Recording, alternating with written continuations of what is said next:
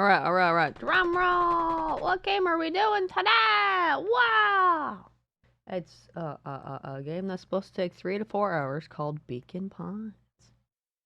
Very cute little game, I guess. I don't know. I don't know anything about it. Other than the characters are animals, obviously. As you can see here. So, let's press this continue button, even though I've never played it before. I should just press continue. Whoa, gray screen. Whoa, developers.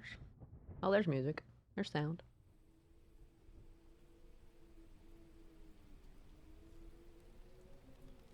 Whoa. Here for you always, except when you appear on screen after 2 a.m. now, then I'm not here at all, just like tonight. Okay. Alright. ... Dear reader. Is this voice to dialogue? I don't have to read this? Are you okay, game? Ow! What are you doing? What are you doing, Fork? Get back in your position. Rest in peace to headphone wearers right now. My apologies. Whoa! Hey, Chloe. Yeah, you heard that Fork, didn't you? You want my food now, don't you? Sorry to disappoint you. No, you're okay. You're okay. Hi, Chloe. I'm playing a cool game, maybe. Probably, hopefully. Let's press the button and watch as it reads it for me. So I don't have to say anything. Allow me to introduce you to my book. Isn't it awesome? Voice dialogue in this video game. You're not disappointed? That's right, I'm not disappointed. Because you're here. Although even if you're not here, I won't be disappointed, okay? I promise. I won't be. I'll be brave. I'll be brave. Though it might at first appear like many books you've come across, it is far from ordinary. You may, therefore, have some misunderstandings about its nature. The story that awaits you has not been fully told. In fact, its conclusion is not yet known, even to myself. It is in that way that my book is special. It is in that way that you are special. Without you, there is no story. Chapter 1. No story without me? I must sound happy. What? Never. Normal isn't what it used to be. Is it a little quiet for you? I can turn it up. This is a story about change. Just a little quieter though, yes. There was no options menu that I saw. Just press continue. Maybe at some point I get an options menu. So I can check the sound. It's probably turned all the way up already. I can adjust the audio for you though. I've made it louder now. Nestled in a shallow valley is the town of Beacon Pines. Far from the town square, across the river, past the neglected welcome sign, a young boy walks alone at dawn. Oh, he's moving. His name is Luca Van Horn, and like you, dear reader, he's here for a reason.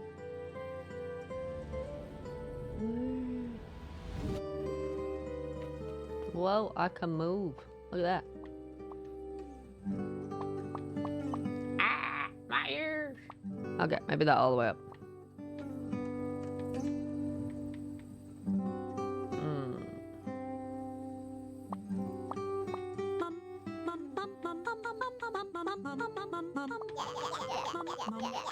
Oh my god, is that what the text sounds like? Oh, that's going down, man.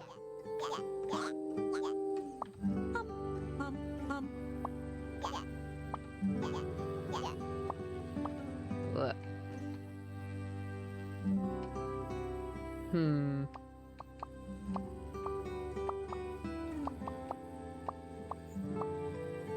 We'll try those to see how those sound. Is that a magnifying glass? Look at that. Oh, wait. We don't really have voice dialogue after all. Never mind. Hey, Dad! How are things going? Only the narrator. Today's the first day of summer vacation. I start middle school next year, I guess. Rip your dad. I was 6 years old when you died. No! And it's been 6 years now. From here on out, you'll have been gone longer than you were here.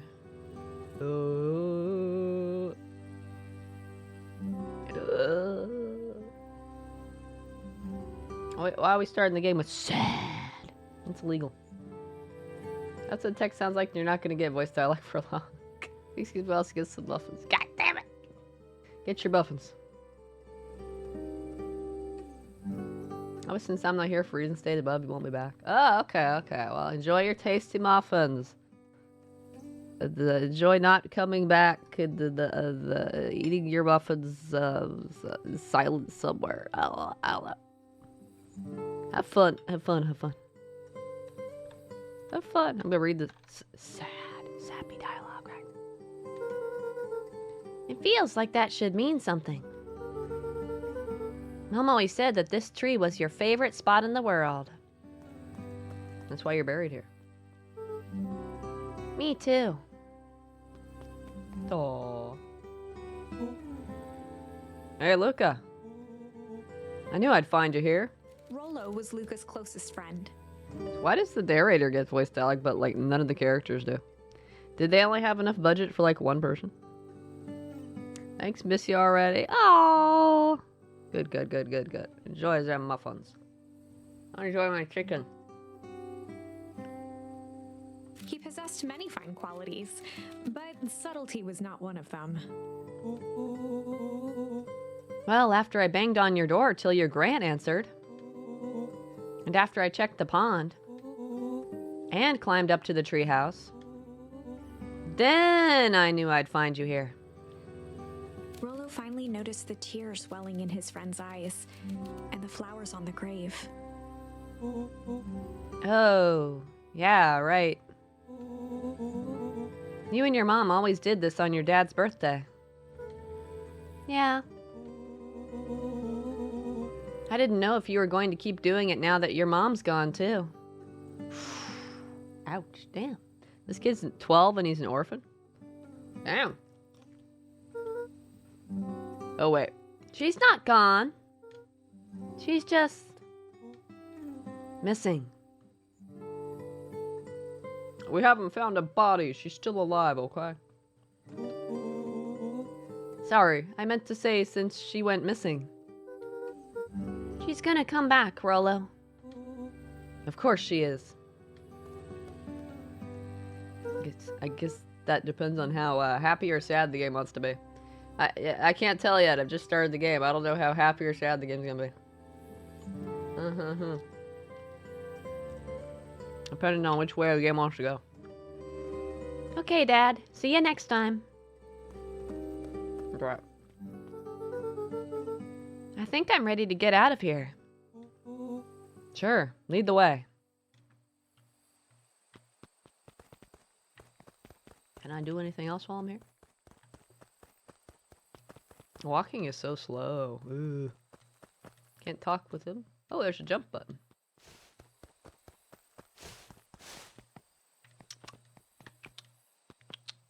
A jump button. I'm just pressing all the buttons now to see what happens. No, you can use D-pad to walk too. Looks like it's just walking around and jumping. Nothing else does anything. It's not yet. Oh, I can move faster. Thank you. Tickle. What? Oh, my first achievement. A charmed life achievement unlocked. Found a charm. Oh, okay. What does it do?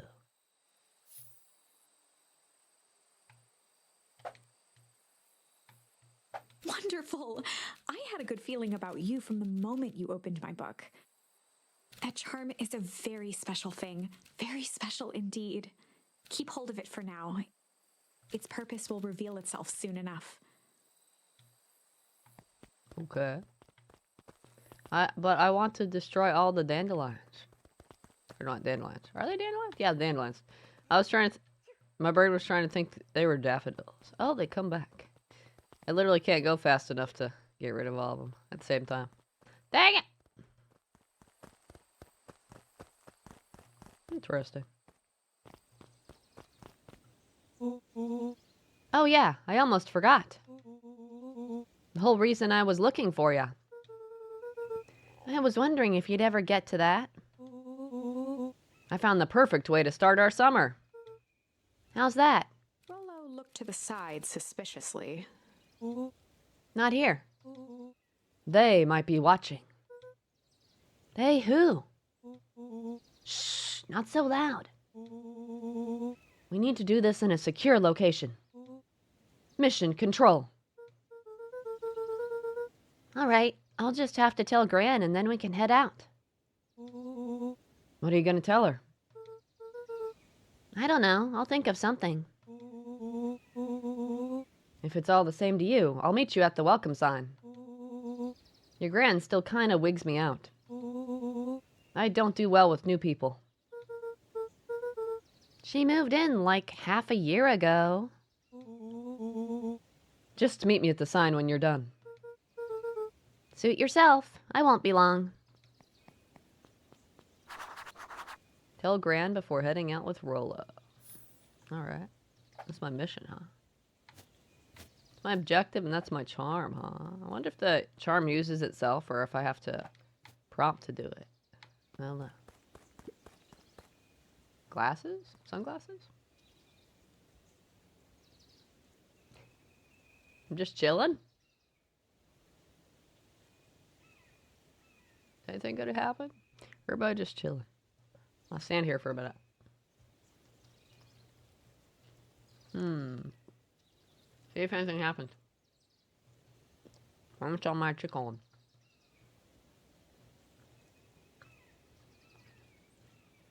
It appears to be just a chill out thing. Interesting.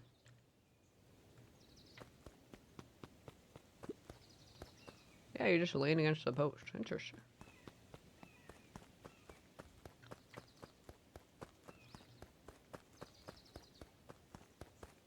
Could I walk any slower? Yes, I could. Back in the very first map. Dear reader, forgive me for this interlude. Remember that charm you found in the dandelion patch? There are more of those special charms to discover throughout Beacon Pines. They've been known to reveal themselves to those who are willing. Some of them can be found in this very house. Damn, well now you got me going around being like, ooh, what can I mess with? Just some dusty knickknacks. I did voice dialogue for descriptions of looking at stuff. Since Gran had moved in, the house was more peaceful, more orderly.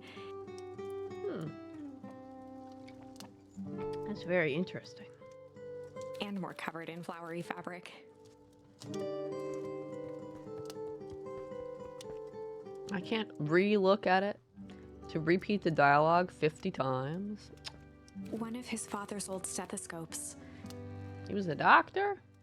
Luca had spent countless hours listening to anything and everything with it. Not for years, though. Aw.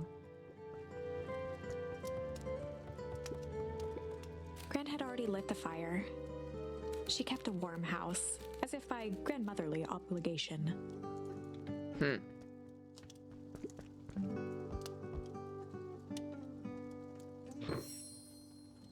Oh, ponder charm.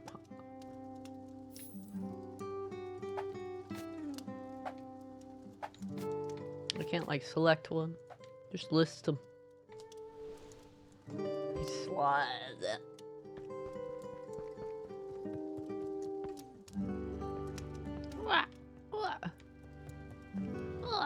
What?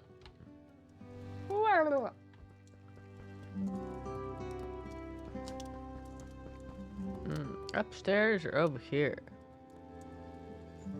I'm gonna go upstairs. Luca paused at his parents' bedroom door. He just wasn't ready to go in yet. Aww.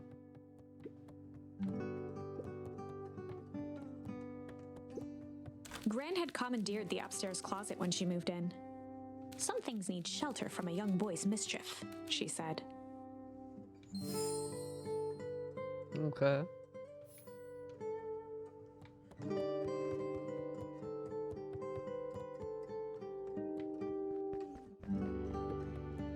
Luca tossed on his favorite old sweater.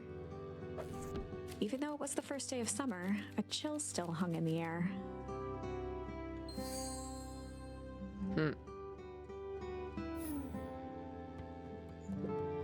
Gran's moving in meant that most of Luca's things had been crammed in the corner.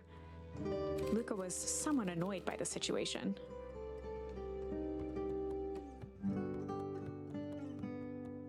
Not that annoyed. Gran's bed was undisturbed. Luca didn't mind that she had a habit of falling asleep in front of the fireplace. It meant that he could read late into the night. I jump on the beds. I get.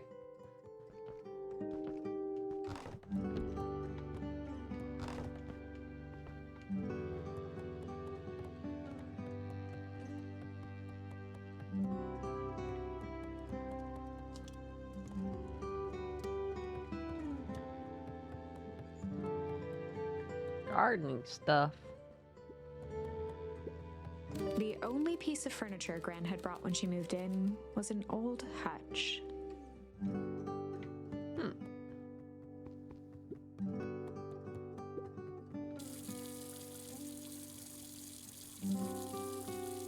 Okay.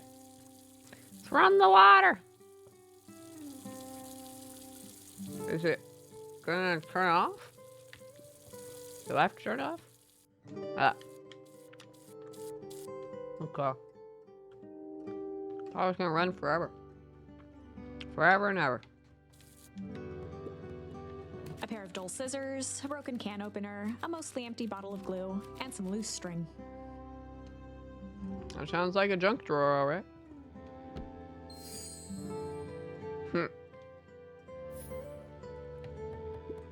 An array of prepared meals crowded the refrigerator, Wait, prepared meals? each labeled with the day of the week.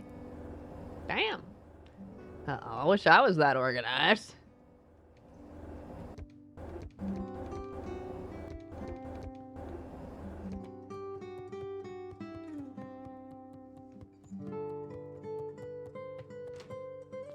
Oh my, this is quite exciting.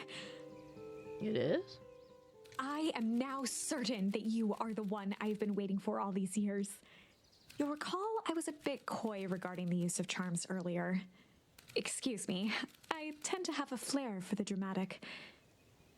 Alright. You are about to encounter your first turning point. There are certain times in this tale when everything hinges on a single word. Step forth, dear reader. We're feeling like, what are those called? Telltale games, right? Although the choices didn't actually matter in those. A sturdy old wheelbarrow. Who knows if they will hear or not? That was a very sturdy old wheelbarrow. A beginner's guide to gardening laid open on the bench.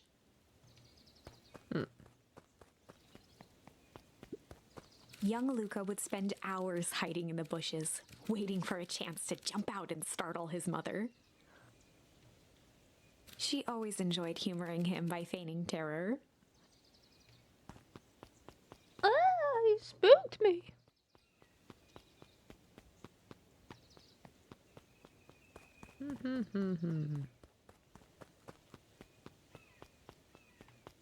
This grandma has a lot of hair. Jeez.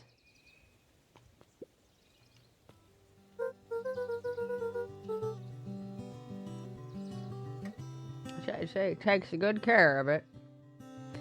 Hey, Gran. I'm gonna go hang with Rolo for the day. See you later. Hold up now. Where are you and Rolo headed exactly?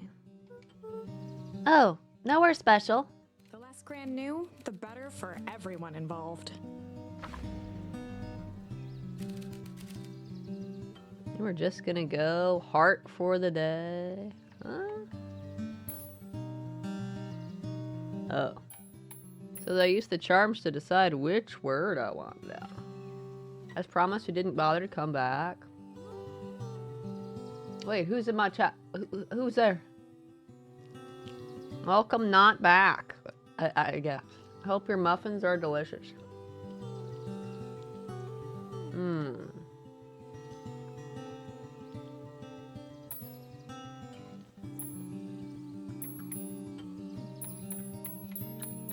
Mmm. Wonder hide or chill.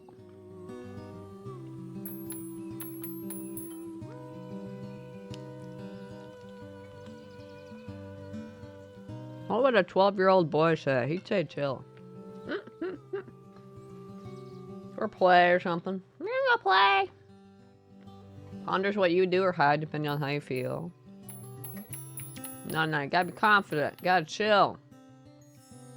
We were just gonna go chill for the day.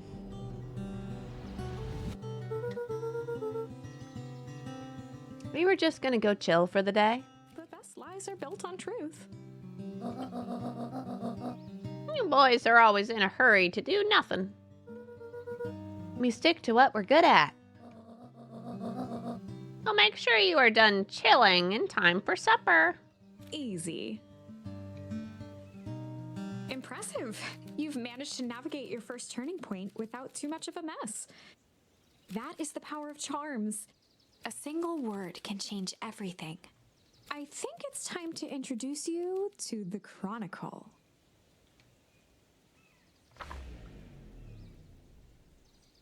The Chronicle is a record of the decisions you've made. You can see the turning point, which has been revealed. At any time, you can use the Chronicle to go back and invoke different charms, creating new branches.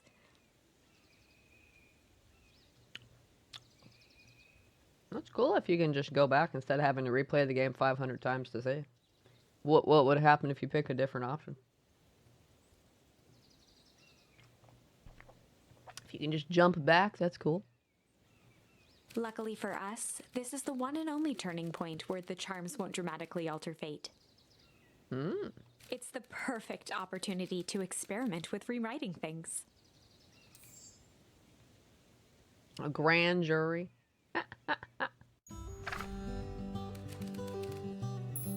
Or I can pick a different one if I want. We gotta go hide.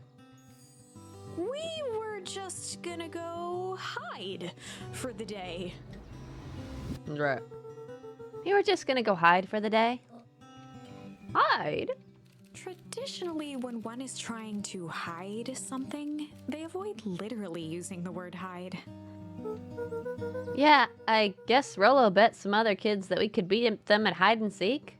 Aren't you a little old for that? What? It's not like there's much else to do around here. Well, make sure you boys are done playing your little game in time for supper. All's well that ends well.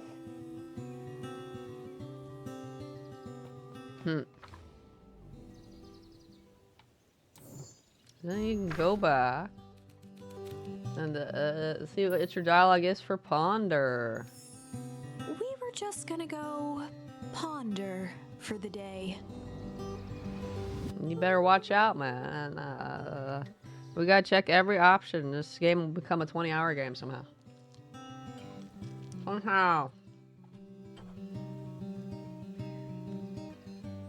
Somehow, some way. Power of charms, yeah!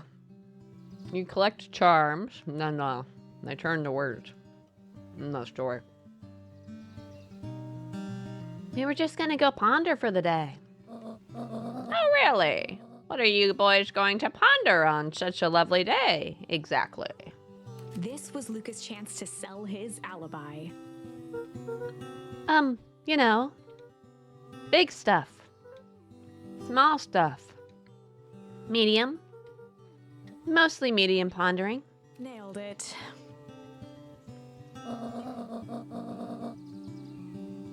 I'll make make sure you don't overburden yourself with a preponderance of pondering. What? That's like tongue twister. Huh? Oh, forget it. Off with you now. Yeah. You could collect these word charms, and then I get used as words later, I guess.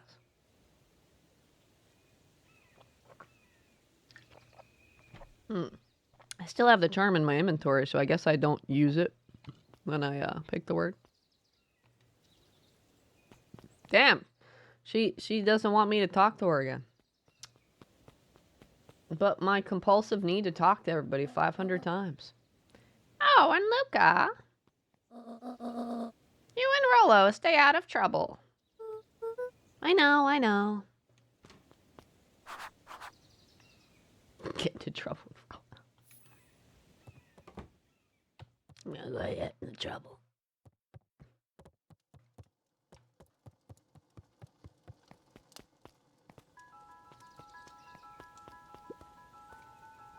Still chill. I'll have no issue with this game because I'm nothing but charm. Oh, yeah, this game will be easy. I'll make the wrong decision and end up falling off a cliff and dying to gravity or something. Just do it. Come on. Woo! Dang it, Rollo. For a town that saw few visitors, the welcome was perhaps more grand than necessary.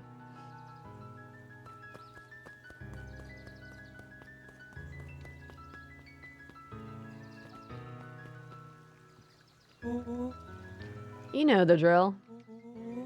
Don't let anyone discover our secret path.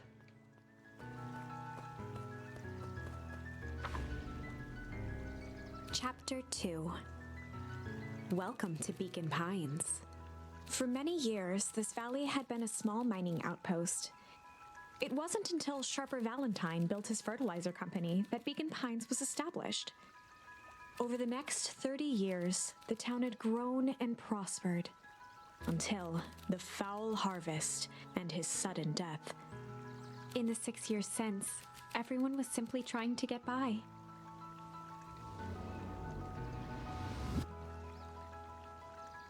$6 years? Does that mean that was his dad? Or does everything happened 6 years ago? Hey, Mr. Kerr, whatever. I don't know. I don't know how to pronounce that. You're Care, because he cares a lot, right? He looks like he's trying to decide whether to eat me for dinner. He's kind of creepy. I think they designed that character portrait that way, though.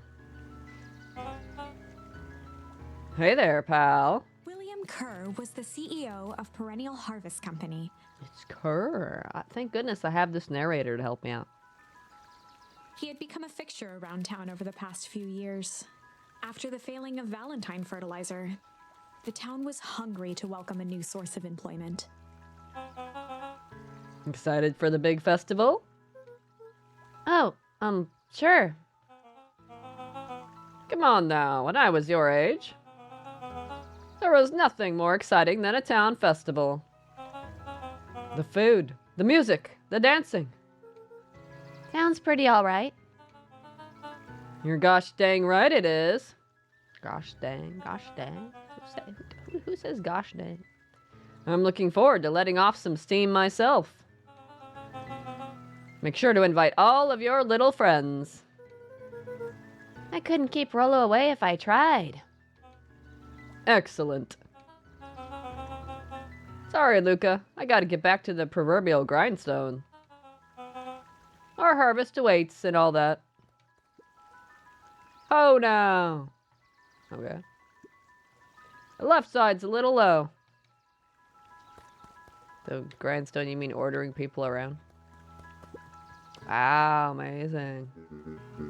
Is that a puppy dog? A puppy dog with a ponytail? Sorry, young Mr. Van Horn. I can't talk now. Very busy with preparations. Mayor Augustus Valentine was not busy. Oh. He's lying! Oh, sorry, Gus. How many times do I... It's Mayor Val... Flustered, Gus instinctively loosened his tie. Keep up the good work. I must briefly attend to a concerned citizen. Huh? It's nothing. Keep at it. Alright, what can the mayor of Beacon Pines do for you today? Oh. Just saying hi, I guess. Well, good day to you too, young Mr. Van Horn. Dare they say hello. Old Pickler's Pond. Interesting. You can just chill on these random wooden beams. Wooden posts, whatever the fuck you call.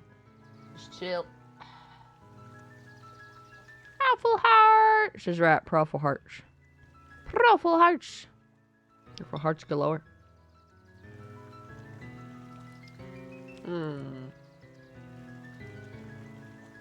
I see some potential troublemakers over there.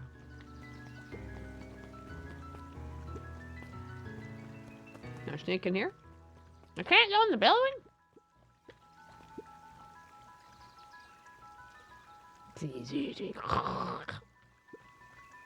Hey, Mr. Sinclair. Mr. Sinclair continued snoring and lifted one eyelid just enough to see who it was.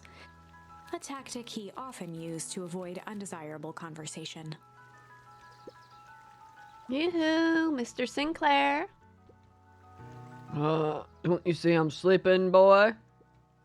How's the napping today? Crummy as always.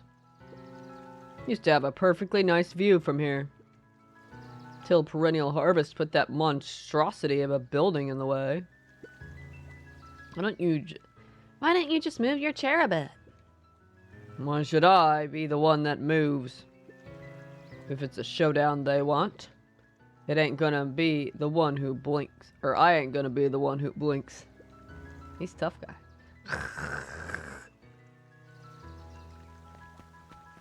Damn it, Dobie. I can only talk to these people one time. How am I supposed to talk to them 50 times to exhaust their dialogue? I feel like I can only talk to them one time.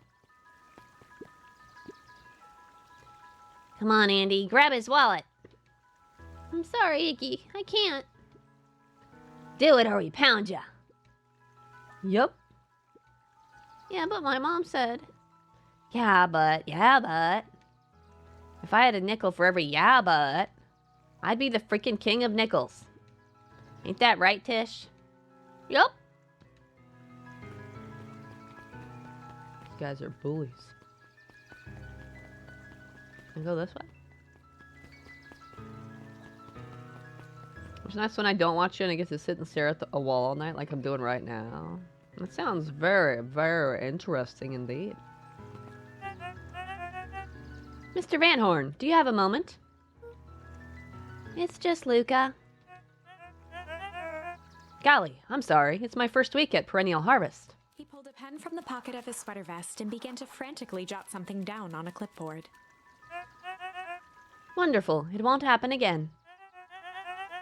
If we are going to be on a first-name basis, then you can call me Pete. Oh, nice to meet you, Pete. Sorry, what are you writing? Oh, just documenting. Gosh, it's exciting to be a part of something so darn special. You know, it's not just about new fountains and phone booths. We're gonna change the world. Phone booths? Have they not heard of cell phones yet? And it all starts here in Beacon Pines. Isn't that amazing? Uh-huh. Anyway, I better get... Oh, that reminds me. We'd love to hear your thoughts. My thoughts? No surveys, please. You bet.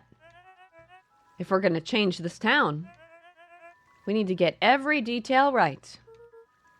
That sounds intense. Changing the world is intense. So what do you say? Could you answer a few questions? Well, I guess if it's quick. Wonderful. Open to answering a few quick questions. 1 down. See, it's not that hard, is it? Oh, okay, we're going already. Question 2. What is something you love about Beacon Pines? I've never really thought about it before. Perfect. It's the only place I've lived. See? That wasn't so painful. Pete stopped scribbling and glanced up from the clipboard. Was it? I guess not. Huzzah! Our first 3 questions answered in record time. What even was that last question? Are you literally writing down everything? Thank you so much for your time. I need to process these answers. We can save the rest of your thoughts for later. Okay. Our harvest awaits. That guy's weird. All right, Rolo's waiting up at the treehouse. Dang it. Talk to me 50 times and exhaust me. Hello, hello, hello, hello, hello, hello, hello. I'm not counting 50 times.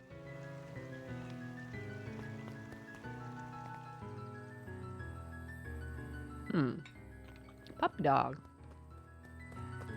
Puppy dog, fisherman. Do I get to fish?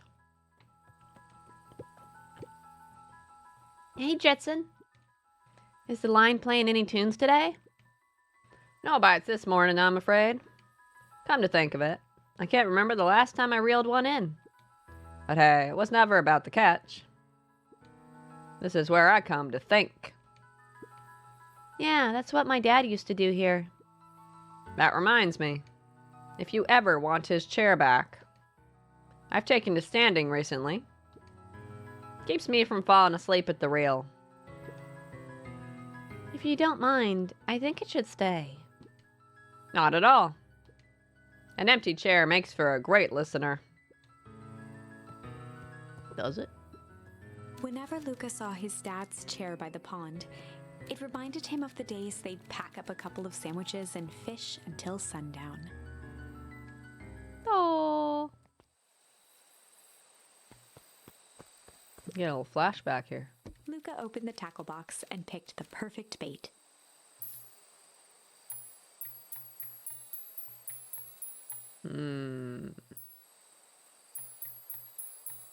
Couldn't she just start earlier? Dialogue number 1. What? Jeez. Hold the banding. Luca gently baited a feather onto the hook. Good for skimming the surface.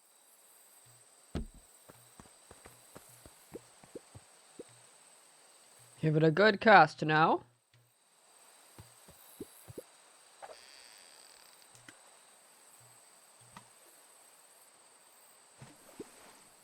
You'll have to reel it in a bit faster, or your catch will lose interest. I mean, I didn't see a button prompt to do that. Go pick out your bait from the tackle box, buckaroo. What's junk? Luca tied a shoestring to the hook. What fish could resist a nice shoestring?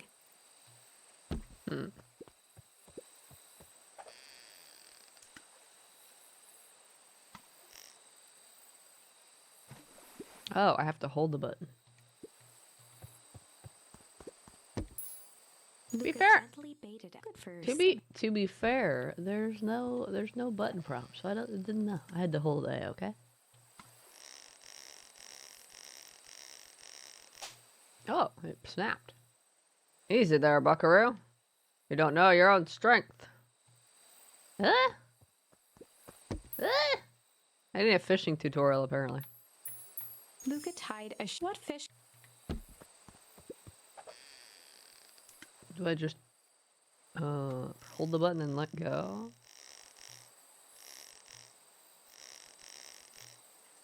Just periodically hold it and then pull in like that. Wow, amazing. Awesome. Where do you think the other one is? Hard to say. Sometimes things drift away. That's not fair. No, it's not. Well, wherever it is. I hope that other boot at least has a sock to keep it company. Hmm.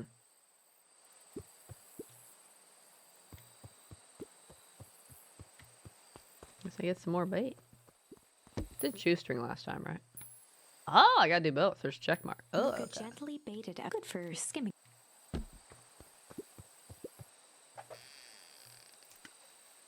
She probably thinks that I'm demanding and selfish. Dialogue number 2. But then says dialogue number 3. Says what? Says what?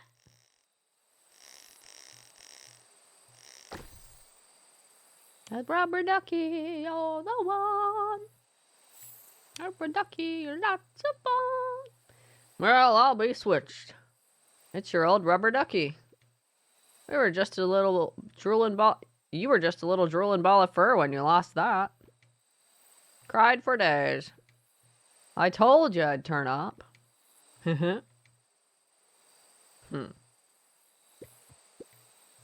Looks like we could use some new bait.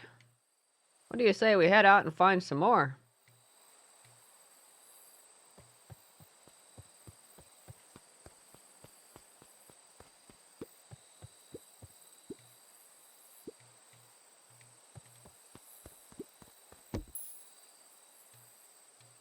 Luca gently baited. Good for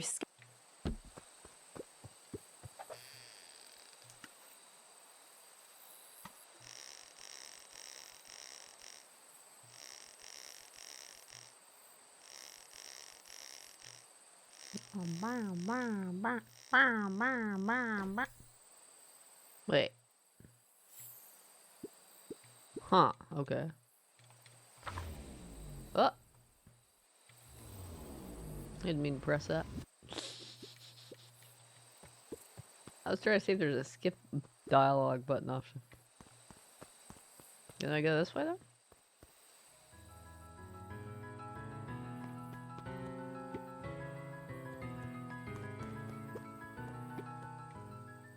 Do I just go back and forth there? Ah. That's cool. Looks like I'm repeating dialogue. I've sent you something. Oh, did you? Oh, a profile trophy. Right. No, Dolby trophy. Thank you. And all of Captain Dobby's character dialogue. Wow, that's cool. Mission control. Authorized personnel only. So how is it a secret path if they've literally got a sign advertising that their path's over here? Apple heart! The boys had a good thing going. As long as they kept old Jeff happy, they had an endless source of precious materials to add to the treehouse.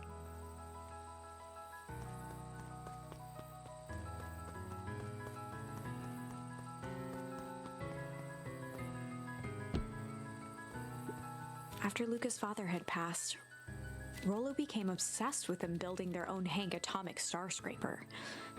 It was some time before Luca realized it was Rollo's way of keeping him occupied.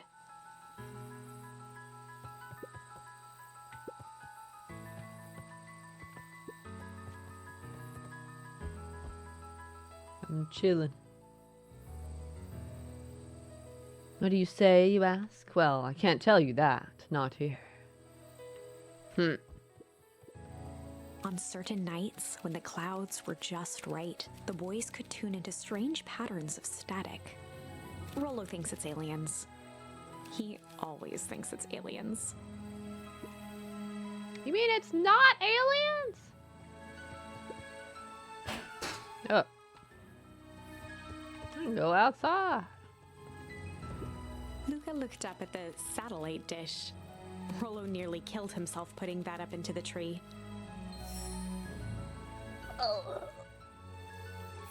While it didn't turn the radio into an interstellar communicator, as he'd hoped, it did at least boost the signal enough to overhear truckers one town over.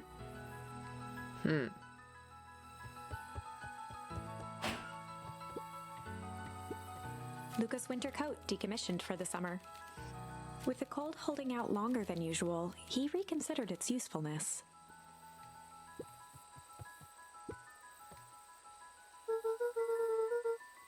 Okay, what's this top secret plan to start our summer? So you know the abandoned warehouse by my place? The old Valentine building? Yeah, well, it isn't abandoned. What makes you think that? Get this. Last night, it was glowing. Glowing? Are you sure? Kinda. That place has been empty since... Since the fall harvest? Yeah. Who would even want to poke around that place? We would, Rolo. We would. Wait. It's just a busted old warehouse. I just meant we could do some research at the library. You want to actually go to the warehouse? What do you expect to find? Answers? My mom's out there somewhere. And it seems like everyone wants to pretend that she's gone for good. You don't have to come, Rolo, if you don't want to. Luca, remember that time I sort of accidentally burned down the chicken coop? How do you sort of accidentally burn down a building?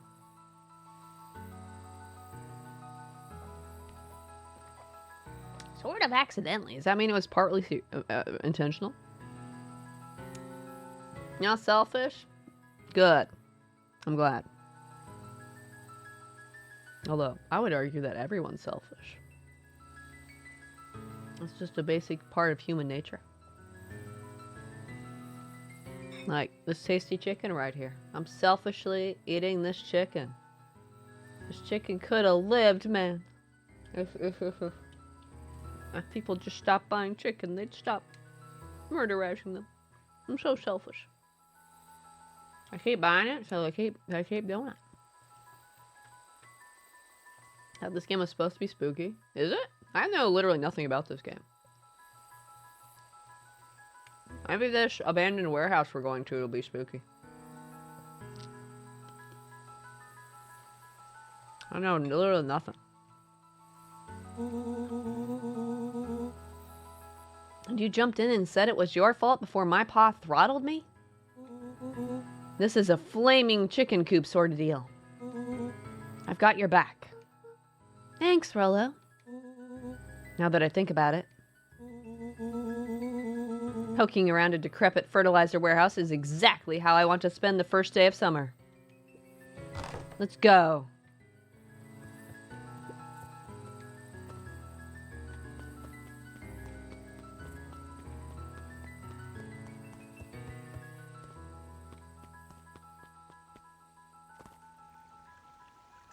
Where'd he go? Oh, he's over here.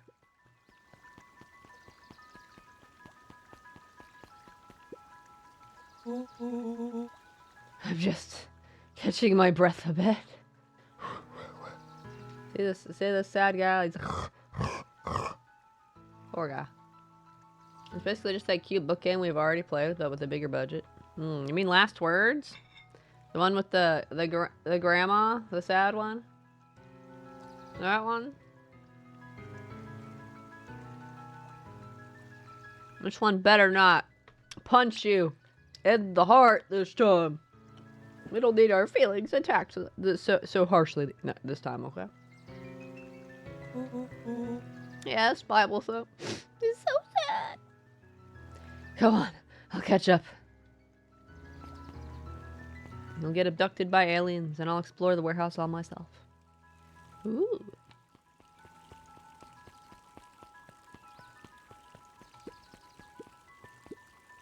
Last Chance Diner. Holden Wilder ran the local paper of record, the Beacon. What kind of name is that? Hey, Mr. Wilder. Morning, Luca. What's the day have in store for you? I was wondering if you heard any news about... News?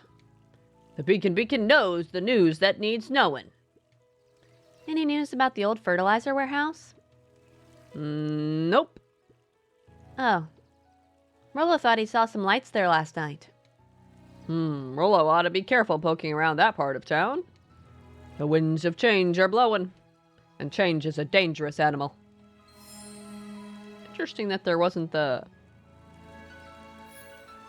different dialogue box. It was just like talking to him here instead of like putting up the sprites in the typical text boxes. Interesting. Luca, just the fella I was looking for. Hey, Roxy, what's up? Oh, right. Rendezvous with Roxy. This is an important turning point. The first time where your charms will change the course of fate. And currently, we only have one suitable charm at our disposal. Have no fear, we can always return later using the Chronicle once we find more charms. Ah! Well, now I'm just rambling. Where were we? Have you seen my blockhead brother today? He skipped out before breakfast. Well, not really, no. Can't say I have. Can't say or won't say. Roxy, would I lie to you?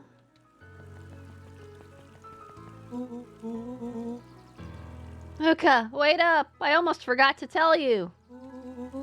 Roxy might be lurking around here. This is one of her favorite places to stand around and be useless. Rolo? So we need to make sure she doesn't spot us. Rolo?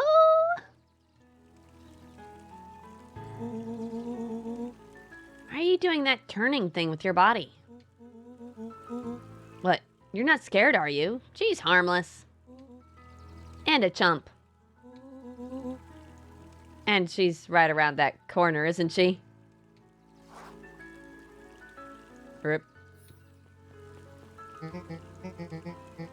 Don't mind me. Just over here lurking uselessly.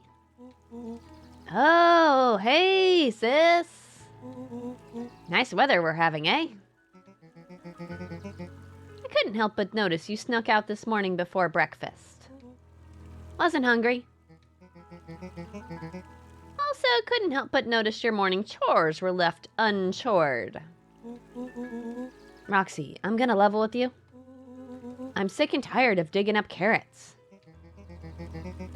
We all gotta pick up the slack since the foul harvest. Almost every carrot I dig up is rotten. And the rest look like they were hit with Hank Atomic's shrink-o-ray. All the more reason to keep on digging. There's gotta be more to life than puny carrots. Look, Roxy, Luca and I have places to be, so if you don't mind... Oh, I do mind. I'm not gonna catch hell again because of you. So either you march yourself home and harvest those carrots, or I haul you home myself. Uh-oh. Rolo froze as Roxy took a step toward him, cracking her knuckles. Luca knew he had one chance to save his friend from being dragged home.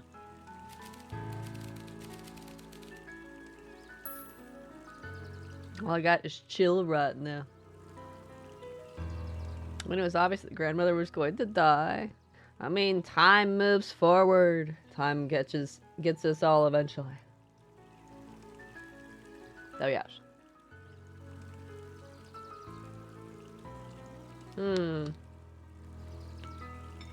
They add the DLC trophies.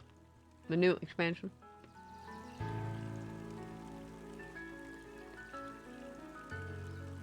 Well, it's basically a live service game, so they're gonna keep adding new achievements, new trophies. Forever and ever to keep you playing.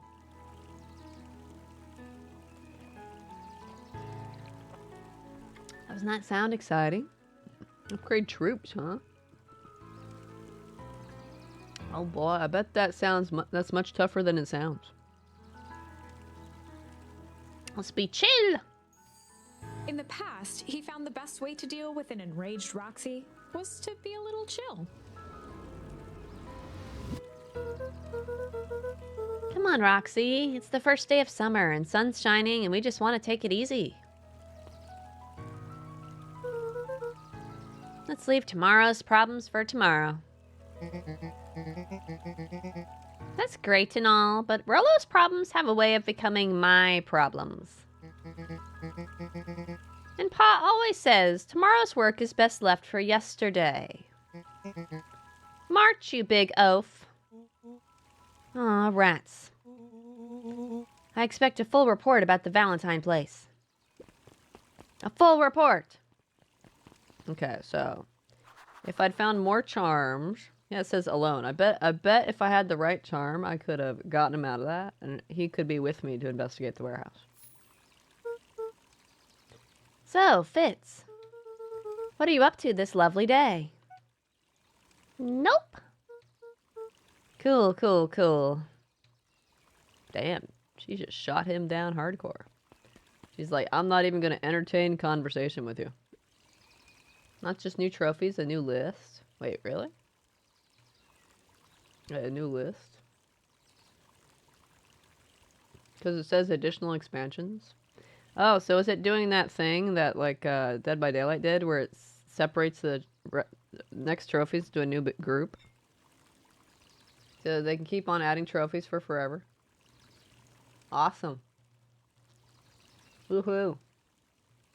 Isn't that exciting? Just think of how many trophies they can put in that new list they have. Doesn't that sound awesome? Miss Hatch could often be found near the fountain, too absorbed in a book to be distracted. Is she reading it aloud? The two wandered down the wooded path, unaware of the danger ahead. Oh! Oh, this is getting good. Uh-oh. Hey, Mrs. Nelson. Morning, Luca. Any big plans for the summer? Not really. Heard anything about the old fertilizer warehouse?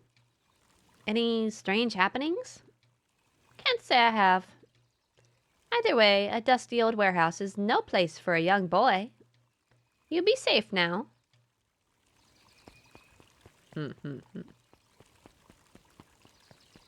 What's up here? This is a nice place to have your coffee. Piper. Oh, hey, Luca. What's up? You know it's summer break, right? Of course. And it's like the morning? Correct. And you're studying? Like they say, the early bird gets the proper education and required for a successful and fulfilling career later in life. She's a good student. Hey, Zariel. Hiya, Luca. Could you please tell this lazy butt to help out in the cafe? Lumi, Zariel would like you... Luca, let me give you a little gem of advice. If you never do what you don't love, then you'll never work a day in your life.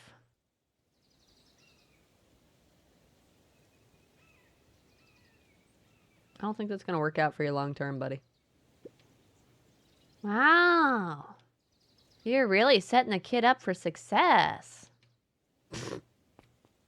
That's not going to work out for you long term, buddy.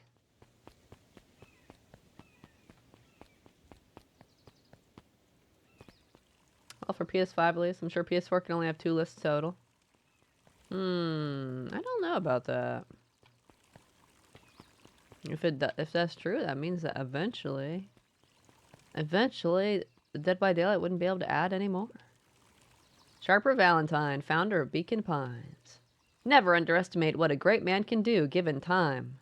Sharper Valentine. A bit much, if you ask me. Yeah, I was just thinking this guy sounds kind of arrogant. Indulgent. Well, indulgent. Can I go to back here? Can I only go... There's like 2 other directions I can maybe go. Ooh. Hey, Dawn. Sorry to wake ya. Ooh. A bat is called Dawn? That's kind of funny. No problem. It comes with the job. Dawn had dreams of becoming a big-time reporter. At night, she searched for the story that could be her big break. By day, she hawked papers at the newsstand. What's up? Rolo said he saw something strange going on at the warehouse. You know anything about that?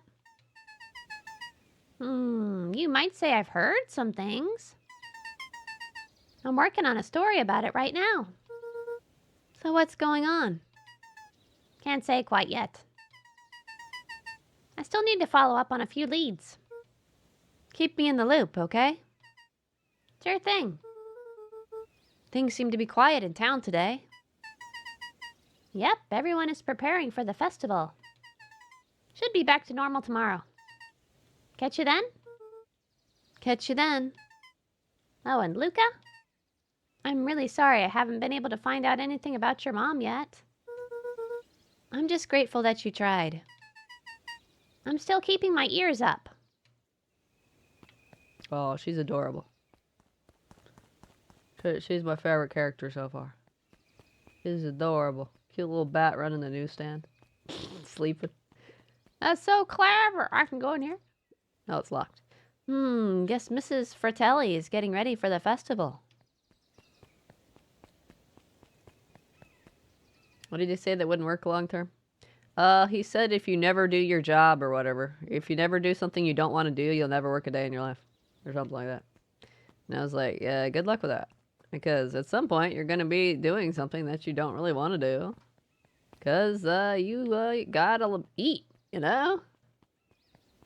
That's the way our world is designed. You gotta eat.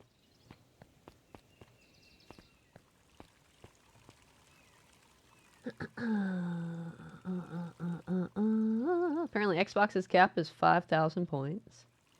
Oh, for like achievements. Certain something's only 550 points away. It'd be cool if Sea of Thieves would stop adding fucking achievements. So this way or down? Let's see what's this way first.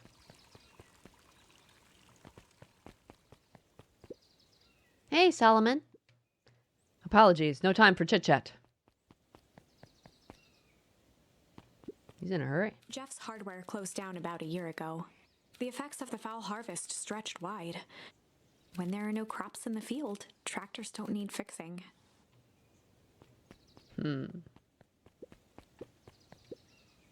Looks like the library hasn't opened yet. I'll check back later.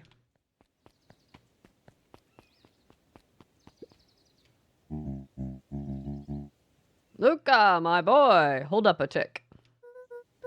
Oh, hey, Mr. Nuncreed. I was just on my way to... I just sold the last jar of your grandmother's preserves. Can't stock the shelves fast enough, turns out. Hey, that's great, but I'm actually... I guess Juniper will just have to swing by with more of her lovely jam. Uh-huh. Well, don't let this old man slow you down. You just remind her that she still owes me that dance. A promise Gran regretted the second it was made. Will do. She's a fine woman, that Juniper. Yeah, she's pretty cool, I guess. A real fine woman.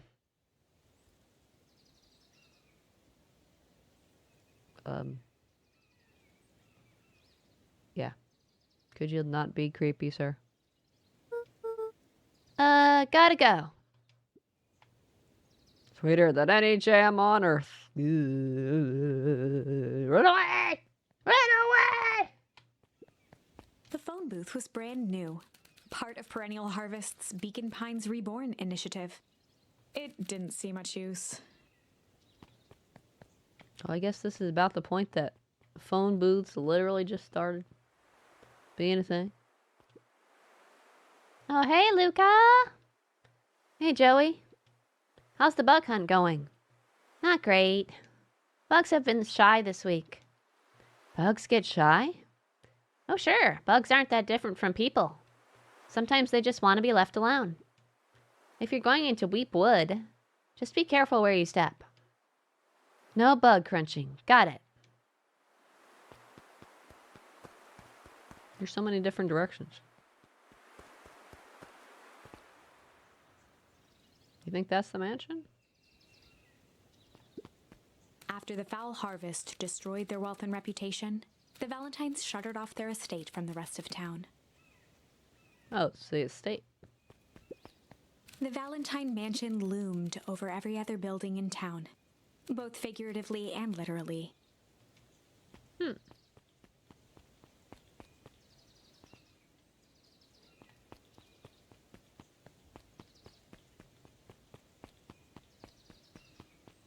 Whoa, don't call him creepy. He was doing just fine until he said a real fine woman the second time. Then it was like, eek territory. Like, no, dude, stop. He's clearly, Luca here's already trying to kill the conversation. Shut the fuck up. Stop trying to talk about his grandma like that. Luca peeked up at the beehive. It appeared to be deserted. Oh. That's strange. They probably just moved to a new location. Bees do that sometimes, from what I've heard. The path led into a small hollow at the edge of Weepwood. Okay, no turning back now. Caution, electrified fence. Is that sign new? The fence thrummed with a gentle electric buzz. Okay, so what would Rolo do if he was here? Luca often asked himself what Rolo would do, so that he could rule out that option. I'm definitely not touching that thing. Luca knew that if he gave up now, he'd never hear the end of it from Rolo. Man, I wanted to go back and check what that other direction was in town. As sparks flew from the fence, the light atop that section shut off. 2 bulbs remained.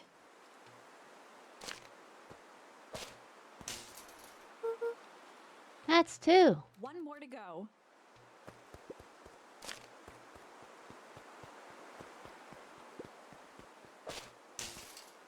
The fence's buzzing gave way to silence.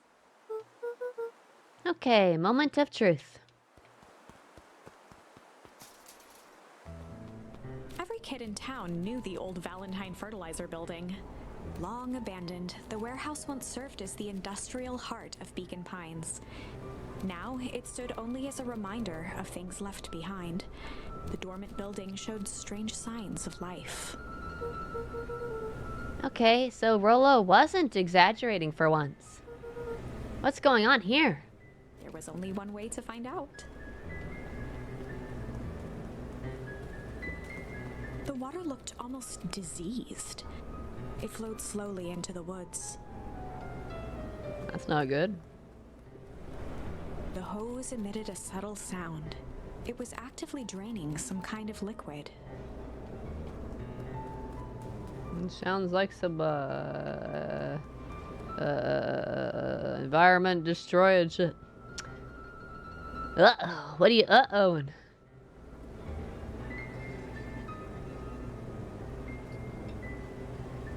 Have you made a promise with some lady to have a dance and you keep reminding her about it and she'd be like, yeah, I'll get around to that next decade.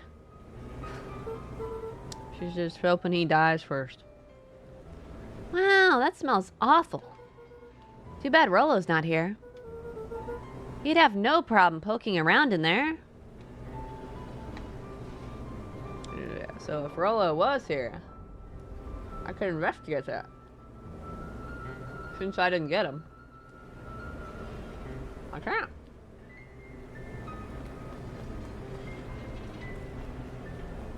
No, if I'm highly complimentary to somebody.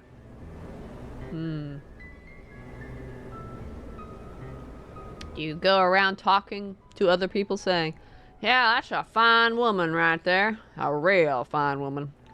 A very fine woman.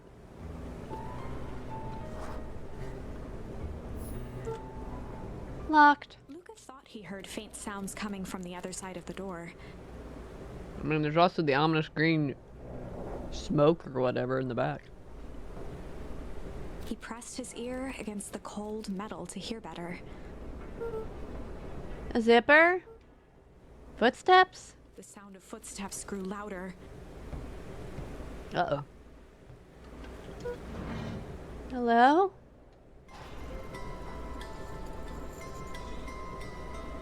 Uh-oh.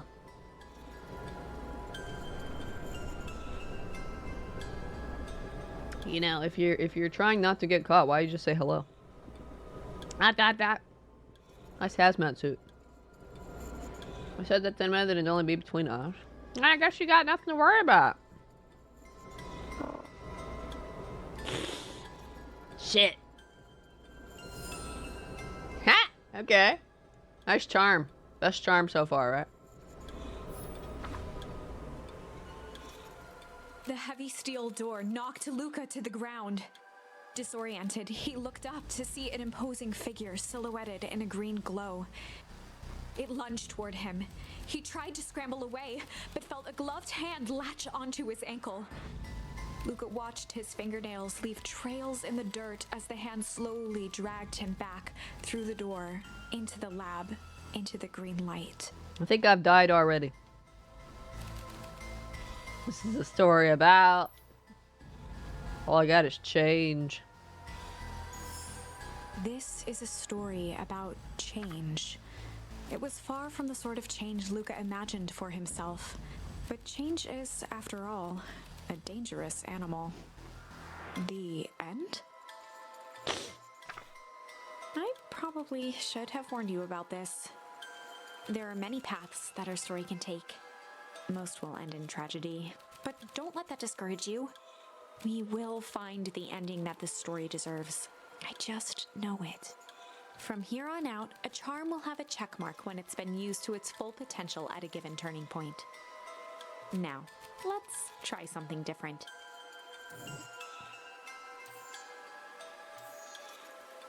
Warehouse of Horrors! So you did say it was spooky, didn't you? Ah, I got a different charm there.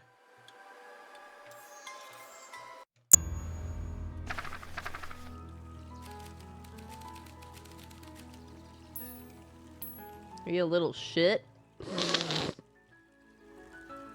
This game is creepy. I want to go home. Luckily, we can just warp back to a different point in time and not be dead again, right? In the past, he found the best way to deal with an enraged Roxy was to be a little shit. Make a break for it. What have you done? Did that little shit just kick me? When all you want, you little twerps. You gotta come home eventually. Sorry.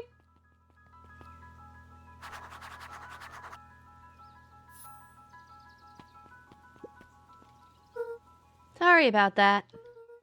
Rello can get overexcited sometimes. Solomon Valentine, current ward of and future successor to the Valentine fortune, huffed as he brushed off his pants.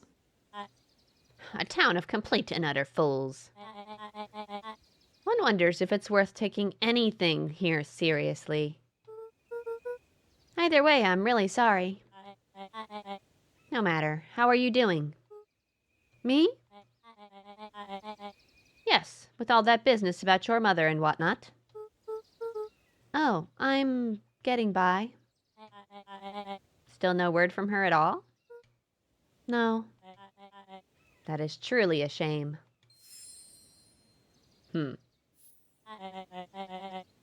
Your grandmother has taken residence to keep house? Yeah. And how is that going? We mostly stay out of each other's way.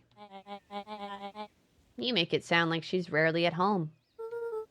It's not like that. She just has a lot to do.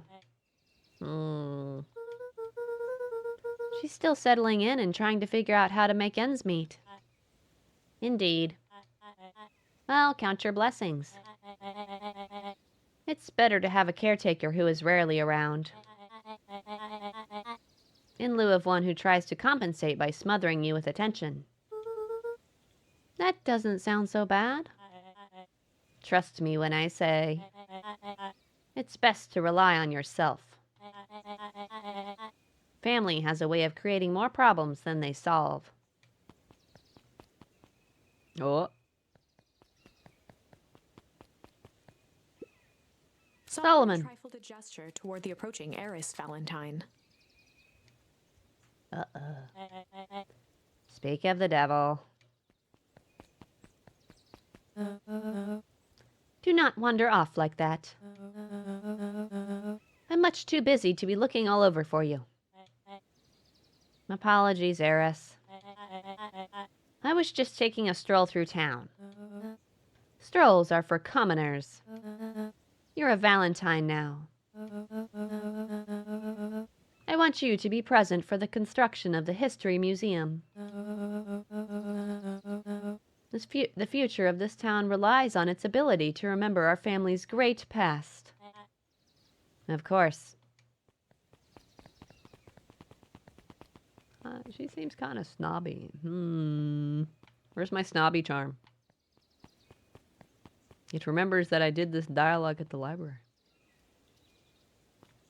Can I go back this way? Oh shoot, Rollo's waiting for me. Nope, I cannot.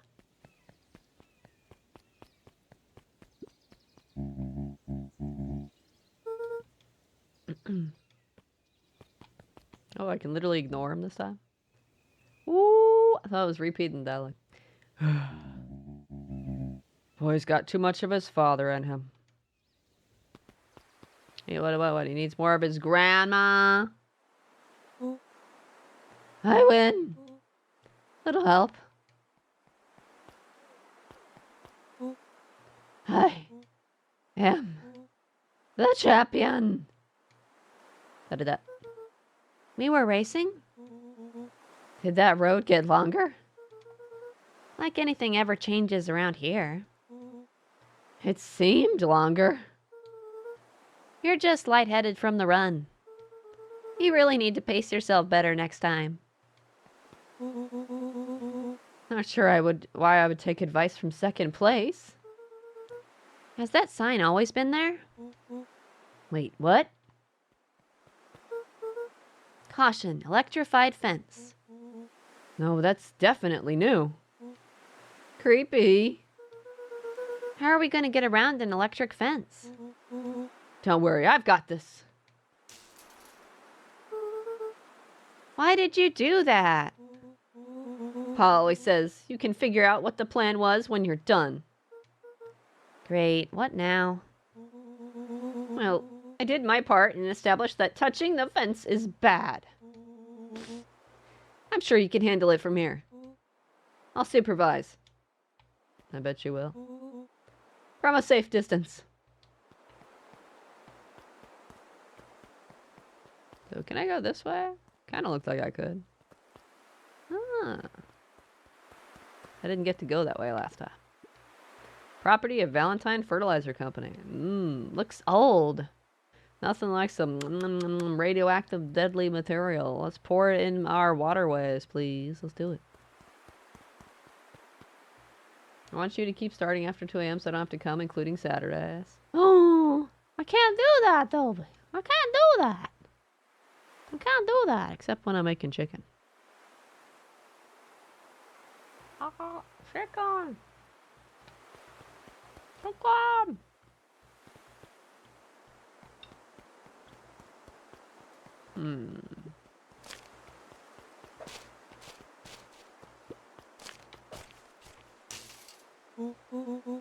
Whoa, you're a genius.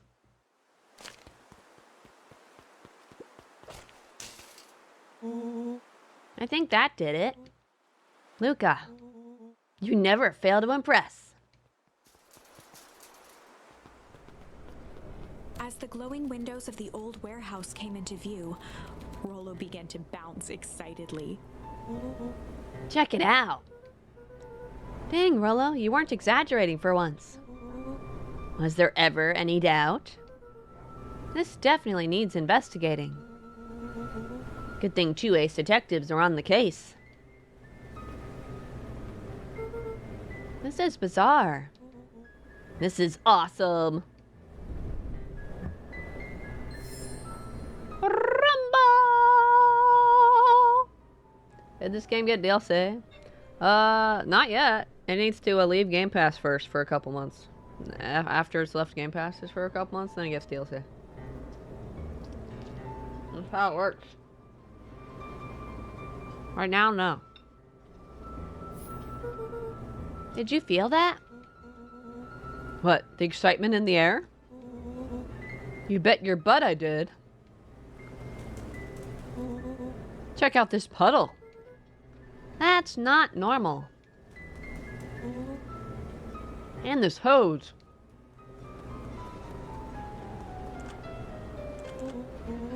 Oh man, the door's locked. Try harder. No dice, it won't budge. Oh well. This dumpster is new, right? I bet it's got stuff in it. I can't really see what's in here. Who did all of this? My nose is itching. I think I smell some treasure. Are you sure that isn't the hazardous waste? Just help me get in. Rolo.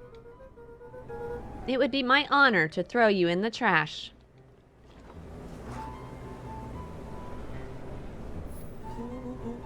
Come on, Lady Luck.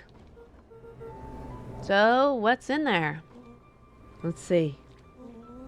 There's a squishy bag of squish. Wow. A good inch of stagnant sludge. Your natural habitat. Wait, hold the phone. Hold 2 phones. Check these bad boys out. Are those walkie-talkies? Just like Hank atomic communicators. Do these actually work?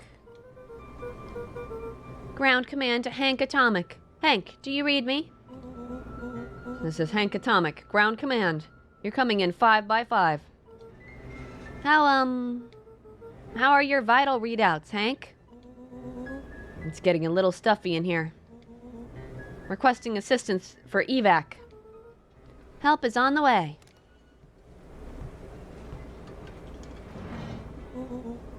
What was that?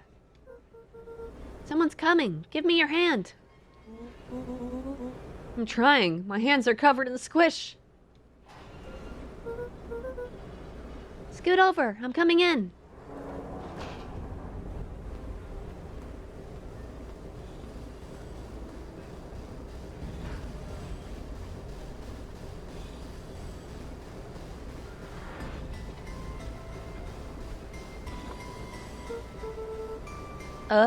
Tell me you saw that? Dude, I don't know what I saw. Why did he just lift up the lid, not see them, and then go back, though? He's coming back. Get down. Oh, he opened the lid to go get something and then toss it in. Okay. That looks suspiciously like a body. Uh-oh. I better not be his mom. Petrified under the weight of the bag. Oh God, tell me that's not what I think it is. Luca, do you know what separates run-of-the-mill detectives from ace detectives?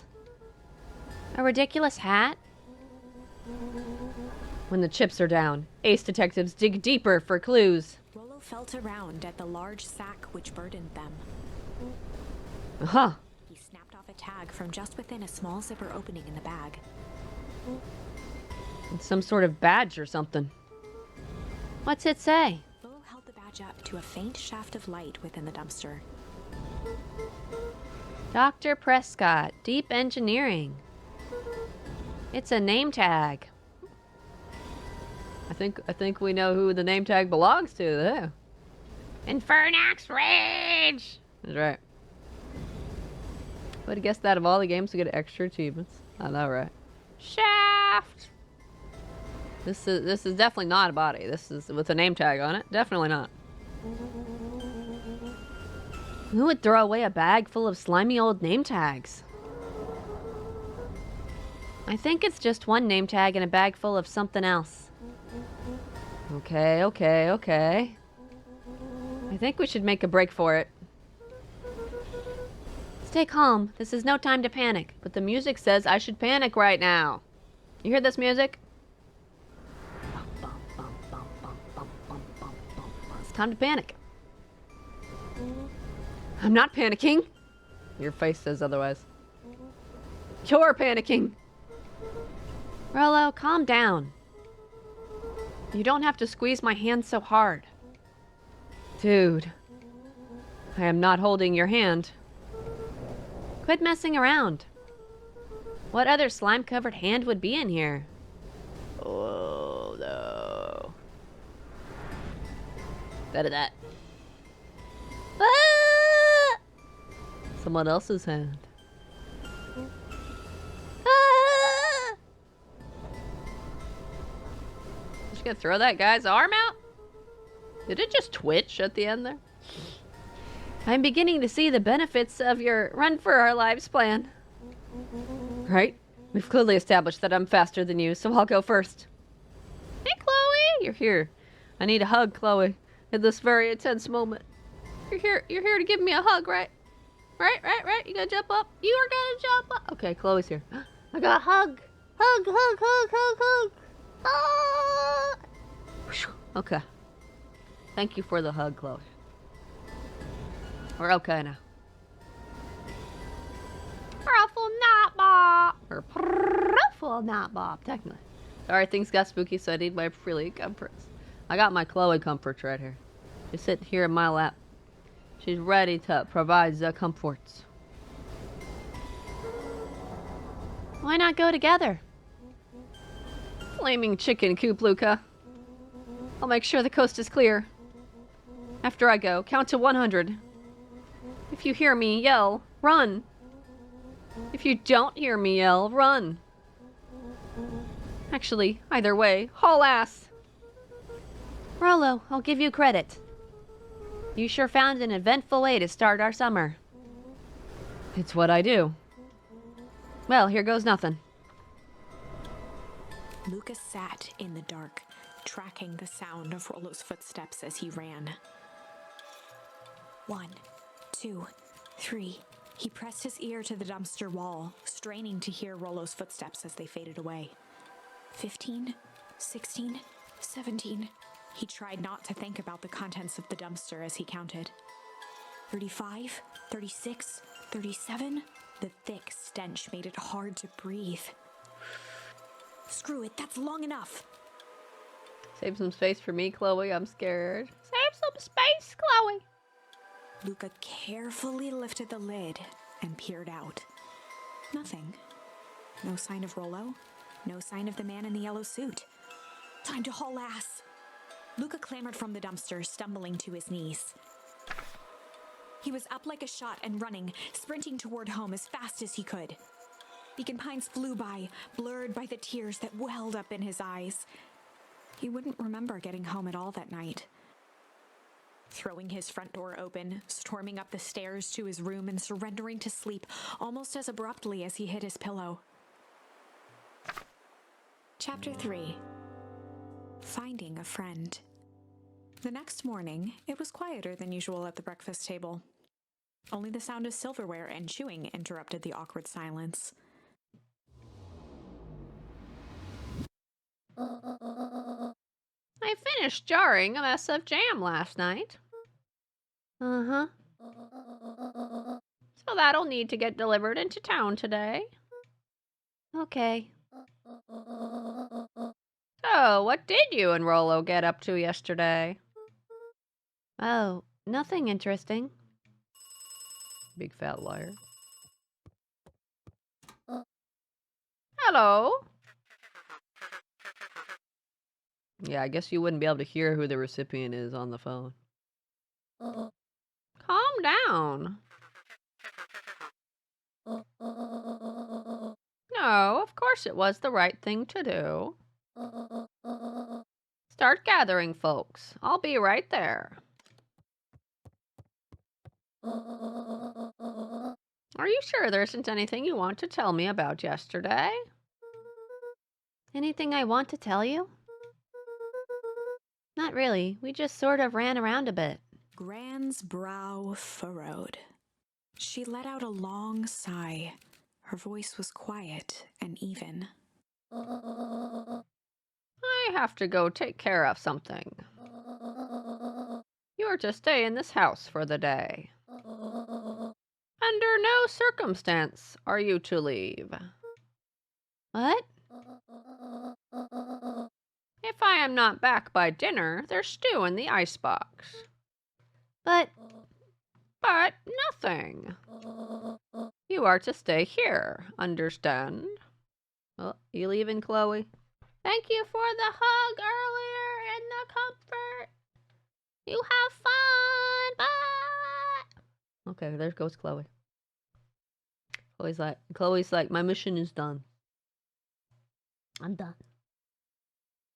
Oh, what's up with Grandma here? It's kind of suspicious. Kind of suspicious. yeah, Say it. I'll stay here till you get back. Good.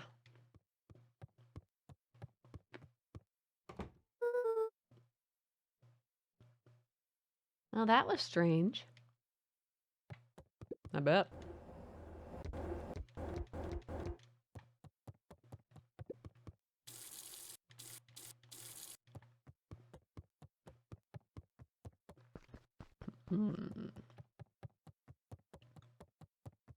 Can I go in the garden? Does that count as staying here?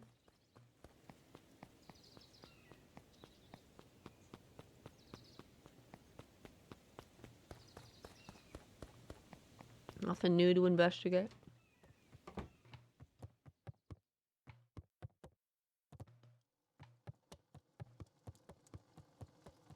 A faint electronic sound floated in the air. Is that coming from upstairs? It's probably the walkie-talkie.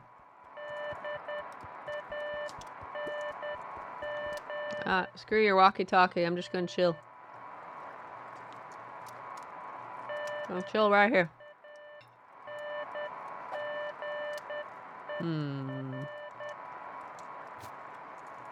Got all my charms.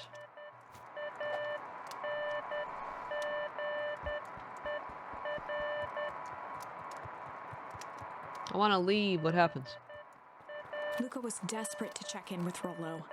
Until Gran returned, he was trapped.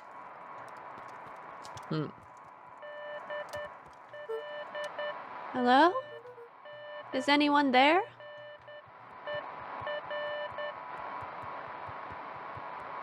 I'm going up here to get rid of this god-awful noise. Kill it. Hello? Rollo, is that you?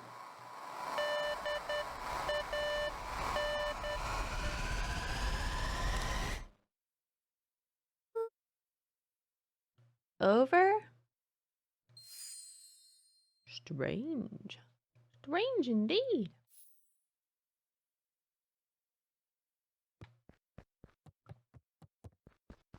I got rid of the god-awful noise. Yay! Huh?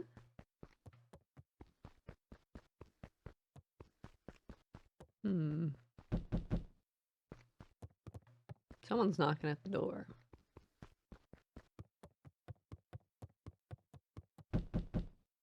Let's see, it's the hazmat team. You come here to kill me.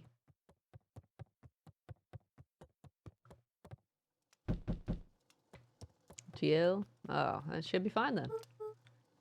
This is you, huh? Oh, hey, Roxy.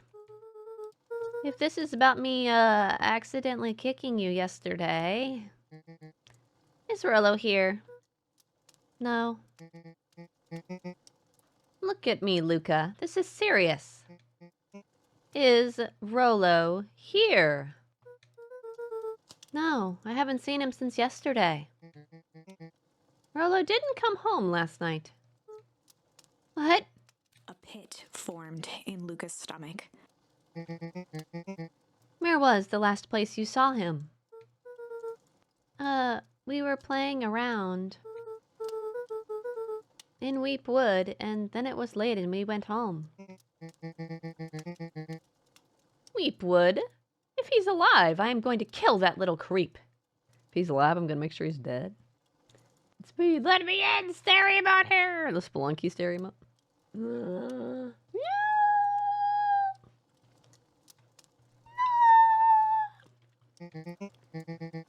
Is there anything else? Anything that he said? Luca's mouth felt dry. No, we were just messing around. Okay. I need to go let people know to check the woods. You just stay out of trouble. Go see if he's hiding in the library or something. Luca could feel his heart beating in his throat. Rollo. I would guess this is the call that his grandma got.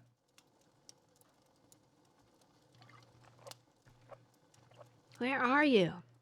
We should check the secret treehouse. I'm allowed to leave now? Roxy said I could leave, Grandma. It's okay. Let's see if Rollo's up here first. Unlikely. Yeah, I didn't think so.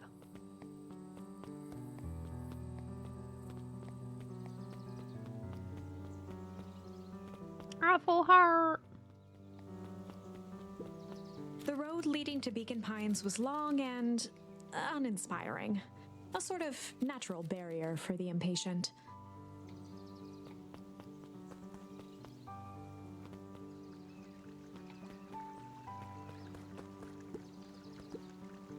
Hey, Bert.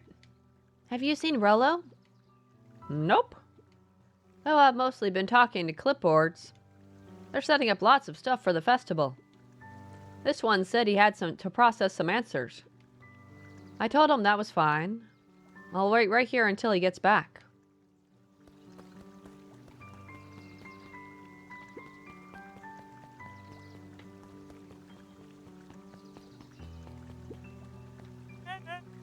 Howdy, Luca.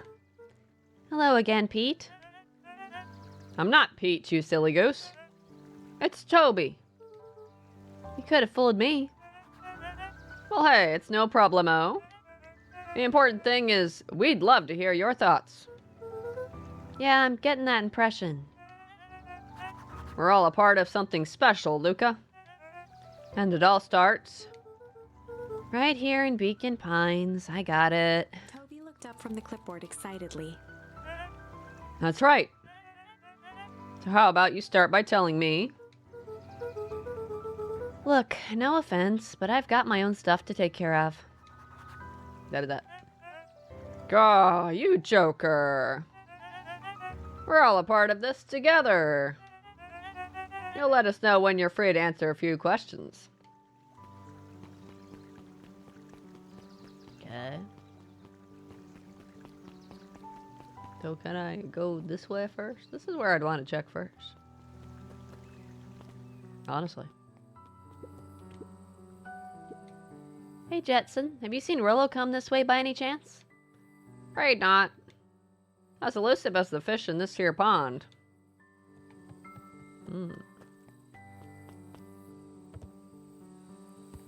Are we sure he's not here? He's not! This is where I would have pegged him to be. I would have expected him to be in his treehouse. It's not good if he did make it home, though. The hazmat suit person got him. He's gonna get turned into a green slimy person. Wow! He's dead!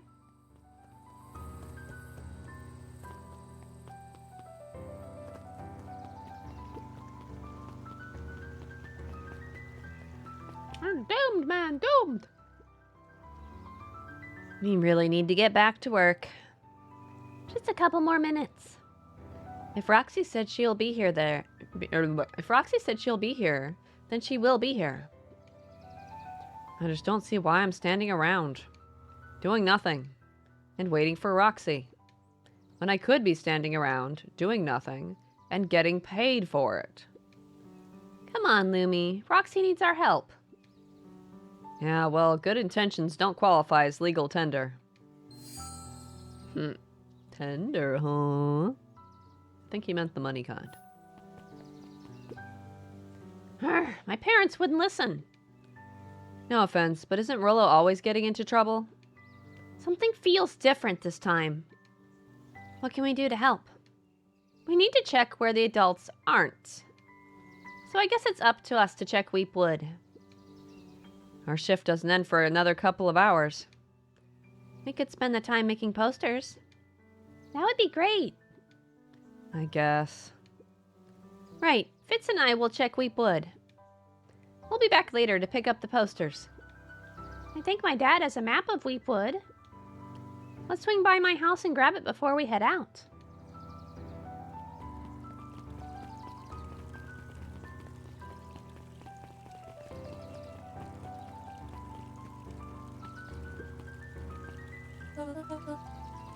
What's this about a missing child? I must stress that the situation is completely under control. It all just seems so terrible. And you're sure there's nothing we can do to help? Nonsense, young Mr. Cotter will turn up safe and sound, I am certain. You just focus on settling in. I trust my sister has supplied you with suitable lodging. Oh yes, Miss Valentine has been more than accommodating. You were just telling our daughter, Beck, that... Now, where did she run off to? Did what all kids do. Run away! Wait, where's the library again? I don't fucking remember. If I wore a hazmat suit, I'd come and grab you. Ooh! Run! Run for it!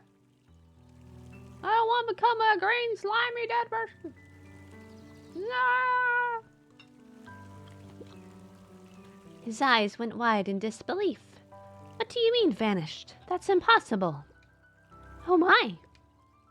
He doesn't even see the danger he's in.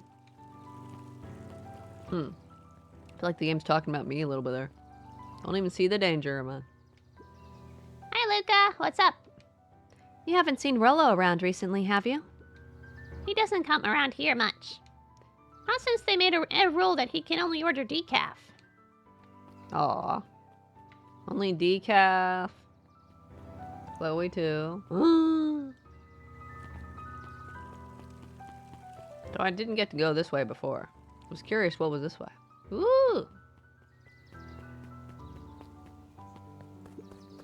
No touching? Ooh. I just touched it. What are you gonna do about it?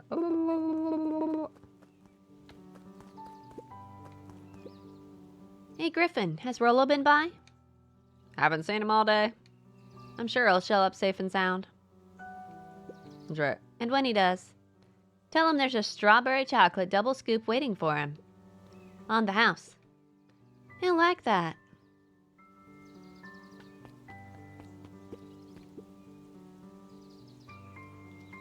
Is that an L? A Y-L? How the fuck do I pronounce that? Is the Y like an I? Ilson, I guess? Hey, Ilson. History Museum. It's laughable, really. Did you happen to see Rollo in there? No, just the shadow of a family. Clinging on to the town, clinging on to the past. So deep. So deep, bro. Feel free to check for yourself. But don't expect to have your mind blown. Buds and bulbs, huh?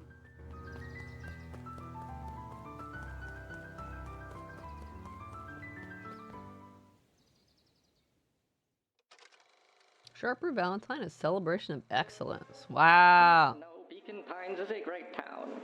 What you may not know is great towns grow from mighty roots. And that is why you cannot tell the story of Beacon Pines without telling the story of one Sharper Valentine. Young Sharper's keen intellect and strong moral fiber led to a grand vision. A vision of a community dedicated to a better tomorrow. In his own words, a better tomorrow is within our grasp, but it requires a singular mind to harness it. Lucky for us, he decided to grow that vision here in Beacon Pines. And how does one grow a better tomorrow? With fertilizer, of course. Valentine's Fertilizer Company became the lifeblood of a town yearning for purpose. But Then tragedy struck, a scientific experiment gone wrong. An accident which took Shopper away from us far too soon.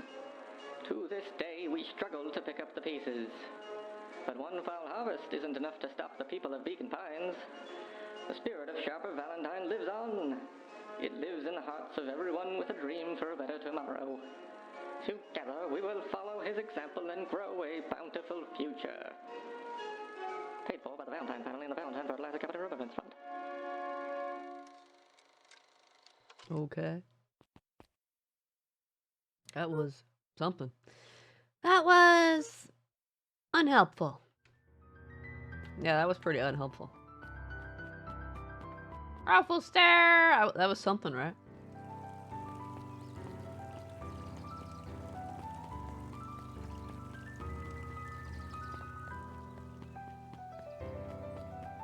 Let's check the library. Oh, the cobs I've eaten. A salad-centric travel guide for the mildly adventurous. Yuck. Sally Seashore's simple succulent sundries. Luca brushed off a smudge of dust. Or maybe it was flour. 30 recipes so easy you'll doubt it's even edible. Succulent. Cheeseburger! A peek behind the curtain. The methods and ruminations of Patrick C. Montesquieu. One of the greatest acting minds of our time. By Patrick C. Montesquieu. I like the way she read that. She's like, it was written by him. Oh, he's kind of an arrogant son of a bitch, isn't he? Woof.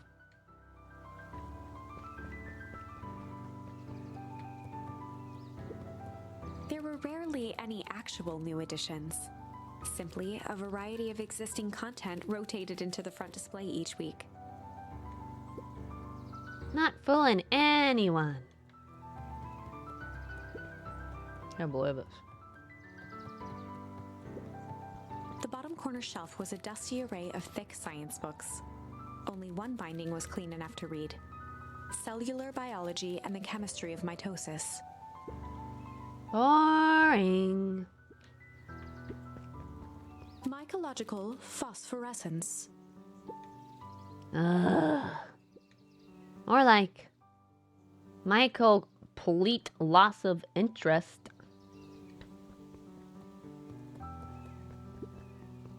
The entire top level of the library was devoted to comics, most of which were Hank Atomic and the myriad of lesser revered spin-offs. Nerd achievement unlocked. Perused all library shelves in a single branch. What? I'm thorough. I like to check stuff. Excuse me, game. I don't believe you. I can think of something succulent I could have right about now. I'll bet you can. Hey, Jace. Oh, hey, Luca. Did Rolo come by? No. I was actually surprised. He's usually here early on days when a new issue drops. Rolo's the biggest Hank Atomic fan I know. Besides myself, that is. Well, if he does swing by, tell him to meet me you know where. I don't know where. No, he knows where. Da-da-da. Oh. Roger that, Space Cadet. Kato volunteered at the library during the summers.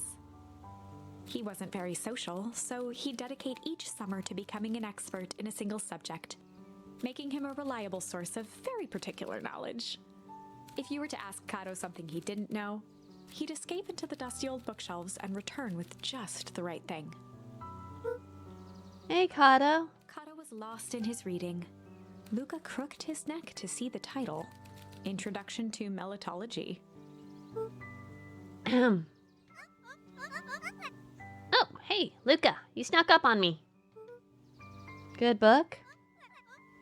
Dunno, just started it. He gestured to the shelves. I'm really running out of books I haven't read yet. So now it's on to the wonderful world of bees. Turns out bees are pretty cool. For instance, did you know that around 70% of bee species actually live in underground tunnels? Or that if there are 2 queens in a hive, they will fight to the death for supremacy? Dang. Fight, fight, fight, fight, fight, fight. Single branch, that's right. What does that mean? It means that maybe if you check the library on a different branch, they might have different book titles and stuff. That's interesting, but you haven't seen Rollo around recently, have you? Not since yesterday. Keep an eye out for him, okay? Sure thing. If I see him, you'll be the first to know.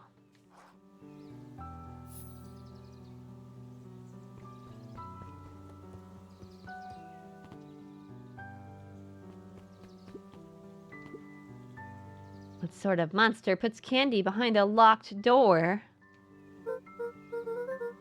Oh yeah, Mr. Nuncreed works weird hours sometimes.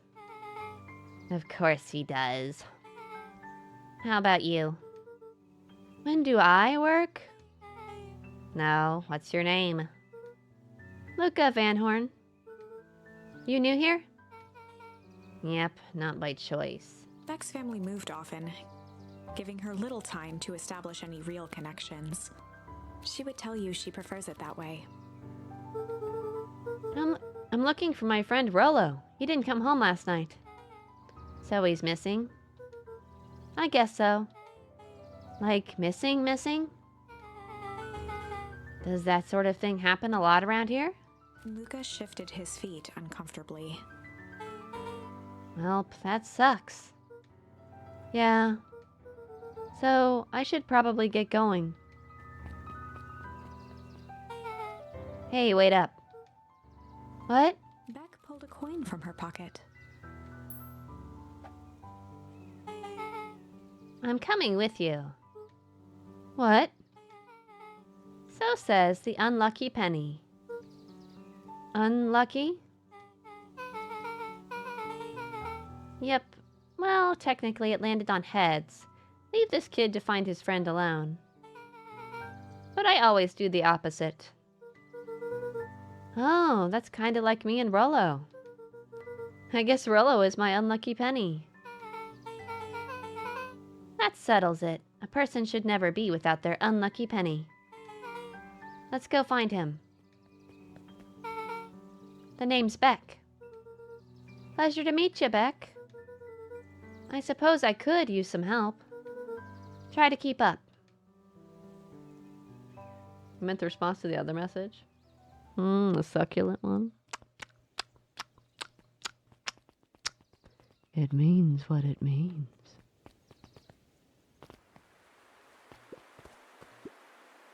Joey, have you seen Rollo around? No, sorry, Luca. I've had my eyes in the dirt looking for beetles. I can't seem to find any. He never came home last night. Do you think it's because it's been colder than normal? I don't see why that would have anything to do with Rollo. No, the beetles. Do you think the temperature confused their circadian rhythm or something? They died from the toxic waste from the factory. Who's to say? I'm no beetologist. Just keep eye out for him, would you? Keep an eye out. F12, F12, F12. Of course.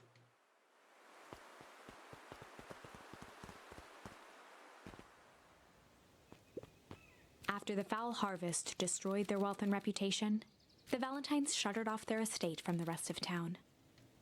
Didn't I see that dialogue before? The Valentine mansion loomed over every other building in town, both figuratively and... I did see that dialogue before. But it was in the route where I died, so I guess it didn't save.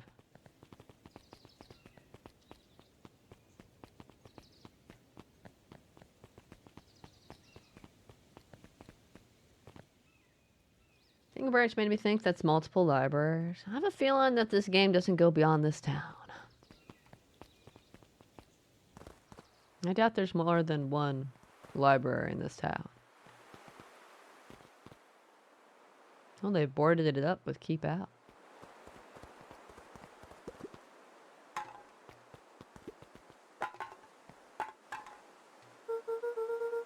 Dang, they boarded up the way in. If only there was another way.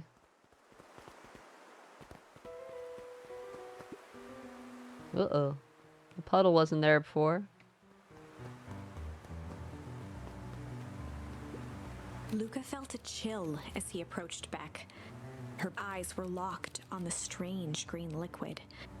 The nearby grass was coated in a fine layer of frost.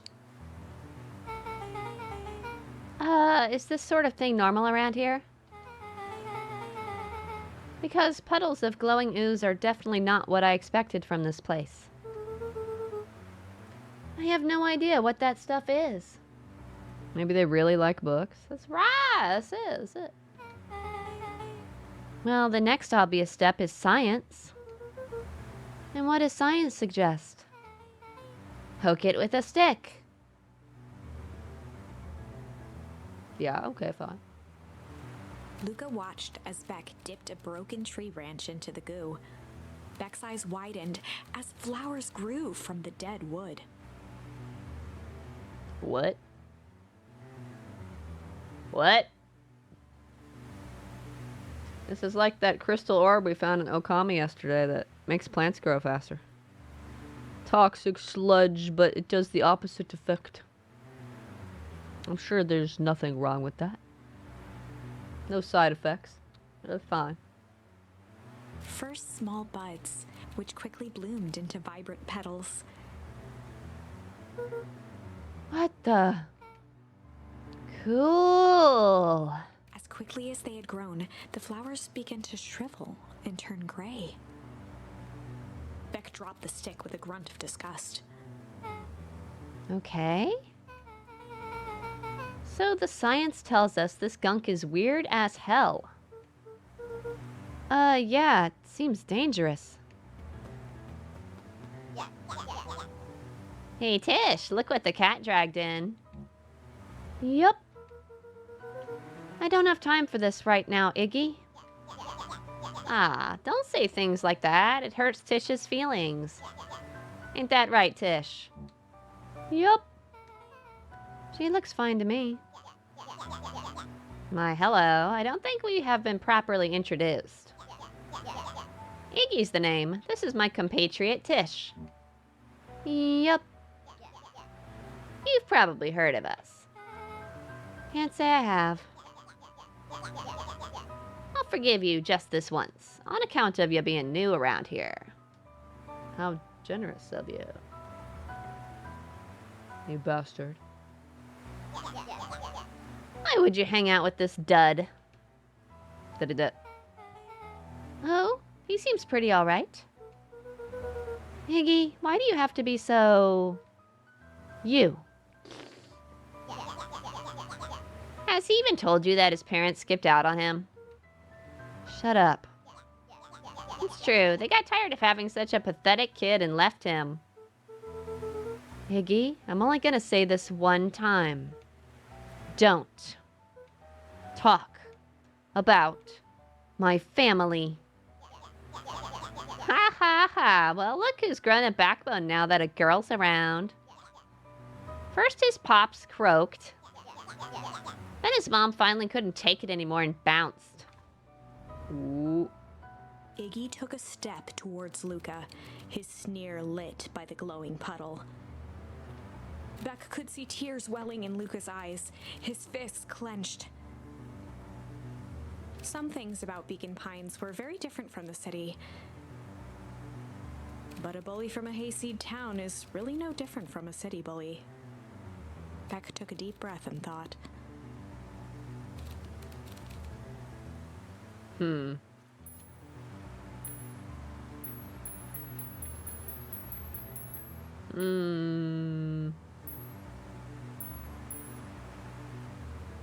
Should we tickle the bully to death or be weird? I'm gonna vote for strange. Well, time to bust out the strange. Da-da. All right, Luca. Looks like you need a little mud bath. Da-da-da. What's wrong with you, new kid? We're about to pound your friend. Da-da-da. Beck stared in silence, the only sign of life being the twitch of an eye. It's weird when people don't talk. Yep. Stop being a weirdo. Hello? Are you some kind of wackadoo? Makes sense. Wackadoos travel in packs. Hey, Dud? At the sight of Iggy taunting Beck, something in Luca snapped. Iggy's smirk shifted to a look of shock as Luca launched himself into his stomach. One of them's gonna get knocked over into the puddle and definitely not die, right? Ugh! Iggy's clothes were drenched in the glowing ooze. Oh no. You jerk. My clothes are ruined. I'm gonna. Iggy's voice began to slur as he struggled to get up. Struggle. I don't feel so good. Uh-oh. Oh. I'm sorry.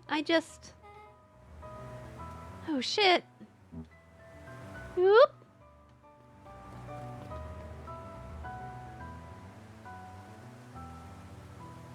What happened there? Did he grow older there? The part of him that touched the goose? Goop? The ooze? That was intense. Iggy's gonna be okay, right? Nothing about this seems okay. The person at the warehouse. This strange ooze and what it did to Iggy. Was Rollo caught up in all of this? We have to find Rollo. You took the words out of my mouth. We do have to find a Rolo.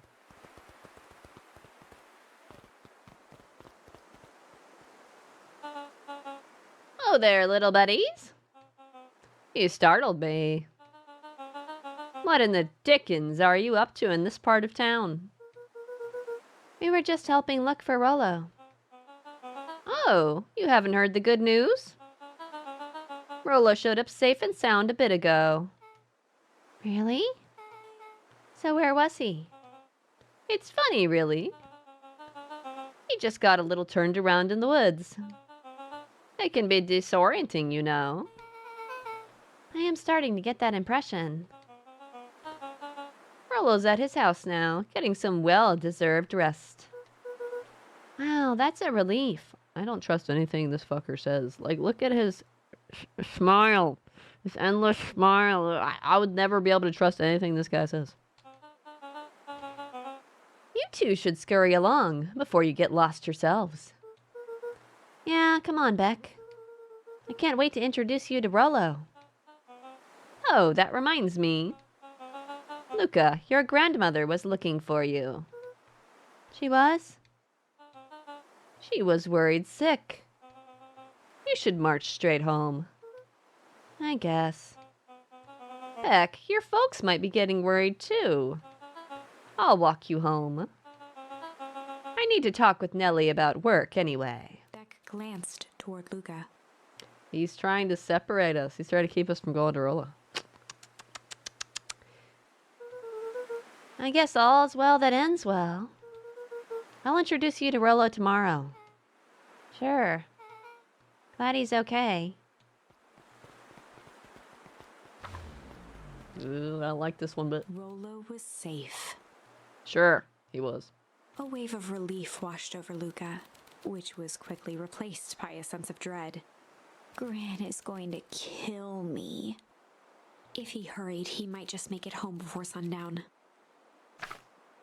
Chapter 4. Our harvest awaits. That's a creepy title! Our harvest awaits. I'm gonna play something else instead. This is too scary. But it's a Profil quick game. It should be over quick, okay? Luca took a deep breath and gingerly opened the door, steeling himself for Gran's wrath. We can survive! We can survive! If we can survive Little Nightmares. Gran? And Little Nightmares too. We can survive this. I'm home. Everything's fine. Gran? Uh-oh. Gran? Gran? Challenge 6 and Vanquish is quick? You fucking liar. It'll probably take me like 3 more streams to do that. Gran? I know I wasn't supposed to go anywhere. I was just helping look for Rolo.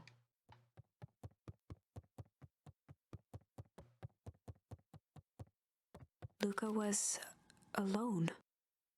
I haven't checked the garden yet. She's probably out there. The house was empty. So Gran's not back yet. I guess that's a good thing. Nothing to do now but sleep, I guess. Oh my god, this kid is so stupid. If she's not back yet... Sitting by the pond. If she's not back yet, that means that guy lied to you. Why did he lie to you? Come on now. Listening to small waves lap against a rock. His father sat in a folding chair in front of him. Without turning, he spoke. Why don't you grab me some nice bait? Sure thing, Dad. Luca hopped over to the tackle box and popped open the lid. Inside was a rolling, buzzing mass. We're fishing with bees? Luca's father gave a warm chuckle. Well, you catch more fish with bees than honey. Pick us out a good one. Catch more fish with honey than vinegar or something is what that's supposed to be. You haven't survived Little Nightmares? The sausage? The sausage is so sad. Luca closed his eyes and plucked out a bee. He could feel its wings struggle between his finger and thumb. If you think about it that way, Little Nightmares 2 is far less traumatizing. Holding it at arm's length, he hurried over. His father deftly baited the hook and examined his work. Interesting choice. With a practiced flick of the wrist, the line buzzed in a graceful arc.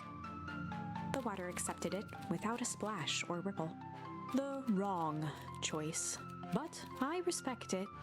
The pond began to freeze over. Sometimes we gotta make the wrong choice before we can make it right. Pallid ice propagated across the still surface with an alarming speed. Luca scrambled back as the ground beneath him turned cold. Dad, I don't understand. Sorry, kiddo. Understanding isn't always part of the deal. The relentless ice shot through the fishing line toward his father. Dad, look out! His father casually wound the reel. None of it's your fault, you know. Never was. Dad, we have to go! Luca grabbed his father's shoulders, trying to pull him away. Please, you have to run! The ice crackled as it spread across his father's hands. That's the thing about fishing, Luca. His chest began to crystallize. You toss your hook in, and you never know what you're gonna pull out. A shock of searing cold ran up Luca's arms. He gave one last desperate tug. The chair tipped backwards in a single frozen mass. Luca tried to stop the momentum, but it was too late. He watched the icy form of his father slam into the hard ground, shattering into 1,000 pieces that crowded around his feet. Can't he just have a normal dream? Dad, I don't understand. What does all this mean? The gentle rustle of leaves was the only reply. Just have a normal dream, kid. Jeez. Oh, it's that stupid walkie-talkie again. It's nighttime, Luca's huh? eyes struggled to focus on the walkie-talkie. Rolo?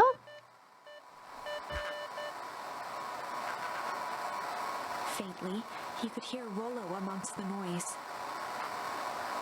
Luca!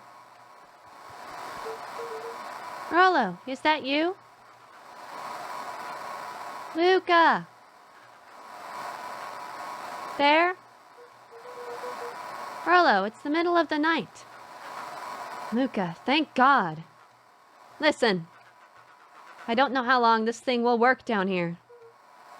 Down here? Rolo's voice was coming through more clearly now, but some words were still just static. Listen to me. Someone grabbed me yesterday. What? The man in the hazmat suit? It was... Took me to some sort of... I think I'm underground. Of course the name of the person who grabbed you is conveniently crossed out. Or staticky. Underground? Are you okay? Kinda. They seem more interested in... For now, at least.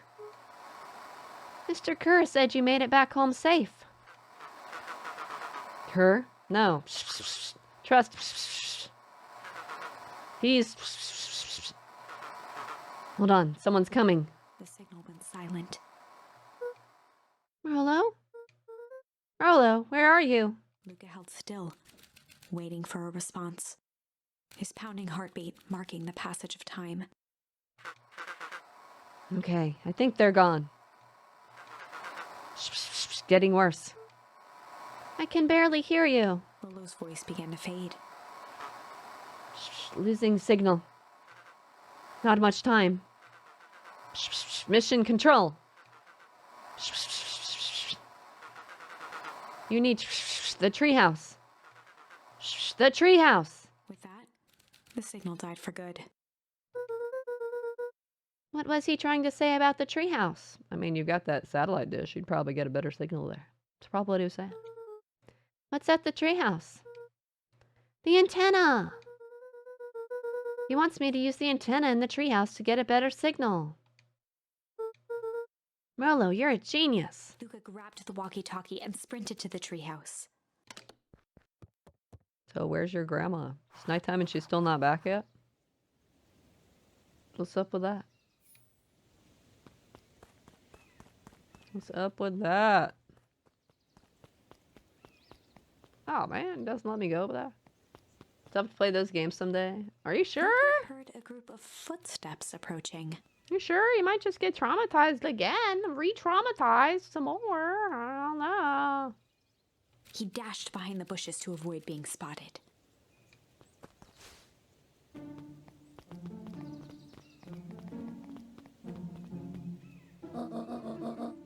So, we all understand our roles. You can count on me. I think we still need more time. This wasn't the original plan. Mr. Tolliver paused, shifting his eyes to one side. We're all in danger now. I, for one, refuse to sit idly by while that danger persists. Refuse, huh? Hiram, you just keep your wits about you. Mr. Tolliver took one long, quiet breath. You're right. You can count on me. I just wish we could have made that deal with Heiress Valentine. Her resources would have still come in handy. As I said, I had no time to contact her after your call this morning. Plans change. How is Luca holding up? He's fine. We shouldn't lose sight of the fact that this is all. I know very well what all of this is for. We have no choice. Operation Sparkplug has a new objective. Are we in agreement? The three shared a determined look. Good. We'll reconvene after the festival.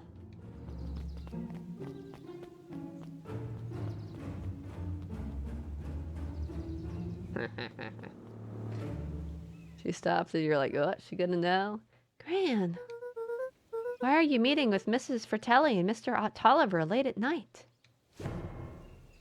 Hey, Luca. Gah! Dawn, you scared me. How long have you been there? Oh, just a few minutes. Earlier today, I saw Mr. Tolliver and your Gran enter the diner together. When my shift at the newsstand was over, they still hadn't left. So I used the greatest tool of any investigative reporter. Da-da-da. Time. When they left, I tailed them here. What do you think they're up to? Whatever it is, they seem organized and determined. They mentioned the festival. Yeah, I heard that too. Has your Gran been doing anything different recently? Anything strange? She got a phone call this morning and rushed out the door. A call from Hiram Tolliver, it seems. She was either furious or terrified. Or both. Luca, be careful out there. I think we might be in the middle of the scoop of a lifetime. I will. Aren't you coming out? Nah, I'm gonna stake out here for a bit longer. See ya, Luca. Ominous. Ominous indeed.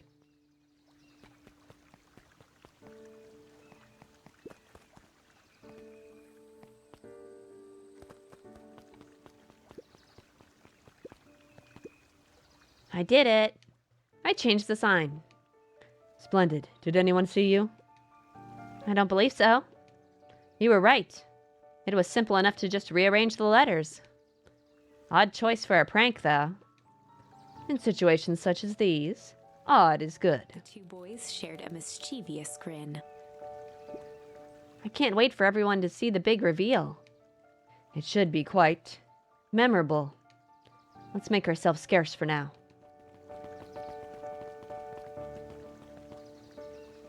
What are they plotting? What sign? Festival still says festival, so... The lights are always on here. There's always one up in the window. Someone's still working. I'd better hurry up to the treehouse. I had a feeling it was going to do that to me.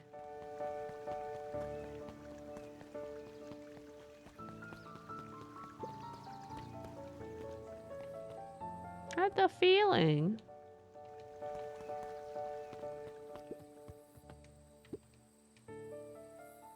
Oh, I can just go back to that dream anytime? I'll pass.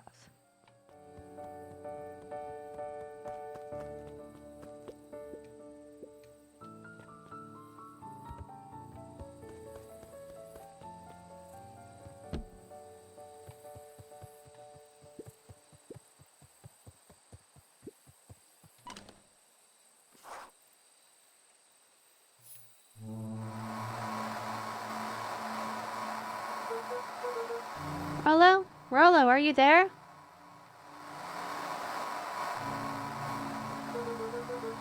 I'm at the treehouse now, Rollo. Bacon pies. That's not really rearranging. Mr. Kerr said you were all right. What happened out there? Dang it, Rollo, where are you?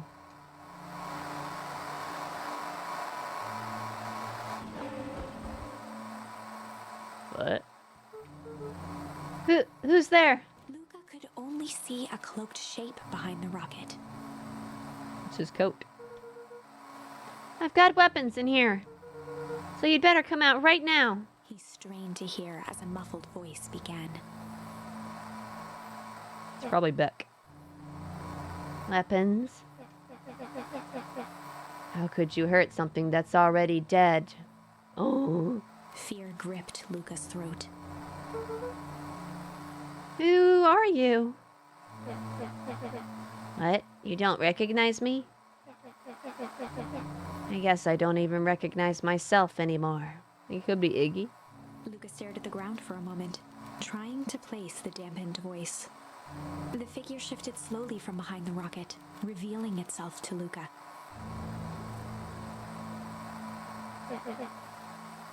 I'm a monster, It is Iggy. and now they hunt me like the beast I am.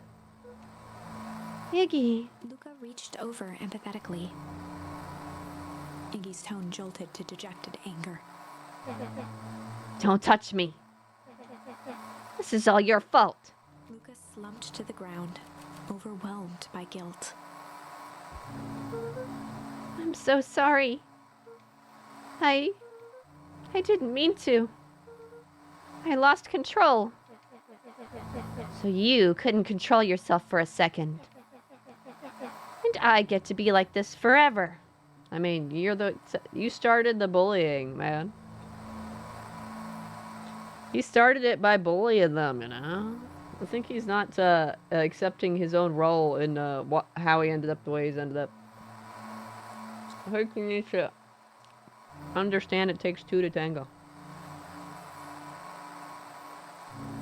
It's not really rearranging, more scrubbing two letters. At least they're just doing harmless pranks, right? Not everybody's in on a big conspiracy. Those kids are just doing a harmless prank, right?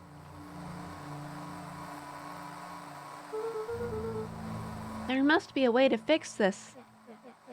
Oh, you gonna be my savior? Perfect little Luca saves the day.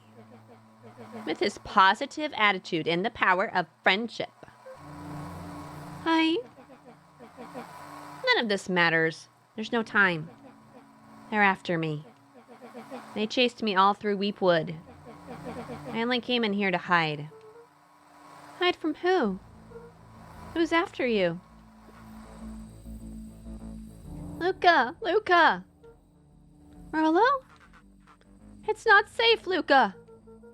Rollo, where are you? The treehouse! I'm at the treehouse, Rollo. Where are you? No, Luca, the treehouse isn't safe. They said they were going to the treehouse. I was trying to tell you to stay away from the treehouse. Oof. Who said they're going to the treehouse? The clipboards! What did I tell ya? Those perennial harvest wackadoos are after me. They've been chasing me, yelling questions at me. What sort of questions? They were saying the same stuff they always do. But it's different now. Less asking, more threatening. We're gonna figure this out, Iggy. Yeah, well, thanks. Hello? Is anyone present in this arboreal domicile? Crap, they found me! Luca, what's happening? Don't panic. You stay here and I'll see what they want.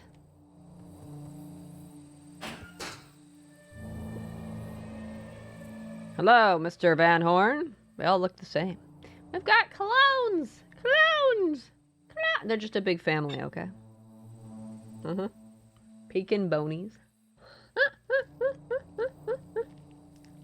That's right. Pecan bonies. Pekin bonies is funny, though. We would love to hear your thoughts. Do you have time for an informal chat? We will be brief. Your time is valuable to us. Be down in just a second. Of course, of course, of course, of course, of course. We have a problem. Luca, you gotta get out of there. Who's out there? Is it them? Yeah, it's the clipboards. A bunch of them. How many? Maybe all of them. And yeah, you were right. They are saying the same stuff, but with the creepy knob cranked to 10. Might young Iggy be present? We would love to hear his thoughts. Run! Iggy slumped to his knees. I don't know what to do. I'm just so tired. Luca, what do we do? Luca grabbed the walkie-talkie and headed for the window. Follow my lead. Luca and Iggy climbed up the back of the treehouse to its roof, where Rollo had constructed his MCDC. Is what? Hey Simpson, what's up? What's happening? How's it going? Gems of War got a new list. Yeah, Dolby was telling me that too. It's listed as an entirely new expansion or whatever, a separate list or something. It's like, what? You know what that means? More opportunities for trophies. Woo! The new one's about leveling up troops or something. Which probably takes 500 hours to do. That's how Gems of War works. The mission control defense cannon. I highly doubt that's actually a cannon. Maybe a water gun? From behind the crowd of clipboards, William Kerr strode forward, a warm smile on his face.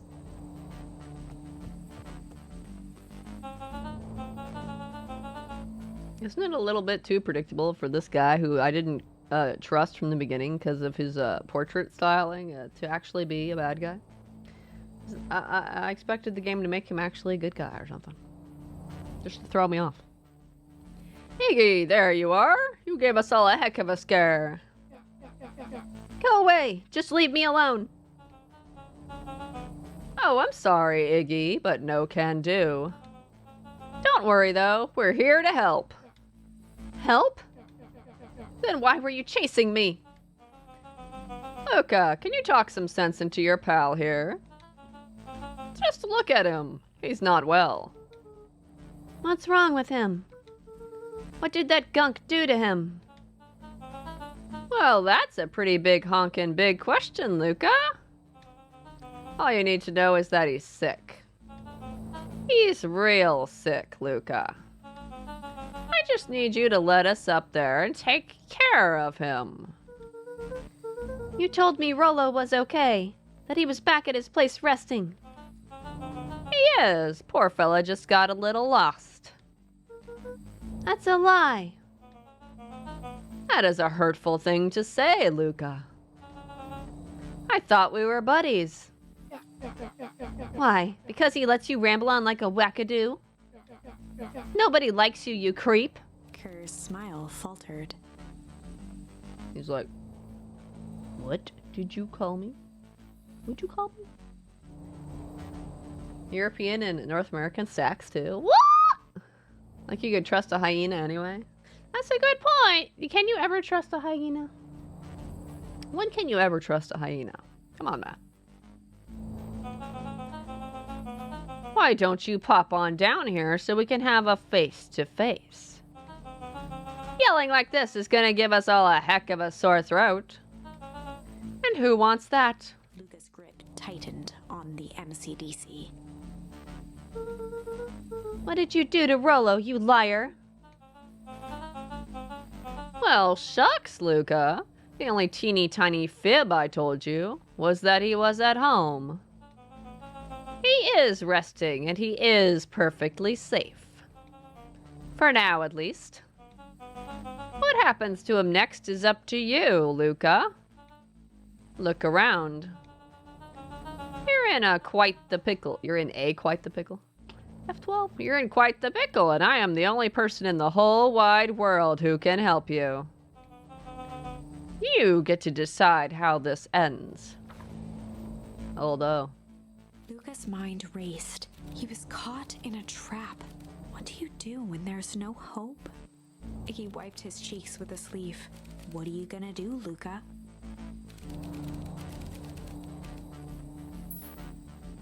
Well, the only option is fight! Fight! Fight! Fight! Almost finished Mind Lib and got to the final chapter. You've almost got this! You've almost got this! Good luck, soldier! Hope you get it! Hope you get it! Luca drew himself up and decided to take the only option they had left. Fight. Fight, fight, fight. Actually, who am I kidding? You are gonna get it. If it was me and I was at the final chapter and I didn't get it, you know what I'd do? I'd start another playthrough and do it again. Until I did get it. Hopefully you get it this run, though. You got this! He swung the mission control defense cannon around, aiming it confidently at the smirking face of William Kerr. It better be like a water gun. Hey, Mr. Kerr. Luca summoned his most insolent demeanor. Rollo sends his regards. Hey! That was uncalled for, more than a little rude. And just plain unsanitary. Luca, I really did think we were good pals. Hey, Potato Egg, thanks for the raid. Hey, Nothing. Hey, Yanu Bot. Yeah. Hey, Potato. Oh, we're gonna get mashed. No! Oh, run! Don't get mash me. Don't mash me. Don't mash me. Hello, everybody. What's up? What's happening? How's it going? We are playing Beacon Pines today. First playthrough. No idea what's going on. No spoilers. It's a big mystery. I like my cat VTuber. Thank you. It's adorable. This guy's so mean. It isn't. His surname's even Kerr. Sounds like Kerr. You know what? I didn't want to say that, but I thought that with the very first introduction. I was like, it's pronounced the same way as that other word. We were playing Beacon Pines too. Ah, okay. Awesome. Let's see what happens next. Luca, I really did think we were good pals. What a shame that it's come to this. Kerr turned his back on the two boys. And this. With a nonchalant wave of the hand, he made his exit. I was feeling The the. clipboards began to slowly advance on the treehouse. Luca looked to Iggy with resignation in his eyes. His cannon was literally just a plunger. I was expecting it to be like a water gun or something. The end. Oh no! That escalated quickly. Maybe discretion was the better part of valor here. Maybe. Let's put a pin in this for now. MCDC did not work too well.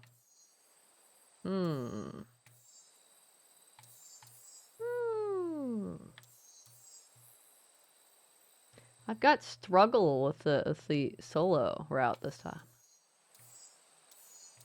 Interesting.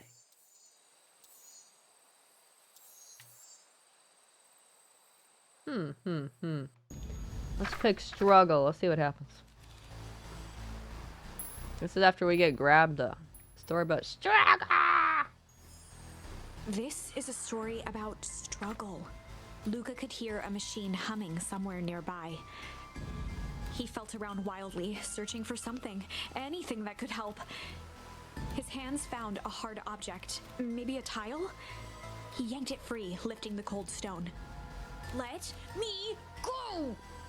Luca swung the tile as hard as he could at the shape that still held fast to his leg. He heard the crack of glass as the stone hit the assailant's mask. With a muffled yelp, the hand let go. Luca was free and scrambled to the door. He never looked back once on the long run home. Ooh, we escaped! This is this go to the place solo, though. Chapter 3. Means Rollo's fine. Everything's fine. Yeah, everything's totally fine. Sorry. The next morning, it was quieter than usual at the breakfast table. Only the sound of silverware and chewing interrupted the awkward silence. Sure. I finished jarring a mess of jam last night. Uh-huh. So that'll need to get delivered into town today. Okay. So, what did you and Rollo get up to yesterday? Oh, Arello had things to do, so I just sort of poked around town. I've set the jam down by the front door. There's 2 batches to drop off. Mm-hmm. One for Mr. Tolliver at the Bag and Wag. What kind of name is that? Another for Mrs. Fratelli at the diner. Those 2 people, huh? Interesting. What a coincidence. Oh, and Mr. Nuncreed. He said he wanted some more. I suspected as much. Yes, he seems to have taken a particular interest in my jam. No, I don't think it's your jam.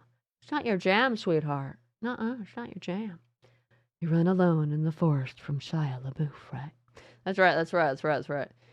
And that you get lost in the woods and never, ever return home. You starve to death. Then get eaten by bears. No, that's not a good ending. We can't do that. there are some extras in the basket for that enthusiastic gentleman. He's enthusiastic, all right. Just make sure Fratelli and Tolliver get the ones on top. No problem.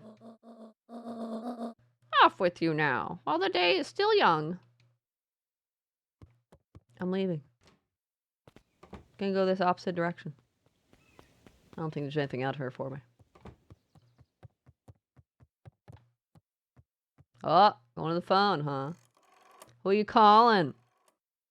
Your friends?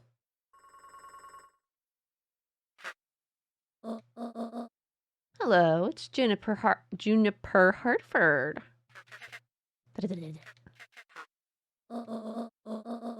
Before you hang up, just hear me out. I have a business proposition. The simple matter is we both have the same problem that needs solving. Very well, we can meet tonight. Uh-oh. Granny looks as if she could read your future in a glass ball. She does kind of have that fortune teller vibe, doesn't she? It's the long flowing hair, okay? She has like magnificent hair. That's what it is. Let's go, let's go. Okay. Sorry about yesterday. Roxy can be so annoying. But good news, no more boring chores for me today. Did you make it to the old Valentine warehouse? Did that. So, what did you find? Give me the dirt. Something happened. There was someone else there. What? Who was it? Was it aliens? I knew it would be aliens. No. Zombies? No. Alien zombies? What else could it possibly be? Hello. I gotta deliver these into town first. We can catch up after. Ooh, is it a whole thing? It sounds like a whole thing. Yeah, we shouldn't talk about it here. Meet me at the treehouse tonight. I'm not sure what this treehouse is that you speak of. Meet me at Mission Control. Roger that, Space Cadet. Alien reptilian zombies. It would be funny if they messed with that sign, though, yeah. Made it pecan bonies, right? Ooh, who's this? Mate, watch your step. Oh, sorry. There was a whole family of beetles here. Oh, this is the, what's his name, Joey? They've gone missing.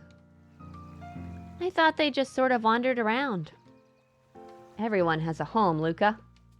Even beetles. Luca checked the soles of his sandals. I think we're okay. It's weird that they're gone. They went missing when the festival preparations began. You think the noise scared them away? Something like that. Just watch where you step, okay? Now I'm gonna accidentally step on a beetle and be like, oh no! You can tell those jerks. It doesn't matter how many boxes they pile up. I ain't moving. He's a very determined guy.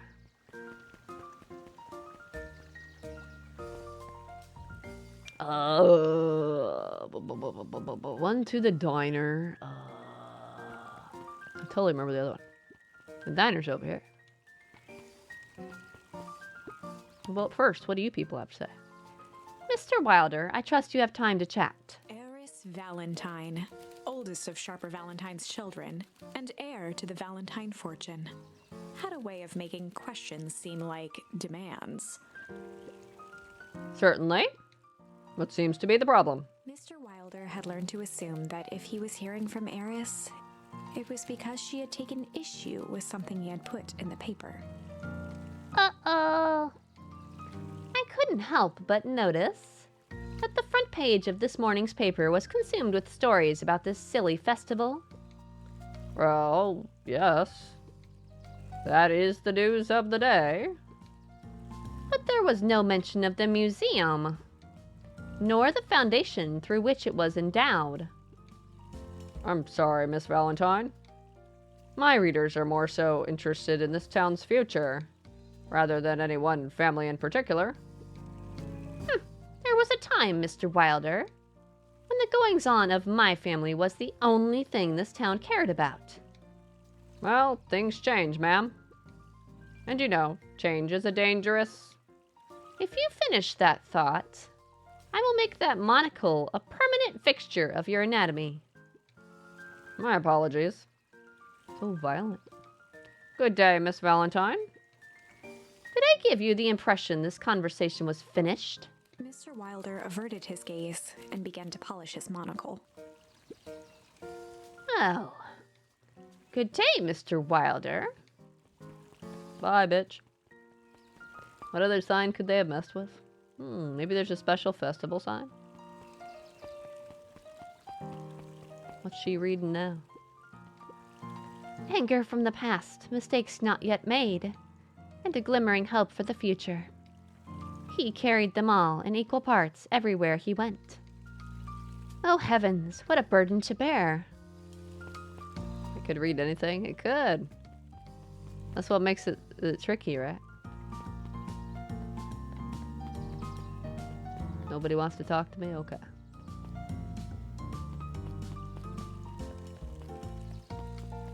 Anybody down here want to talk to me? How do you keep the ice cream cold? We keep them on ice. Where do you get the ice from? I don't know, somewhere cold. How do they keep somewhere cold? Look, Bert. Do you want some ice cream or not? No, I'm good. You were just hassling with questions? Oh, this is Tolliver, isn't it? Huddled at his counter, Hiram Tolliver was meticulously shining apples. More accurately, Hiram Tolliver was meticulously shining one apple. It's the most important apple, okay? It gets the most polish. Hello? With a yelp, Mr. Tolliver fumbled the apple, flailing at the air as it fell. Oh, sorry. No bother, no bother. He leaned forward and lowered his voice. I see you have something for me. Yeah, Graham had some jam I'm supposed to give you. He leaned in a bit further. Jam? Yeah, these ones on top. She wrote your name on them. Mr. Tolliver leaned back, speaking loud enough for anyone to hear. Ah, yes. The jam. Thank you so much for delivering this jam to me. He reached forward and snapped up the jars of jam, giving Luca a little wink. Dude, like, could you be more obvious if you tried? It's not really jam. There's like some hidden message in the jar or something. I shall put it on my store shelves post-haste. Okay, I should finish my deliveries. Of course. Of course. He leaned in for a final whisper. Of course. Okay. Still want to touch it. Well. Achievement unlocked melon kicker. Found a way to kick the watermelon. What? All I did was go over and bop it. You think this would give me that stupid movie again? If I go in there? Can I skip the movie this time? Oh, duh. It's the same movie. I'm out of here. No, we already watched that boring movie. I'm not doing it again. It'd be funny, though, if they changed it just slightly every time. And you'd never know, because there's no way anyone's watching that over and over.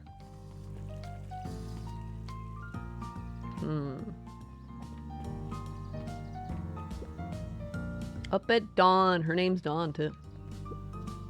Hey, Dawn. Hey, Luca. Or hey, Luca, what's up? I got you on jam delivery, eh? Yep. Have you seen the new kid around yet? New kid? Yeah, came in from the big city. Her parents both got jobs here. But get this, one of them is working for William Kerr in Perennial Harvest. And the other is working for Eris Valentine. And the Valentines represent Beacon Pine's past. Perennial Harvest has positioned itself as this town's future. Must make for some interesting dinner table conversations. I can imagine. Some creeps out there don't even have a favorite apple. Shaking my head, shaking my head. There's like a bajillion different types of apples, aren't there? I haven't tried all the types of apples, so I can't pick a favorite apple, okay, until I try all of them. I like ones that are red. I don't know different apple types. I don't have a favorite apple. I don't usually buy apples or anything fresh, honestly. I have a really bad habit of not finishing my my fresh fruit or veggies before they go bad. So I usually get my fruits or veggies canned or bagged or whatever. Or by bagged I mean like frozen. I don't usually buy them fresh. So I can't have a favorite apple, right? If I could just be left alone, young Mr. Van Horn. Oh, sure. Sorry to bother you. It's just that Mr. Kerr has asked me to make the opening speech at the festival. Being mayor and all, you might expect me to be a charismatic speaker. Da-da-da. The truth is, I'm terribly nervous. I really don't think I'm cut out for this sort of thing. Cut out for being mayor or for public speaking? Both, I suppose. I never really chose any of this. It's more of a duty to my family. For our legacy. That sounds like a heavy burden. As for the festival, just speak from your heart. I'm sure it'll be great. Yeah. He got the job just because his family wanted him to? That sucks. Could I watch it? I haven't been here all night and missed it. Oh, you want to see that film, huh? Luca squinted at the faded photo of him and his mom at the diner. Memories of that day came flooding back. You do, huh? Huh.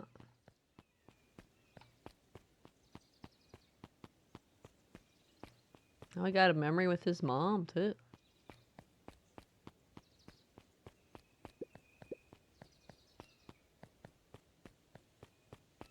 Nothing else I can interact with? I'm ready to help, Mama. All right, little buckaroo. It's up to us to feed these folks while Mrs. Fratelli is away. I've got to deal with the inventory before I can start cooking. Do you think you can handle taking some orders in the meantime? Yes, Mama. Hiya, Roxy. Luca? I'm helping. Wow, hopefully your work ethic will rub off on Rollo. What can I get you? I'm not really feeling like a burger. How about a chicken sandwich with bacon on top? Coming right up.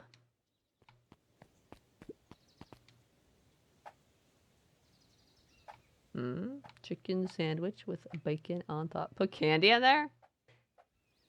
I can deliberately mess up her order. I would never do that. Cactus! It is a succulent, right?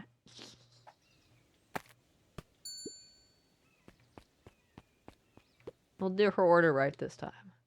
Some other time we should try messing it up and see what happens. Here you go. I call it the Love Me Tenders. Nice!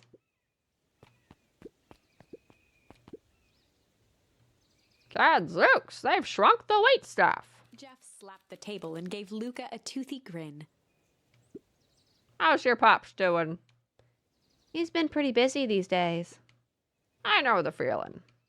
Tell him that fishing rod he ordered should be ready next week, will ya? Sure thing. I've been in the mood for something sweet. You got a burger that can satisfy a sweet tooth? A sweet burger? Yeah, and top it off with some grilled cactus. Grilled cactus? The heart wants what it wants. Can you actually eat cactus? You probably can, but it never occurred to me. Never occurred that you could eat a cactus. But I don't think it would be with the spikes still on it. No, I think you would take the spikes off first. Here's your order. I call it the sweet and stabby. Stab, stab, stab, stab, stab, stab, stab. Now that's a burger with bite. Aren't you a little young to be waiting tables? I'm just helping out. Ah, my father had me hustling when I was your age as well. Father always says, children are to be sails, pulling a family ever forward. That doesn't sound very fun.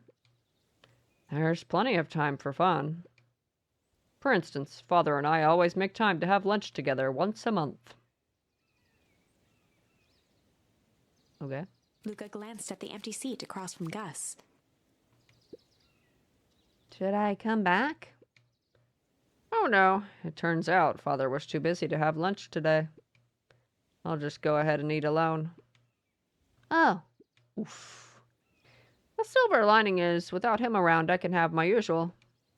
A nice stack of cold cuts topped with a pile of sloppy chili.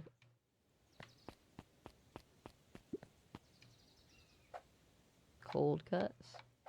I mean like these? Chili! You bet the film is something like Food of the Gods.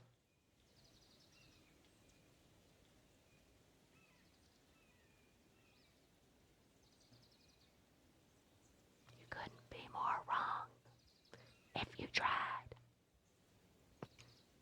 oop. Here you are. Cold cuts with steaming hot chili on top. I call it the hot and cold. That's perfect. Thank you. Looks like we're missing a few things. Why don't you run out and grab some more ingredients? Okay, I'll be right back. Or I'll be back. Here we go.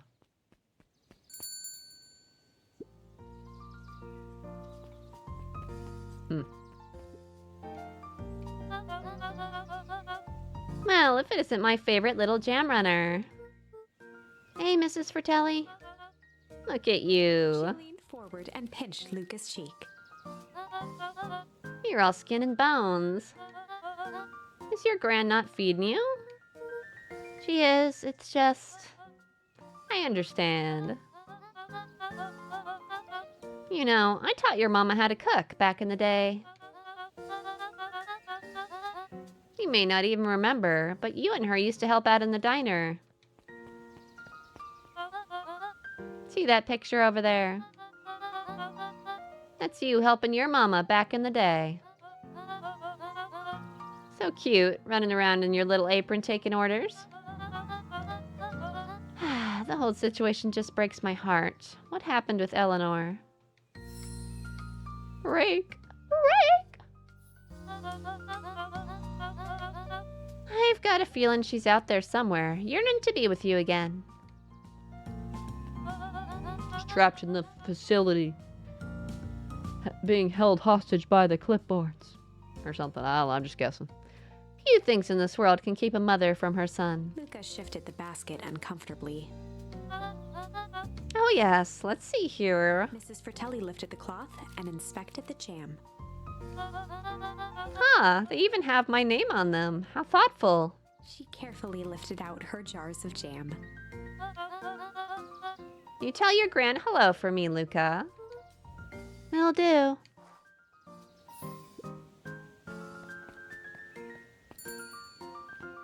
Have you seen Food of the Gods? No. I actually thought it was something you made up. You mean it's a thing that exists? It exists? It exists! I'll tell you what, I'm gonna go grab myself a quick snack and something more to drink since this bottle is looking pretty empty. Woo!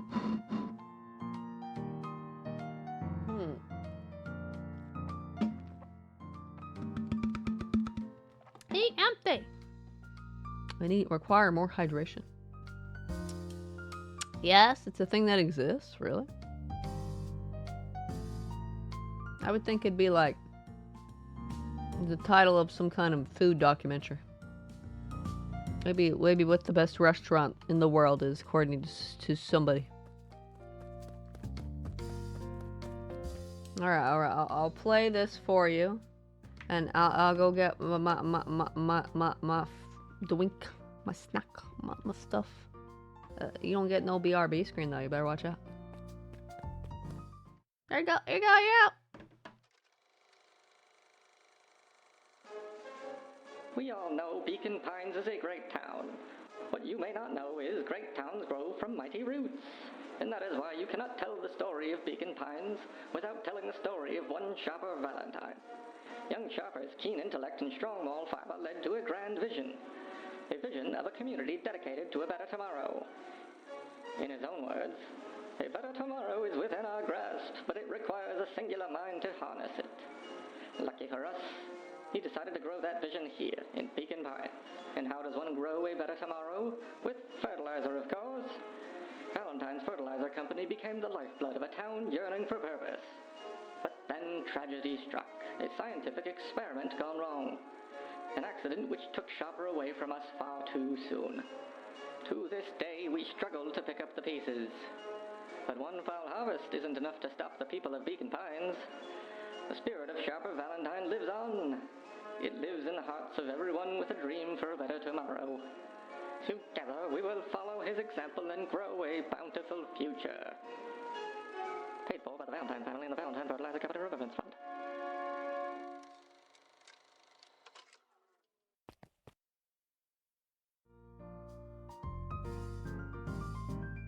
Oh, what'd you think? Was it amazing? A 10 out of 10. I got 2 more bottles of water. And some ice cream bar. It 10. It was 10 out of 10. Good. Glad you enjoyed it. It was even better the second time around.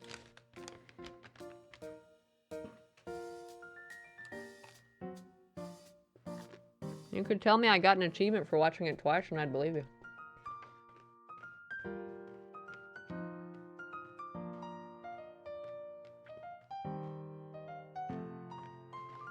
Probably an achievement for watching it completely through without skipping or anything.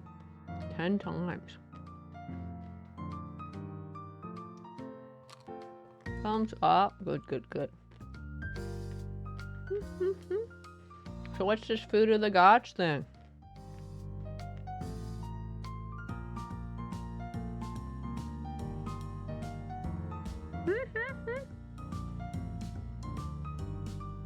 I shall move myself with one control, or one hand, and hold my ice cream bar with the other hand.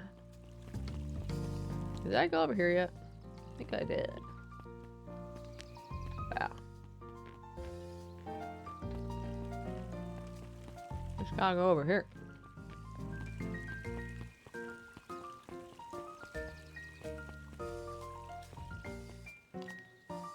Did you get an achievement of sorts from it? One shot. Ah! Thank you for the Dolby Trophy. Ping! Watch the history of Beacon Pines 2 times in a single playthrough. Yeah! What's with the giant rat gif, though? Is that what Food of the Gods is? That is definitely not the kind of film I was expecting from the title.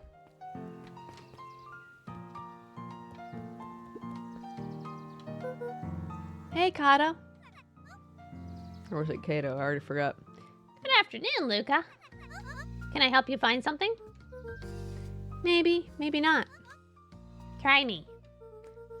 Well, there's been some weird stuff going on at the old Valentine warehouse. Can't say I know anything about the old warehouse. But empty hives don't stay empty for long. Huh? Kato motioned to the book in front of him.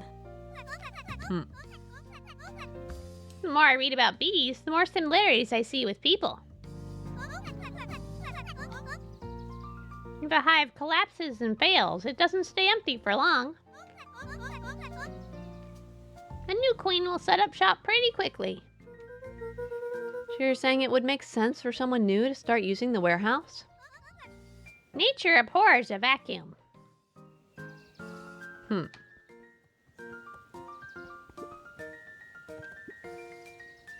Hey, Jace. Oh, hey, Luca. Have you seen this new issue of Hank Atomic? Not yet. No spoilers, please. It's awesome. It's a flashback. No spoilers, please. We get to see how mild-mannered Henry Adams becomes. Damn, dude, are you fucking deaf? Hank Atomic, man of space justice. Jace! No spoilers! Oh, sorry. My point is, you're gonna love it. Alright, Jace. Catch you later. Roger that, Space Cadet. Damn, this kid doesn't know when to shut the fuck up.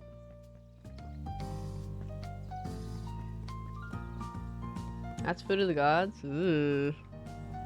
This is not what I would expect if you pulled a title off the shelf based on the title. I would think it was some kind of food documentary.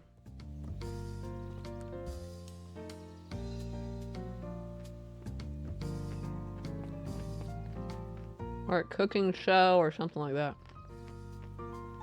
No, it's just creep. Hey, Creepazoid.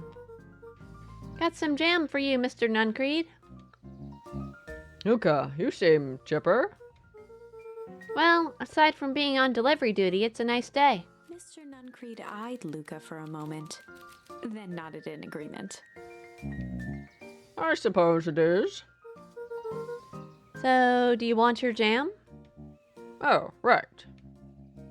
Usually Juniper drops those off herself. Aw, he's just sad he didn't get to be weird with her today. Sucks to be you. I guess she's busy today. Anyway, this is my last delivery for the day. Oh, in that case, Nuncreed snatched the basket from Luca. I'll hold on to the basket until the next time I see your gran. Fucking thief. Hey, you! Anchovies or pineapple? On pizza? If I gotta be honest, I gotta be truthful here. I've never had anchovies on pizza.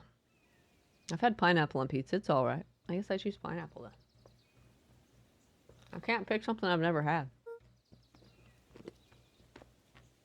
Can't do it. What? Don't think. Just answer. Pineapple? Why? How old are you? 12. Perfect. Follow me. Who are you? Anyone ever tell you ask too many questions? Just try to keep up, okay? Huh. What just happened? Welp?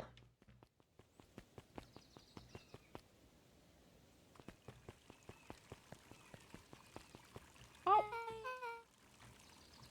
Hey, what a crazy coincidence. Here's my new friend I was just telling you about. They were like, did you make any new friends? Oh, BRB, I'm gonna go get my new friend. Oh, that's wonderful. Yep, we just hit it off. Oh, really?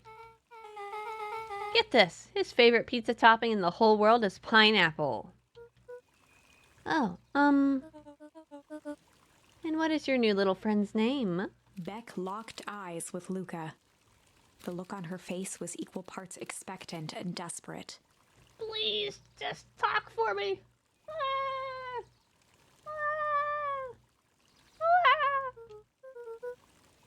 Luca Van Horn, nice to meet you. I'm Nellie, and this is Ilona. We're Beck's parents. Beck gave Luca a quick nudge. Oh yeah, Beck told me all about you.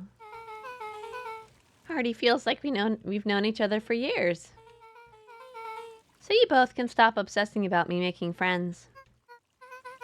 Oh, darling, we never doubted you. It's just that for children with fewer than 5 close friends, the probability of a stunted development doubles. Damn, dude. You've been reading too many articles. Too much doom scrolling on the internet. Well, I don't think there is internet, though, at this time period, since they only just barely got phone booths. And they still have home phones with rotary dials on them. Stop reading so much. Oh my gosh, you're a worrywart, aren't you? Well, 1 down, 4 to go, I guess. What Nellie means is that we just want this move to be as easy on you as possible. You can relax. A friend has been friended. This calls for a celebration. Luca, you must join us for dinner tonight. Dinner? Wow, another coincidence. I actually already asked him and he said he would love to. What? It's just wonderful. In that case, we should pick up some groceries. You two don't get into too much trouble now. I mean, can he call his grad and be like, Wow, I can't believe that worked. Thanks a ton. You're welcome. I owe you one. My moms are great and all, but they can be a bit much sometimes. Our house is the little cottage next to that big mansion place. oh, I know what you're talking about. Wait, you live on the Valentine estate? Yeah, that's the spot. Meet me by their big creepy gate. Don't be late. Or I'm back to square one on this whole friend grift. Great, see you there.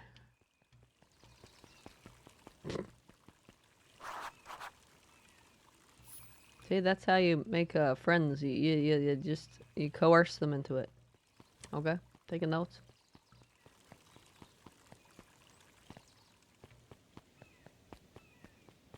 They don't want to talk to me even when I don't have jam in my hands. I don't want to talk to me if I don't have ham in my hands. Jam in my hands. Jam in my hands. Blah blah blah blah blah blah blah blah blah. Think he says anything new now that I don't have jam? Nope. Loved what you saw of this game. Oh, it's pretty cool game so far. Very mysterious. We gotta figure out what's going on around here. Also, good night. Ah, hello, Gino. Good night, Gino. You take care of yourself. Get your rest. Ooh. Good morning, Jeff. What's so good about it? Another day further down the tubes, if you ask me. Come on now, it's not all bad. The festival is coming up. A festival. Old man Valentine used to put on cockabobby, I don't know how to pronounce that, shindigs all the time. And where did that get us? Well, it's Perennial Harvest putting on this one. And they're doing it for the whole town. As far as I can see it, the difference between the old Valentine Company and this new Perennial Harvest outfit Jeff dug through his pockets for a bit. is the difference between this empty soup can and this brown banana. But those are both garbage. Exactly. Hearts. Yeah, good night, Zeta. Take care of yourself. Get your rest. Wah-ha-ha-ha-ha-ha.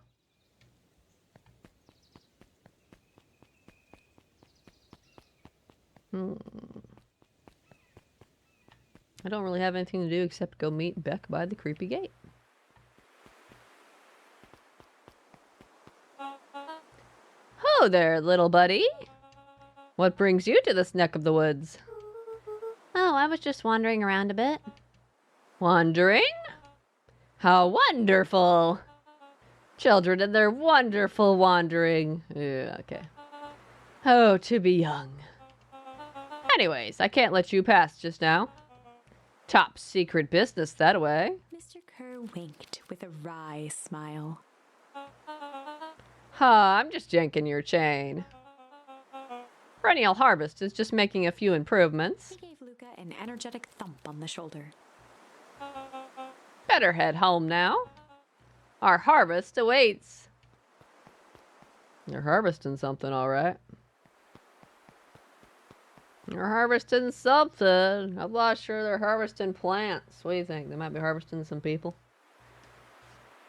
There might be some harvesting going on of some variety.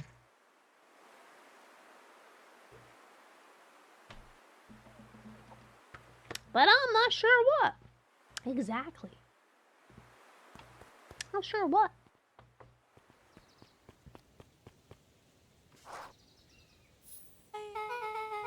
So who all lives in that house? Eris and Gus Valentine grew up there. And Solomon moved in a few years back. The creepy little kid in the vest? That sounds like the one. So just 3 people live in that huge thing? I bet a bunch of shady stuff happens all the time in a place like that. Not really. The Valentines pretty much keep to themselves. So it's empty and boring? Pretty much. What a waste. My mom says that it used to be way busier back before Sharper died. Before the foul harvest. Okay, that's like the 5th time someone mentioned this foul harvest thing. And you all use that same ominous tone. Eventually, you're going to explain to me how that harvest got all fouled up. But we can't keep my parents waiting anymore. This way.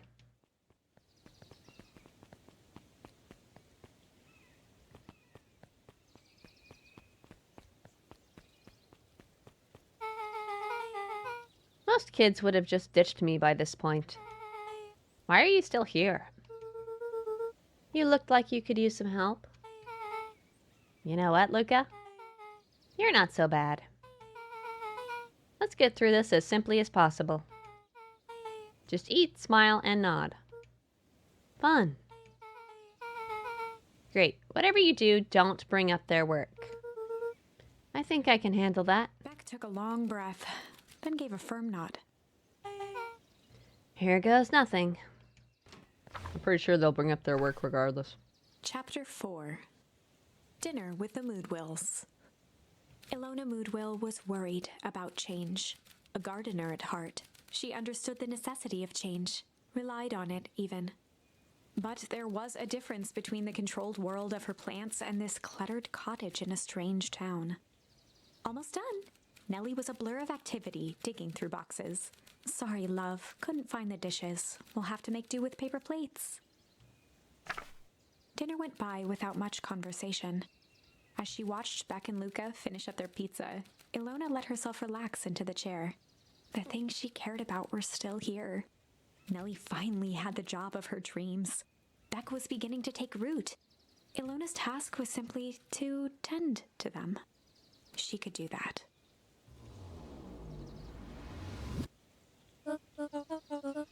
So, Luca, tell us a bit about yourself. Where do you live? Oh, I live with my grandma. Over on the other side of the river. Your grandma? Where are your parents at? Beck, manners.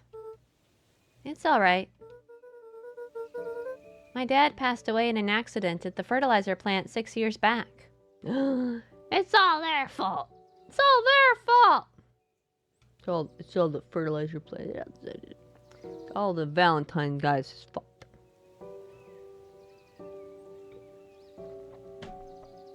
Are you sure this is a short game? Well, you see how it is with true achievements and their ratings.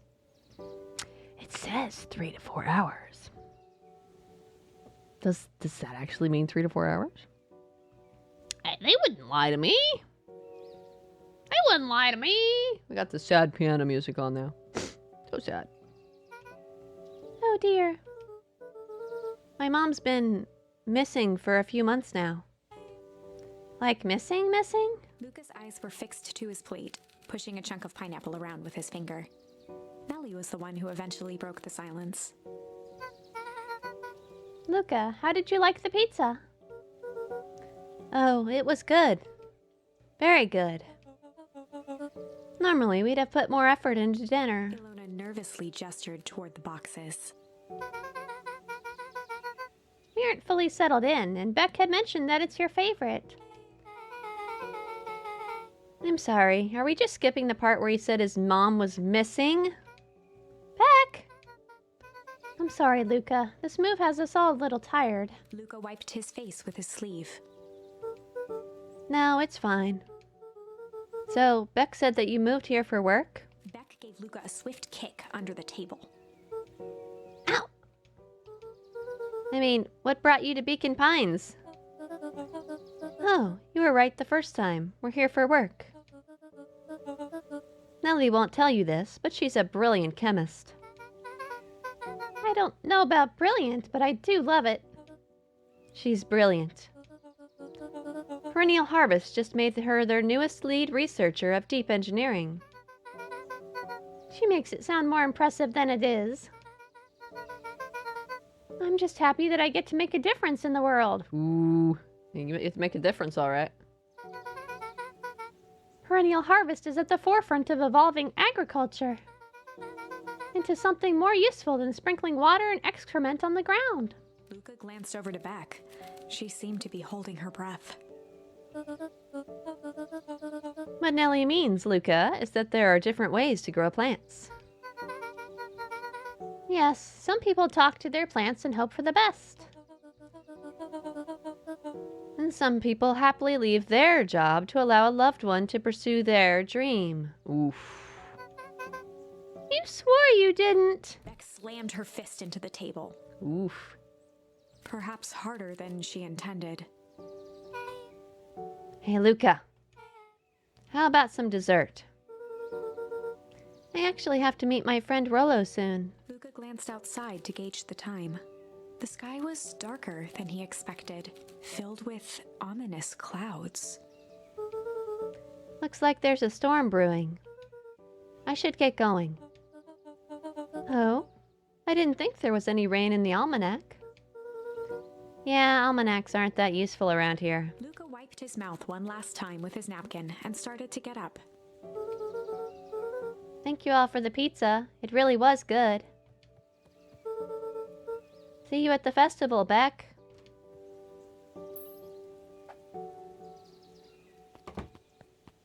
3 to 4 hours if you skip the game. That's probably more accurate than I wish it was. Wait up. I'll walk you home. Surprised, Luca turned around. He knew Rollo could be prickly around new people. But Beck seemed cool. Rollo would warm up to her eventually. Probably. Oh. Rumble! Break! So either the storm starts rolling, or the clouds spread apart and it's like sunny again, right? Let's make it stormy. Luca began to respond, but the sky answered for him as the clouds above began to rumble with ominous thunder.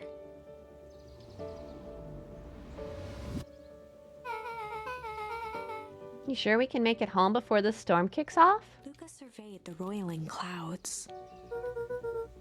I'd say the odds are good. Maybe you should stay here and I'll just make a break for it. At that moment, the heavens opened up, unleashing torrential rain.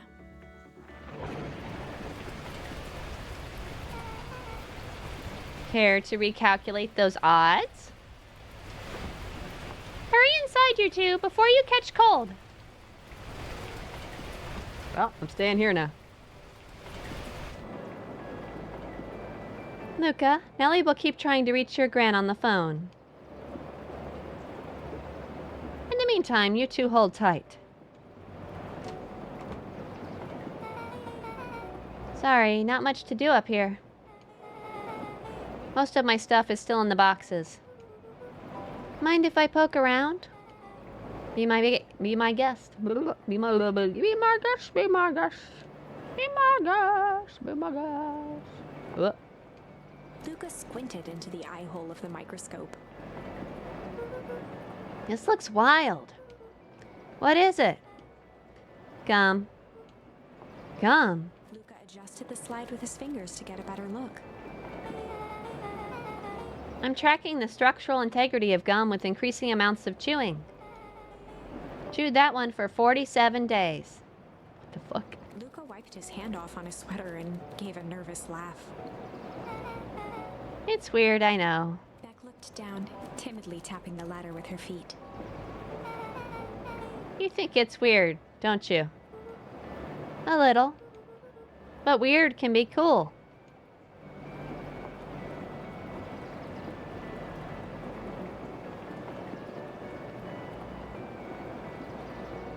Luca bent down to examine the bouquet of wilting flowers. Judging by the odor, they were well past their prime. Pungent. Stinky, huh? He flipped open the attached card. Happy trails from Coach Walker and all the Fairview Condors. Boy, you weren't kidding about poking around, huh? Oh, sorry. Was this from your old school? The most recent one, yeah. Some schools gave me going away cards. Some did flowers. When they're really trying to feel good about themselves, they do both. So you've moved a lot. Yeah, that's the thing with having a brilliant parent. There's always a better job somewhere else.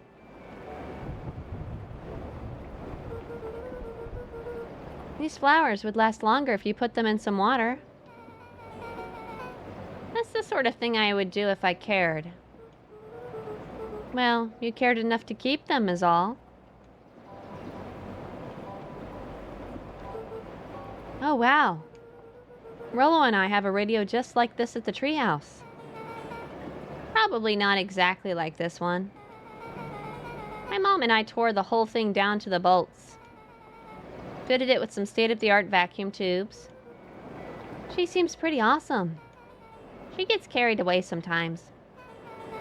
I think she feels guilty for working too much. So when she does have time for me, she showers me with high-tech overcompensation. Luca flicked at one of the toggles. I bet you can get all sorts of stations on this. Not out here in the boonies. You wouldn't believe the stuff I could pick up back in the city. But around here, it's all farm reports and static. Aw, shucks. Luca, can I ask you something? Of course. Dang, didn't that hurt? I'll be honest. That hurt more than I expected. Well, at least you looked cool doing it. Beck took a moment to watch the rivulets of water running down the window. Do you ever feel alone? Like, even when people are around? Well, Rollo can be pretty absent-minded sometimes. I'm serious. Does it ever feel like your family doesn't care what you want? It didn't used to feel that way. I know Gran loves me, but sometimes when she looks at me, it's like she's looking at a problem. Luca took a deep breath, exhaling slowly. I know the feeling. How do you deal with that? I guess I haven't yet. But one thing my dad told me when I was little: don't hold a grudge, especially against yourself. If you try to hold it all in, you're gonna pop. So then, what do you do when you don't know what to do? Dad never got to that part. Something I figured out on my own, though.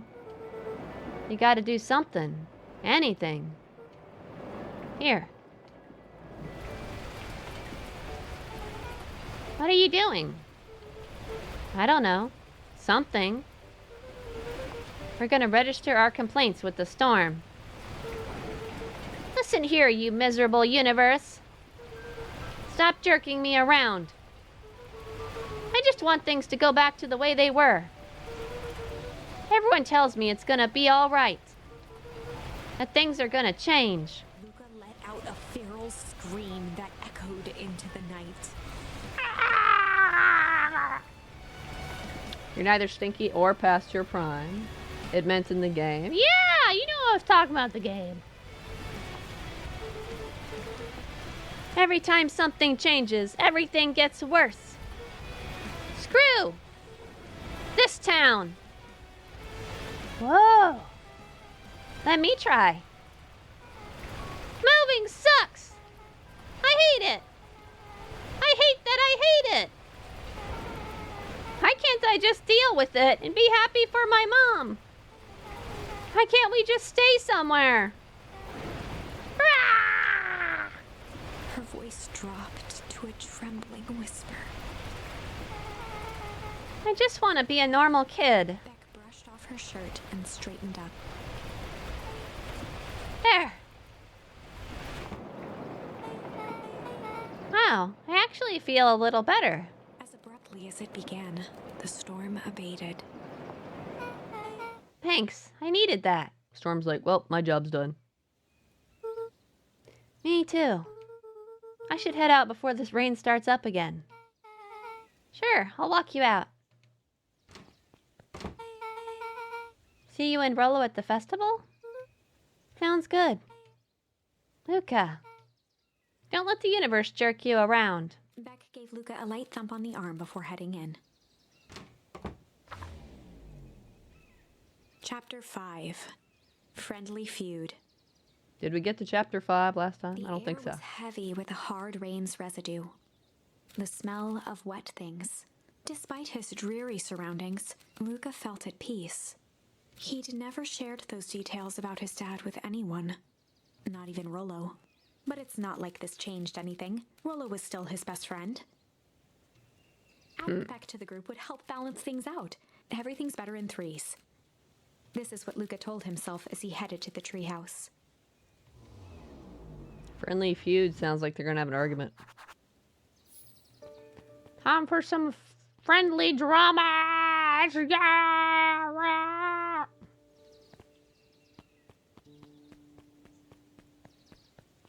Hey, Dawn. Hey, Dawn, tracking down a lead? You bet. I heard a juicy new rumor. Turns out, when Sharper Valentine died, he left behind a peculiar last will and testament. Peculiar how? He didn't just give his kids an inheritance. There were conditions. Like what? The document stipulated that Eris had to take on a child as her ward. A kid our age, who just showed up to town one night with a lawyer. Solomon? Bingo. So Eris was forced to take care of him? Yep, or she would have lost everything. Why would Sharper care so much about some random kid? Maybe he's the son of a mistress. Not likely some random kid. Maybe they're half siblings or something. Who knows? Oh, that's what I was just saying. Rumor has it, old Sharper sowed some wild oats. That explains the way Eris treats him. Poor Solomon. How did you find all this out? A good reporter never reveals her source, Luca. True. Sorry, easy mistake to make. I don't believe you. I'm going this way. Let's see if I can get in trouble. Dang it! I'd better not dilly-dally. Gotta get to the treehouse. Dang it! I wanted to see if I could go that way and get kidnapped by the person in the suit.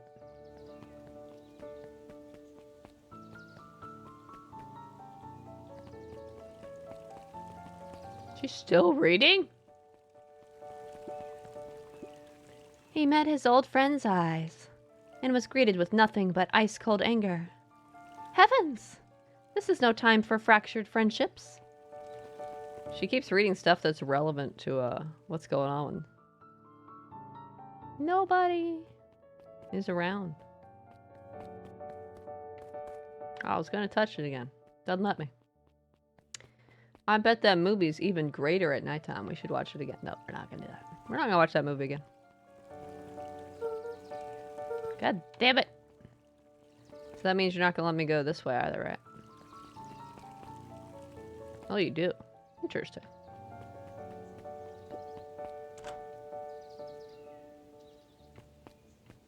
It's locked. It's interesting they let me come over and see that it's locked.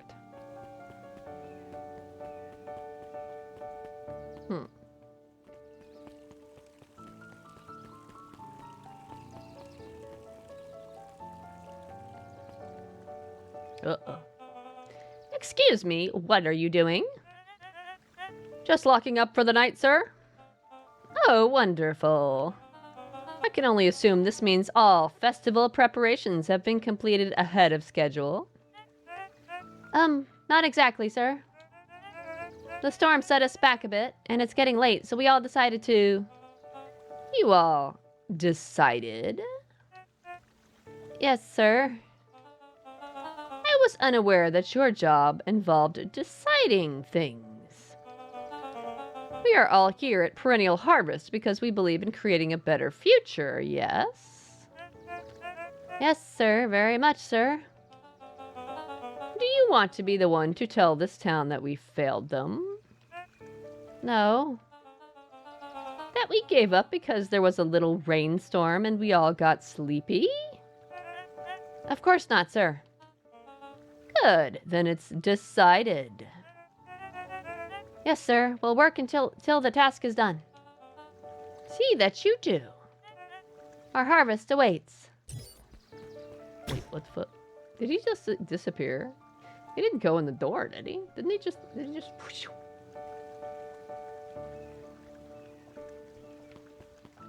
What the fuck? What are we harvesting exactly? I don't feel like we're harvesting plants. Maybe it actually is aliens! I mean, they do have clones, right? You're not gonna tell me all those people that looked exactly the same and talked like robots or whatever are actually like individual folks, right? Rollo, are you still up there? I'm sorry. Rollo isn't accepting visitors at the moment. Come back never. Luca had only ever heard him speak in this stiff yet gentle tone a few times, and it always meant one thing. You're upset. Oh, what makes you say that? Maybe because my best friend abandoned me for no reason? I didn't abandon you. I am just a little late. Rollo scoffed. The rain held me up. Liar. You weren't even home. What? The storm got bad and I got worried. So I went looking for you. Imagine my surprise when I made it to your house. And you weren't there. I hadn't made it back yet. I'm not a fool, Luca.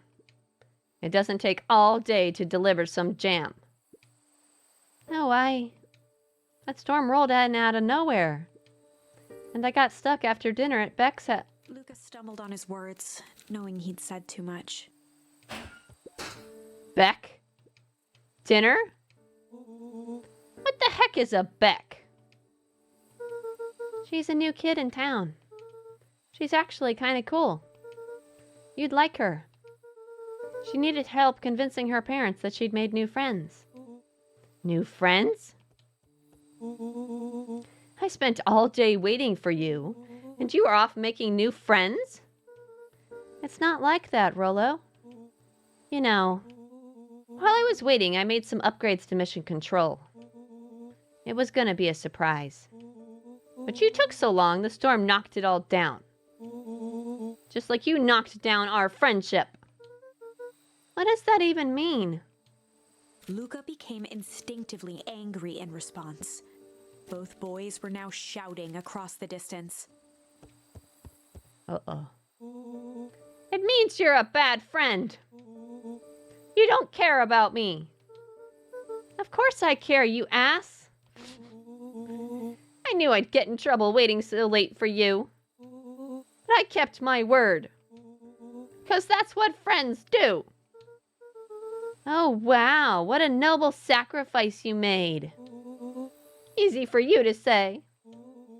Your Gran doesn't even care. You can stay out as long as you want. And you wouldn't even get in trouble. Seriously? You're acting like I chose this? If that's what you think, then maybe you're the bad friend.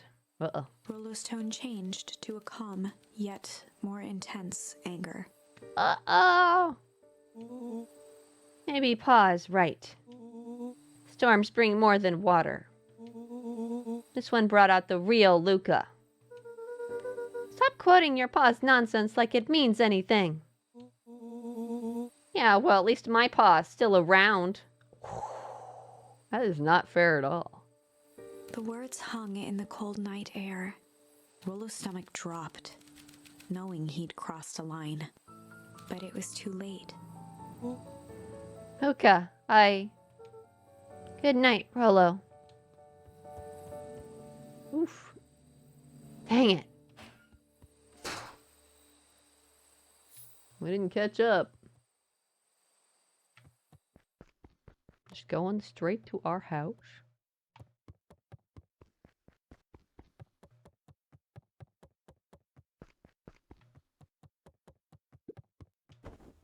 Luca dug through his old stuff, not even sure what he was looking for. Authors. Authors. A soccer ball. Rollo. What a jerk. Call me a bad friend. You go this way? If Rollo thinks I'm still going to the festival with him, he can shove it. That's right.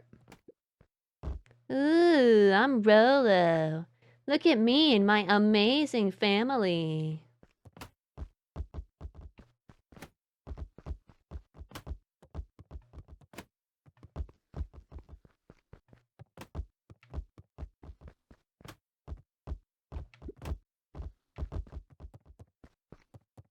Bop. Bop. Bop. Bop. Bop. Bop. I guess I'm just never supposed to make new friends. Weep. No! It's such a sad charm. It's too sad. That's what they're harvesting, authors. What? No! Well, I'm safe then. I'm an innocent kitty cat. I can't harvest me. I'm just an innocent kitty cat playing games, right?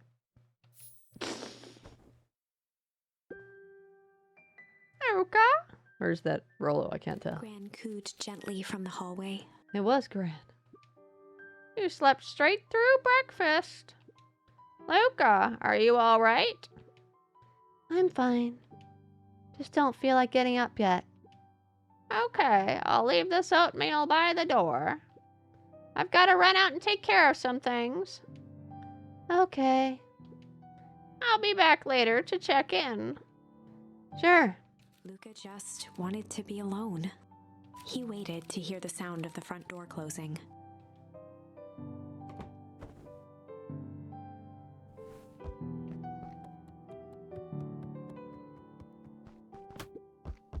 I bet Rollo is still gonna go to the festival.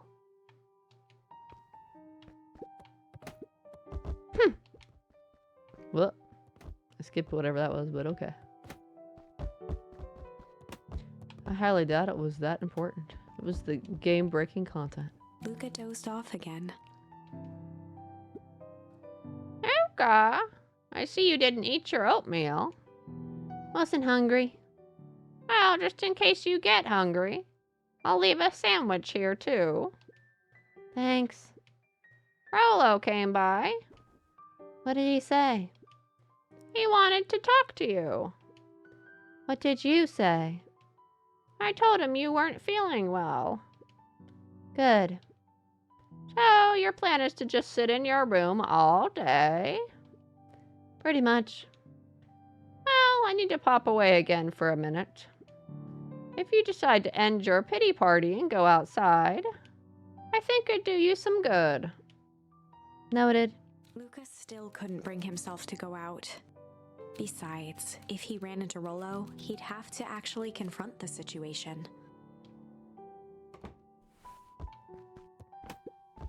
There's never anything interesting at the festival anyway.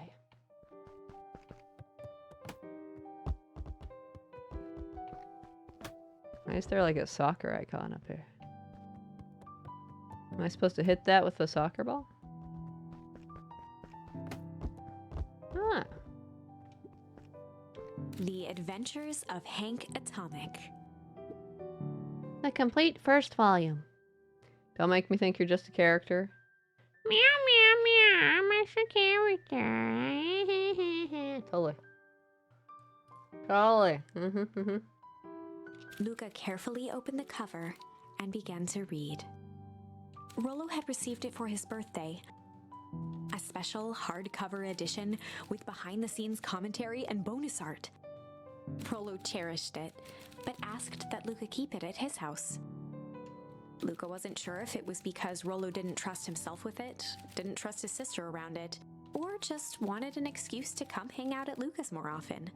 Whatever the reason, Luca didn't mind. But it had stayed right there where Rollo had stashed it ever since. Now, at the foot of his bed, Luca lost himself in the pages. He'd read it all before, but at this moment, it somehow felt sentimental. He was well into issue number 5 when he heard soft footsteps from the hallway. Luca? Another little friend came to see you. A girl named Beck Medwell. She said you met yesterday. What did she say? Is she here? She was just dropping by. I told her you weren't taking visitors today. Oh, She seems nice. yeah. You had a fight with Rollo, didn't you? That did that. Can I come in? Maybe later. All right, then. I'll leave dinner on the kitchen table, in case you want a bite before bedtime. Without realizing it, Luca had pouted away the entire afternoon. He once again felt the weight of it all and allowed his weary eyes to close. Luca stood in a vast black expanse. He Uh-oh. looked up at his father standing beside him. Uh-oh. He's gonna have another one of his weirdo dreams, isn't he? Hamsters don't meow? What do the hamsters do? Or I don't know. Walt was working a straw at the bottom of a fountain glass, trying to collect the last bits of milkshake. Dad, where are we? Taking a final loud gurgling sip, his father peered up from the glass. He jangled the straw playfully with a warm smile, then lifted the empty glass as if to point into the darkness. The source? Luca's eyes followed his father's gesture. In an instant, he was sitting in front of a blazing campfire. Across from him sat a large figure in a yellow hazmat suit. Oof. The figure's voice was a scratchy echo. Well, if it isn't the man of the hour, make yourself comfortable. Luca held his shivering hands over the flame to warm himself. It doesn't work that way here. Their yellow-gloved hand pointed to the base of the flame. It's a cold flame, see? Luca peered at the base of the fire. It wasn't wood that was burning. It was Beacon Pines itself. Tiny buildings, freezing and crumbling as they were consumed by flame. Luca could see small shadows moving in the burning city. People. Luca leapt to his feet. We've got to help them! The figure gave a dismissive wave of their hand. Why waste energy helping people who can't even help themselves? The figure bent down to examine the panicked crowd as they desperately tried to stop the flames. They only care about what's right in front of them. Not like us. Luca's voice was a trembling whisper. Us? The figure slowly stood up, grabbing its helmet with both hands. Uh-oh.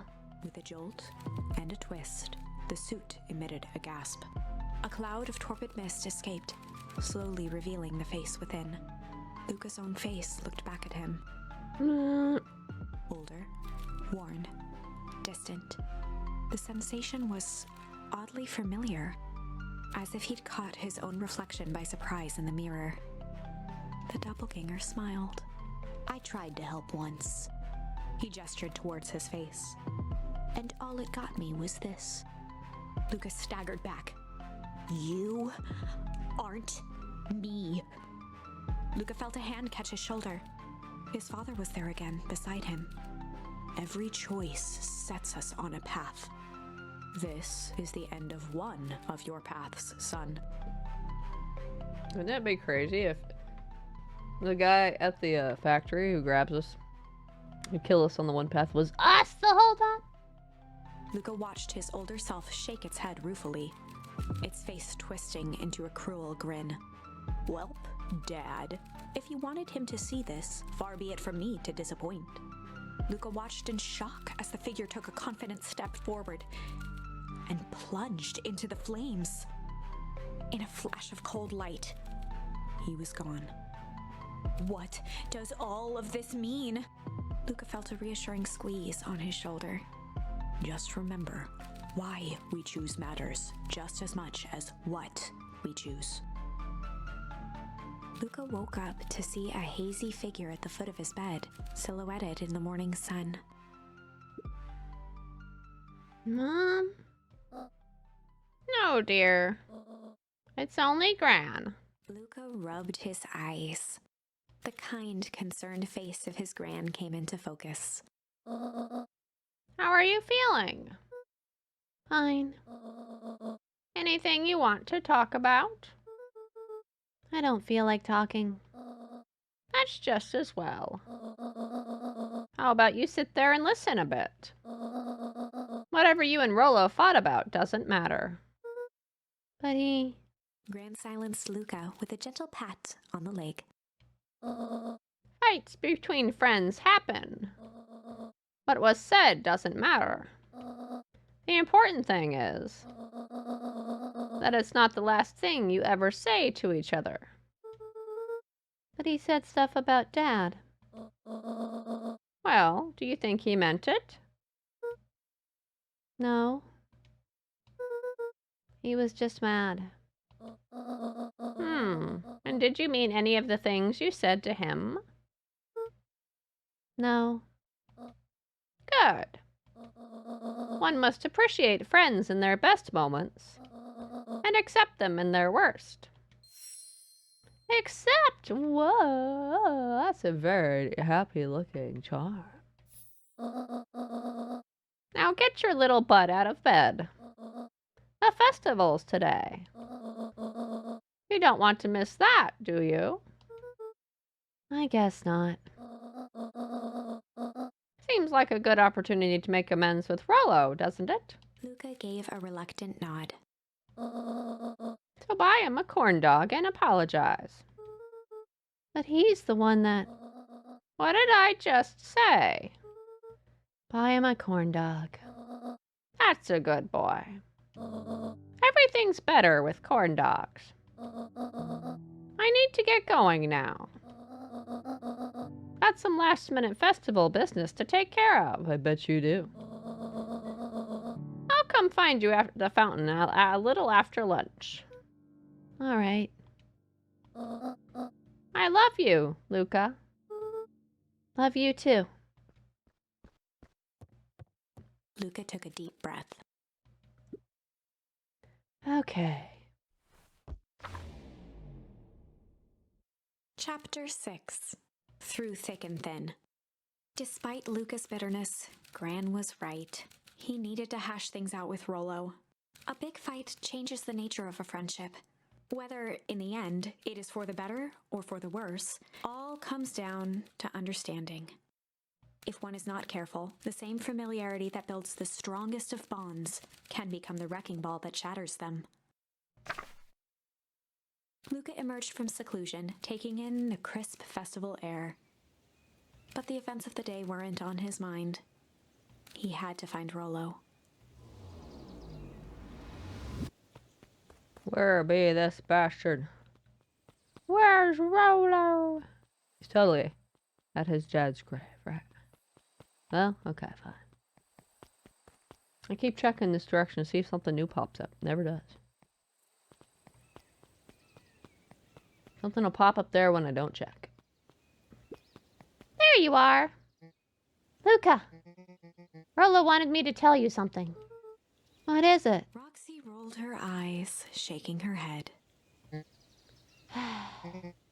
A space adventure, though you needn't buy it. If ye be brave, go somewhere quiet. Roxy, I don't. It's a riddle, Luca. My goofy little brother wants you to find him. Luca looked down and kicked at the dirt. Look, I know you two had a fight. The only thing more annoying than my little brother is my little brother without his best friend. So I'm doing him this one favor. Now I need one favor from you. Whatever it is that went down between you two, squash it. Get over it. Gee, I wonder where somewhere quiet is. It wouldn't be the treehouse, would it? The road leading to Beacon Pines was long and uninspiring. A sort of natural barrier for the impatient. Didn't I get that dialogue before? Whoa, the festival's here. How goes the beetle hunt? Pretty rotten. I haven't seen so much as an XB1. I don't know the fuck though. And it's not just the beetles. This morning I couldn't find any critters at all. It's like everything that buzzes or skitters just packed up and left. I'm sure they're out here somewhere. Maybe all the commotion of the festival just spooked them. Yeah, maybe that's it. They're all dead from the stuff. Hey, you fucking piece of shit. How you doing?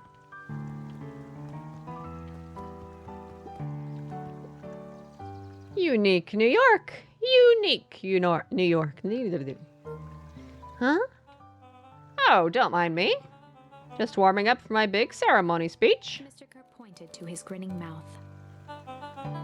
Gotta limber up the old gab box. You nervous? Oh, heavens no. Well, break a leg. Give me the gift of... that disappeared before I could read it. Who knows? I don't know who Perennial Harvest thinks they're impressing with this ridiculous festival. Totally! The town's still falling apart. The weather's still cruddy. And this season's harvest looks like it's going to be worse than last year's. You said it. No amount of corporate pandering is going to change any of that. Exactly. But the lemonade at the drink stand over there does look pretty tasty. Fitz, I'm still gonna be mad at them. I'd just rather be mad while sipping some delicious lemonade is all. welcome to our festival. Don't forget to come back later for Mr. Kerr's speech and the Perennial Harvest Festival sign reveal. Uh-oh. So the sign probably says, like, Perennial Harvest or something. They mess with it, okay? You don't want to miss it. That's right, I don't want to miss it. Ain't moving. Ha ha ha, every single time. Yep. Wait for it. Unexplained sound once again noted. Like clockwork. What a bunch of drones. Ha ha. That's interesting. Jeff was staring into the distance with a wistful look. Hey, Jeff. Everything all right? Huh? Yeah, everything's fine. I mean, used to be fine. Just ain't right these days, you know? I really do, actually. Jeff turned to Luca with a furrowed brow, then gave an understanding nod. You do, don't ya? For a moment, the two now shared that same wistful gaze.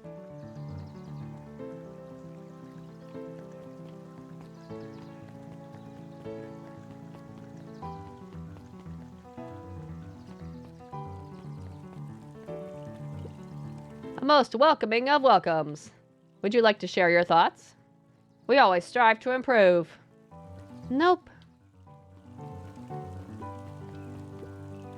Pecan bonus time. Pecan bonus. Aren't you excited? I know I am.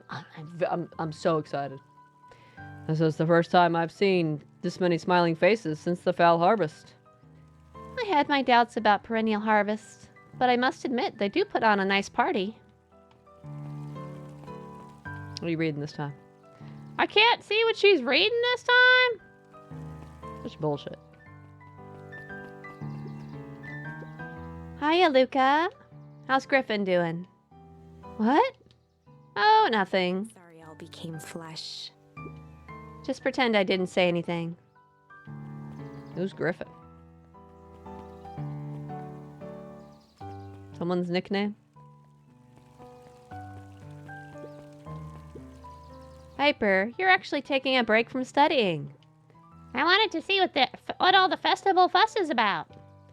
But I can't help but notice. You still brought your backpack full of books. Luca, backpacks can carry a lot more than just books. True, true. So what you got in there? Books?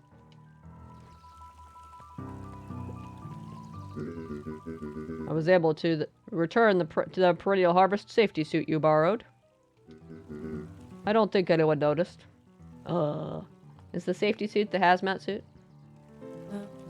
Good. Now will you tell me what you needed it for? It was a favor for an enemy of my enemy. This isn't going to harm Mr. Kerr, is it? All you need to know is that it's for the good of the family. Everyone's halve penis, too easy to figure out. This is totally what they're doing.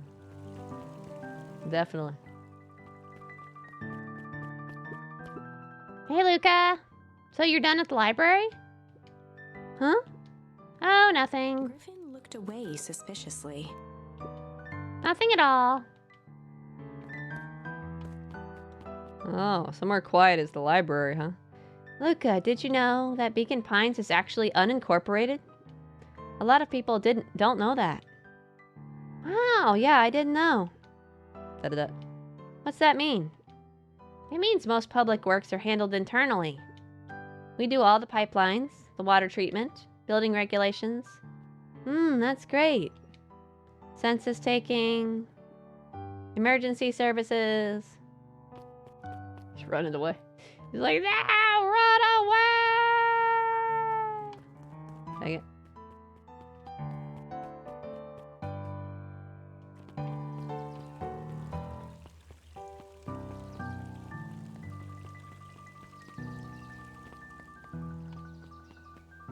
Here's the library.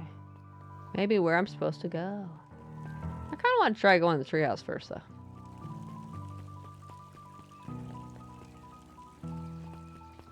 I guess somewhere quiet could be the library, too.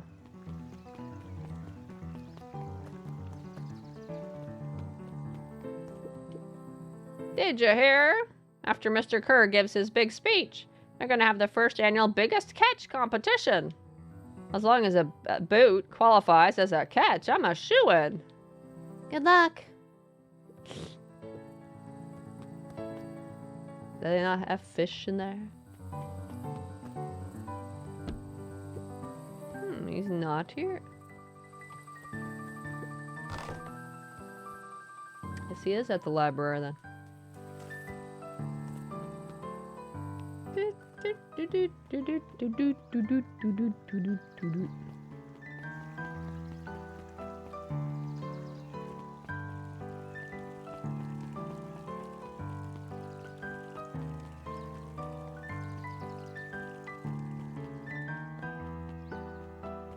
Definitely don't need to check in there. I can just go this way.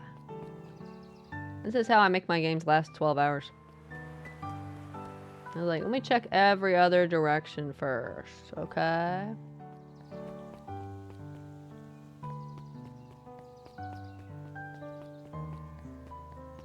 Fine, I guess I'll go to the library. I guess. But can I go in here?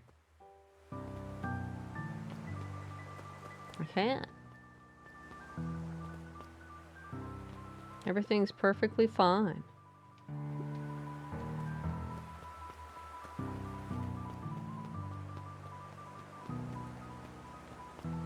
Discovered the sign already. Discover it already? Oh, okay.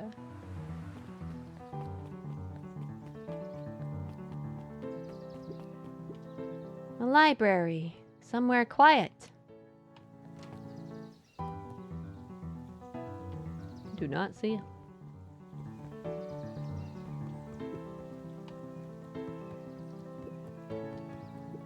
Hey, Jace. Or hi, Jace. Still working through the newest Hank Atomic? You know it. Some fascinating canon toward the end. Did you know? Hank Atomic's shrink array doesn't technically shrink stuff. It uses inverse quantum particle decay to literally grow the entire universe around an object, leaving that object unaltered. What did he say about spoilers? So it just looks shrunk compared to everything else. Or wait. So it just looks shrunk compared to everything else? Bingo! That's wild. But Jace, no spoilers, please. Oh, right. Sorry. You fucking bastard. Said no spoilers. Hey, Aluka. Kato's eyes lit with excitement. I've been expecting you. Bravo on deciphering the first riddle. Whoa. Riddle me this achievement unlocked. Solved a riddle. Woohoo! We solved a riddle. We solved a riddle. The first? Oh, you didn't think that was all, did you? Rollo does go all out, doesn't he? Kato straightened up and cleared his throat as if preparing to sing. On planet Farpool, you may take issue. When the fifth king dies, you'll need a tissue. Kato stared at Luca eagerly. Get it? Want me to tell you? No, it's okay. Let me figure it out. All right. When you find it, bring it here to be verified. And if you decide you want a hint, the offer still stands.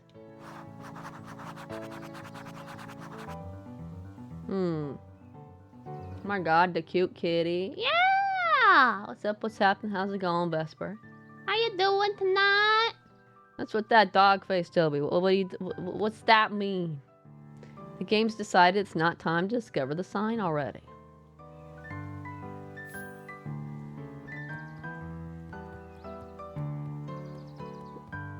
Luca grabbed the 5 pillars of success from the shelf.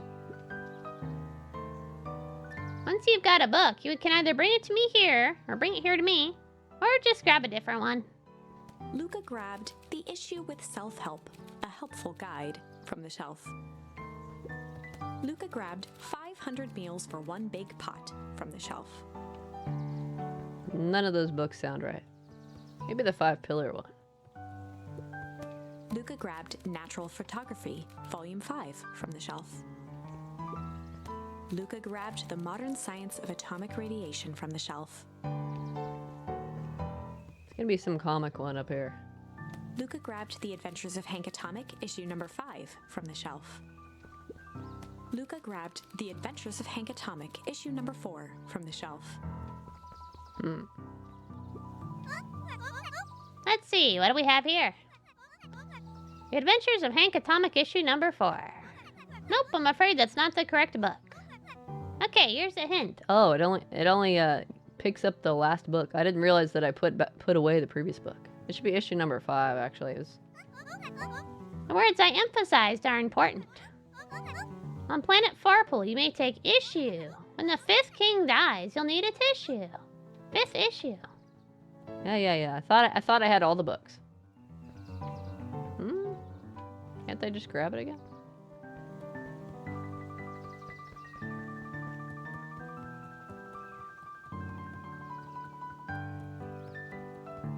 I thought I grabbed all of them.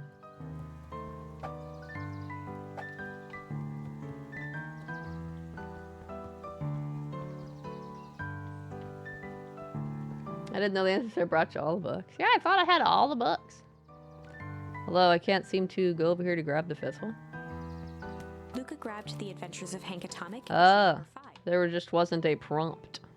Ah, you found it. Kato removed his book from the desk and replaced it with Luca's, turning on the lamp.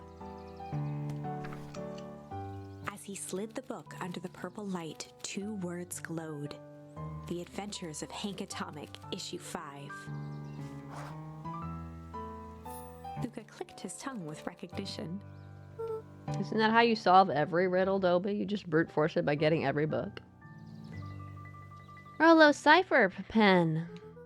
He used to write secret messages everywhere with that. And only I had the special flashlight needed to reveal it.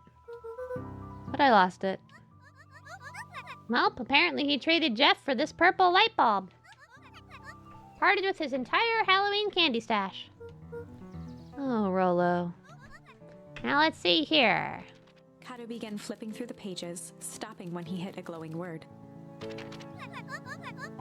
Get away with such a grift. He continued flipping. Only found in Grub. Cart. Reaching the end of the book, Kato looked up. That's it. Grift. In. Grub. Cart? Grift in. Griffin. Griffin's grub cart. He wants me to go to Griffin's snack stand. Ah, brilliant. I guess you're off then? Good luck on the rest of the scavenger hunt. Thanks, Kato. That's why Griffin was like, "You back from the library?" And they're like, she's like, "No, never mind." Well, but I suppose I watched her dance tentacles, so it's to be expected. Bam! That's cold.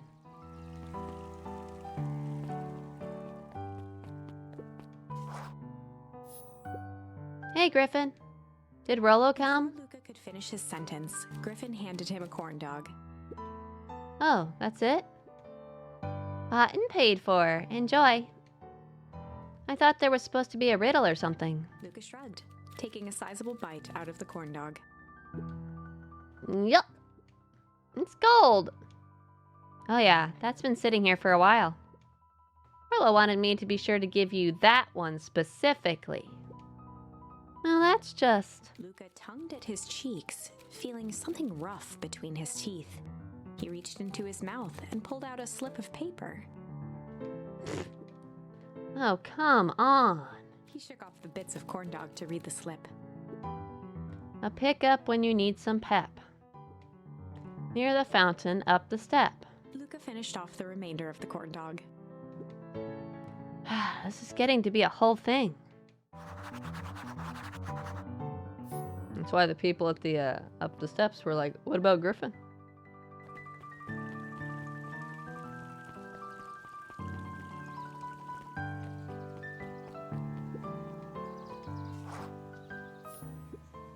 There you are, Luca. There's no way I'm actually doing this. It's way below my pay grade. Oh, come on, you big stiff. Let the kids have some fun. Fine. But Rollo owes me one. Lumi waved his hands around sarcastically as he began. Oh, it takes flight, but has no wings. Your final task a friendship brings. See, that wasn't so hard. Horde. Oh, look at my muscles. You got some muscles. Heart. I feel cheapened somehow. I think it's sweet. It takes flight, but has no wings. Good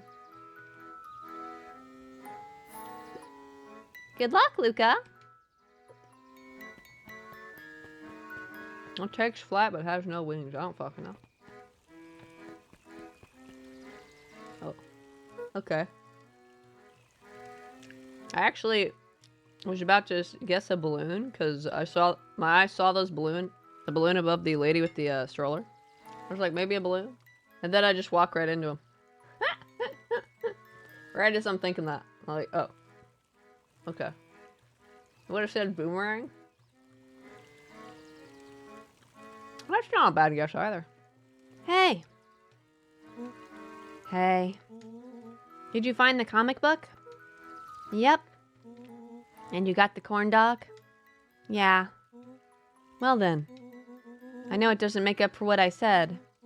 But here, you've earned this. Rollo Rollo sheepishly handed Luca the balloons.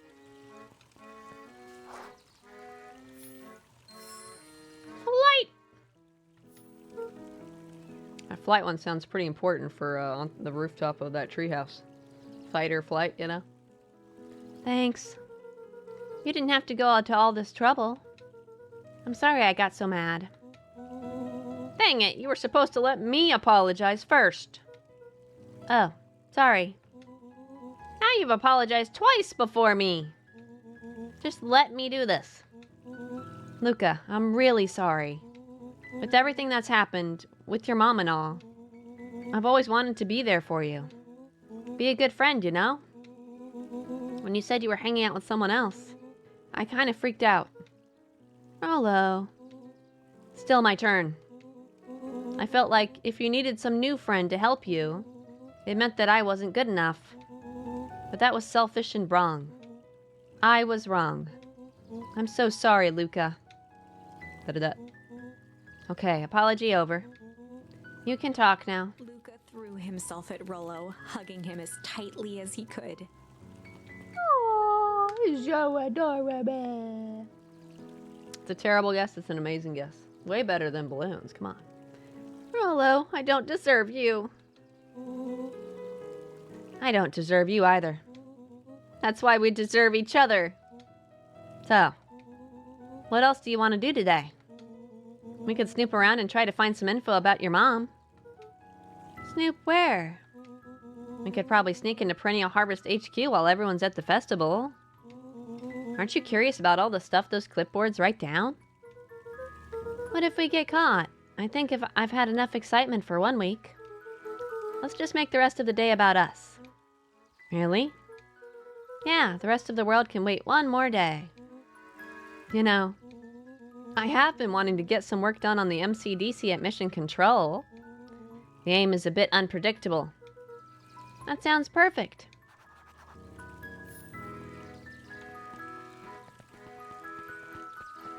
Treehouse! I got some balloons now.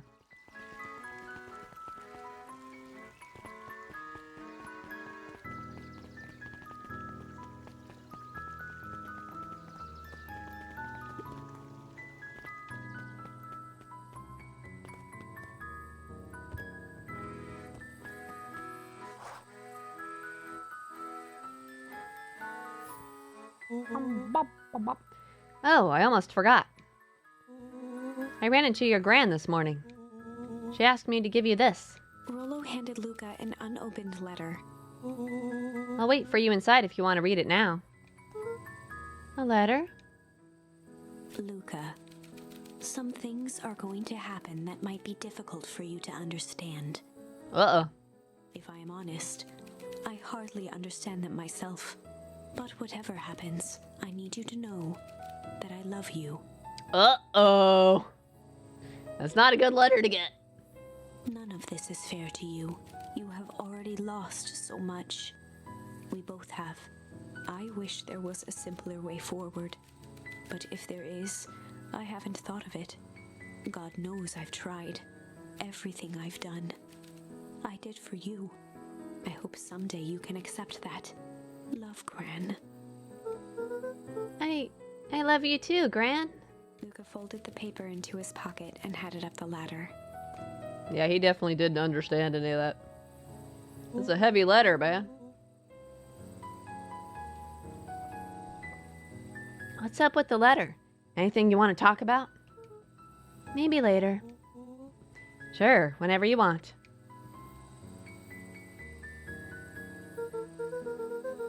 You know, you really didn't have to go to all that trouble just to apologize. I know, but we'd been looking forward to the festival for weeks. After I ruined everything with my big mouth. This was the best way to make sure you still had a good time without me. Rollo. Luca was at a loss for words, but that was fine. Words aren't always necessary. The festival seemed nice. Was it nice? We can still go. Nah, this is fine. Well, there's always next year. Sadly, this was untrue. A distant rumble shook the treehouse. Huh? What was that? Oh man, we missed the fireworks? It was not fireworks. It was something the boys couldn't possibly comprehend. Something as old and cruel as time itself.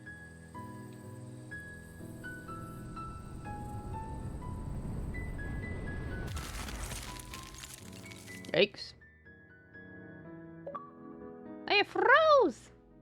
The big chill achievement unlocked. A wave of cold tore through the room. Witness the big freeze. Unfathomable chill. Witness the big freeze for the first time. God damn it. First time! Before they could react, it encased them in ice. Two boys, reunited by friendship, only to be cruelly separated by a malevolence beyond reason. And so, our story ends on this melancholy scene. In a silent treehouse turned statuary, in a town brought low by its secrets, sits a pair of friends, alone, together, for the rest of time. The end. No, that can't be the ending. It simply can't. Why do we keep getting these endings? I won't accept it, and I hope you won't either. There are more endings, more possibilities. I can feel it. We are just going to have to sort through them all until we find the one that fits. God damn it.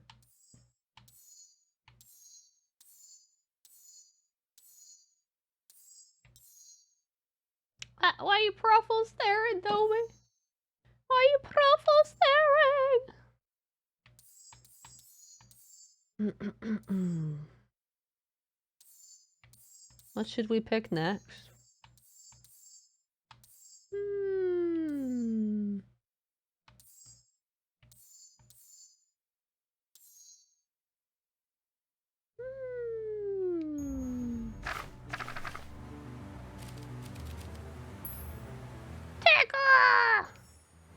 Well, time to bust out the tickles. Hey Tish, wanna see something cool? Yup. Check it. Beck lunged forward and began to tickle under Tish's arms.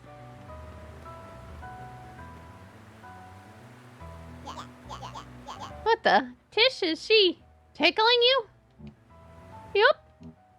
Yup. Yup. Tears began to form in Tish's eyes as she gasped for breath between gales of laughter. Yup. Beck redoubled her efforts until Tish finally had had enough. Yup. What just happened? She seems nice. Sorry for the interruption. I think you were just threatening us? Iggy's eyes darted around, a realization dawning on his face that he was now outnumbered. I just remembered. I have somewhere to be. See ya around, new kid. Iggy kicked at the puddle before making his escape.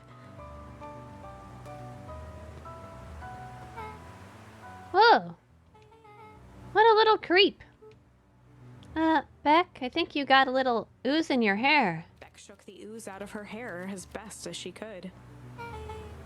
Is it bad? It depends. What are your feelings about having a more mature, refined look? Oh, God. Chapter 4. The Best Policy. Luca paused for a moment, catching his breath. He'd only just met Beck, and somehow he already managed to drag her into this mess. Hopefully he could make it up to her. But finding Rollo was his primary concern.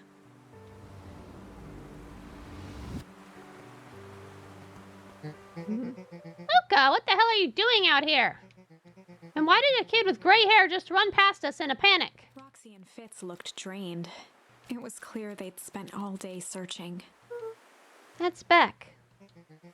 I don't care who she is. What happened? We were just helping look for Rollo. Luca, I need you to start telling me the truth. Roxy's temper could often be dismissed as the impatience of an older sibling. But this was the most intense Luca had ever seen her. Her eyes were wild and unfocused, looking straight through Luca. We're running out of time. In a torrent of rambled words and tears, Luca broke down. Rollo and I weren't just playing in Weep Wood yesterday. We were investigating lights at the old Valentine warehouse. But someone was there in a strange suit. And we hid in the dumpster and had a heavy bag dropped on us. And I think it was a body. And so we ran, but we got split up. And I ran home. And it's all my fault. And now my best friend may never come back. Wow. Just... wow. Roxy, still exhausted and angry, softened briefly as her eyes hunted the ground in thought. With a determined sigh, she looked up at Luca. It's not your fault, Luca. Rollo's gonna be okay. I promise. Roxy drew herself up. I'm gonna fix this. Luca, go home. But I want to help. This is too dangerous for a kid. I can't just sit around. I have to do something. Roxy tried to think of the safest place to send Luca. You go back to that little treehouse you two like to play in. Wait there in case Rollo shows up. Sound like a plan? Luca wiped his cheeks and gave a quick nod. You did the right thing telling me the truth. Now scoot. Do you really believe his story? What other option do we have? Things have been strange around here, leading up to the festival. My dad has been acting weird lately. Well, weirder than normal. Looking into the puddle, Roxy rubbed her arms to warm up. Why is it so cold here? This place gives me the willies.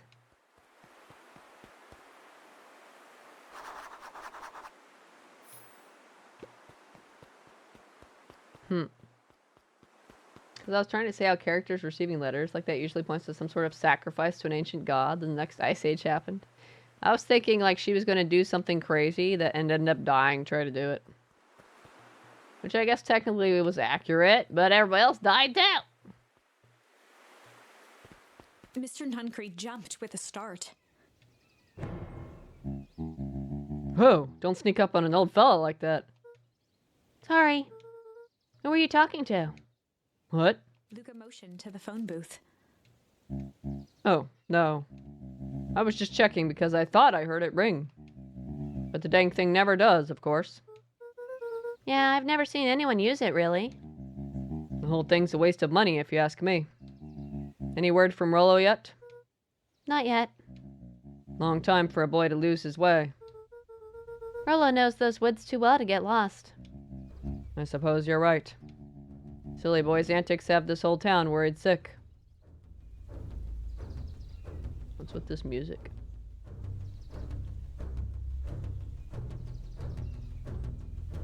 This music is far more intense than I would expect. What the fuck? This dude's gonna murder me. Antics? We all know Rollo likes to play his little pranks. You think this is a prank? What other possible explanation could there be? He's not playing a prank and he didn't get lost. Someone took him. I know it. How would you know that? Unless... Luca, is there something else that you know? Is this the dude in the hazmat suit? Mr. Nuncreed gently placed one of his substantial hands on Luca's shoulder. Dang it, boy. If there is something you know, something that could help your friend, you need to tell folks. Luca peered up at Mr. Nuncreed. Kind eyes warmed a stern face. Nope, don't trust him. There was a deeper emotion hiding beneath it all. It was subtle, but Luca could sense something eating away at him. There was, shame is my only choice. There was a shame lurking behind those eyes. A deep sadness. If Mr. Nuncreed was that worried about Rollo, maybe he could help. Yesterday, Rollo and I were messing around at the old Valentine warehouse. Mr. Nuncreed raised an eyebrow. Both of you? You were with Rollo when he went missing? Not exactly. I was hiding in the dumpster. The dumpster? What were you doing in there? At first, we were just looking around. Then someone in a strange yellow suit came and dumped something on us. We both got scared and ran. That was the last I saw of him. You got scared by some garbage? Well, that's why you don't go skulking in someone's dumpster. But it wasn't garbage. I think it was a body. I'm sure it was just some trash. No, there was a name tag. It said Deep Engineering. Mr. Nuncreed's shoulders slumped. I wish you wouldn't have said that. A deep sigh bellowed from his chest. Dummy. Why did you have to? I tried, Luca. God knows I tried to keep you safe. Luca attempted to take a step back, but Nuncreed's hand clamped down on his shoulder. But you Van Horns just can't help yourselves, can you? We were all so close to being done with this. With a firm shove, Nuncreed manhandled Luca into the phone booth. What are you doing? It's out of my hands now. The door latched shut with a mechanical hiss. Da-da-da. Shit. That ain't no phone booth. As Luca pounded the glass, the floor dropped from under his feet. The inside of the phone booth was now a loose capsule plummeting at gravity's whim. Luca winced and pressed his hands to the walls. As he braced for impact, the capsule hurried to a surprisingly smooth stop. He felt a cold rush of air and opened his eyes with hesitance. Two large figures in hazmat suits occluded his view. Luca heard the deep, resigned voice of Mr. Nuncreed over an intercom. He knows too much. The end. God damn it. Wait. No. This isn't the end. I know there's still much more. Somehow this went wrong. Okay, let's try something else. God fucking damn it! So we'll try flight. Luca's kind of dense. Luca would be dead without us here. To make the right choices for him. Luca drew himself up and decided to take the only option they had left. Flight. Hey, Sheba! What's up? What's happening? How's it going? Thanks for the raid! More braid! More braid! He squinted down the barrel of the mission control defense cannon, aiming it through an opening in the dense tree branches. Hey, slightly ace. Oh, we're gonna He escape looked now. up with surprise as it struck true and taut. Hey, Sheba! I hope you had a nice stream and you were doing something awesome. Wow, I can't believe that worked. Hey, Mr. Kerr. We'd love to hear your thoughts, but I'm afraid we have places to be. Come on, Iggy. See ya, jerks. So lazy. Facing the other direction is just mirrored. It's just flipped in it. So now his like deformities are on the other side. The artists were lazy. I can't believe this. Fine. We know where that leads them. This way, we'll take the tunnels. Luca and Iggy winced as they sprinted through the thicket. The branches clawed at them, reluctant to give passage. After what felt like a marathon, Luca stopped in his tracks as they reached the clearing. What the? That was all he was able to say before Iggy slammed into his back. The boys tumbled down a steep decline and crashed with a wheezing thud on a surface as hard as ice. In fact, it was ice. Uh-oh. A lot of fun tonight, yes. Hope your stream's going well, too. Yeah, it's going pretty well. We're playing through this game called Beacon Pines. Trying to figure out what the mystery is behind this town. What are the secrets? Woo! Chapter 5. Signs. They Signs? stood silently, catching their breath. The sky was like sapphire. You wouldn't want him as your accomplice in crime. He'd tell everything, probably before getting arrested. Yeah, he would just look at him and be like, their eyes look like they're sincere or they could help or something. In Luca's defense, he's 12 years old, right? You don't really expect a 12-year-old kid to understand that you can't really trust all adults. You know, stuff like that. The adults don't always know what to do, you know? With each breath, a plume of steam escaped from Luca's lungs. Let's keep moving. Luca pulled Iggy to his feet as they gazed across a snowy terrain. That was actually pretty badass. Uh-huh. I think we lost him. Are we up in the mountains? I don't think so. If anything, we went downhill. And what's up with the Winter Wonderland? All I know is there's no going back the way we came. Let's see if we can get our bearings. Follow me. Find a way home. I know exactly where we are, man. The grave should be right up here, right? Luca! Luca, are you there? Luca had almost forgotten the walkie-talkie he was carrying. Is that bozo Kerr? I hope nothing bad has happened to you out in those woods. Luca looked at Iggy with hesitation. No need to be rude. With a resigned sigh, Luca responded. It seems like the only dangerous thing in the woods is you. He speaks, the young man of the hour. Now, how in tarnation did you end up with one of our radios? Just lucky, I guess. Boy, howdy, you Van Horns are full of surprises, aren't you? You knew my parents? I never had the honor of meeting your father, but your mom sure was a handful. Luca winced, shoving the walkie-talkie back into his pocket. We gotta keep moving.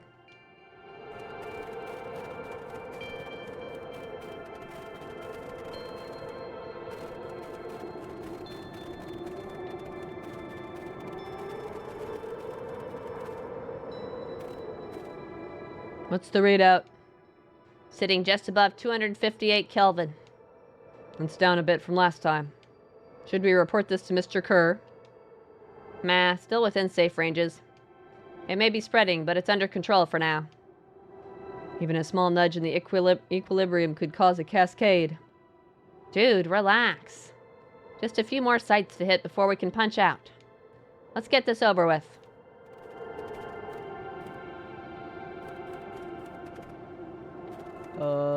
Okay.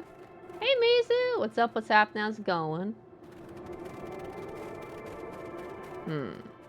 Yeah, I can't go that way. Alright. Just wanted to check before I went any further. What the heckity heck is going on? What's all this? Hard to say with all this snow. It's pretty fucking obvious to me, but I'm not 12 years old, so... I think it's a town sign. I can almost make out letters under there. What town could this even be? There couldn't be another town this deep into Weepwood. I'm looking at evidence to the contrary. Let's figure out what we're dealing with here. Step 1. Snow's gotta go. I'll see what I can do. Snowballs? Snowball!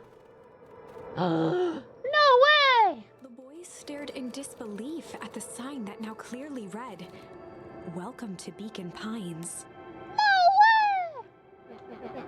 This doesn't make any sense. We're in Beacon Pines? How's that possible? We ran away from town. How did we get back here? I guess we got turned around. Where did all this snow come from?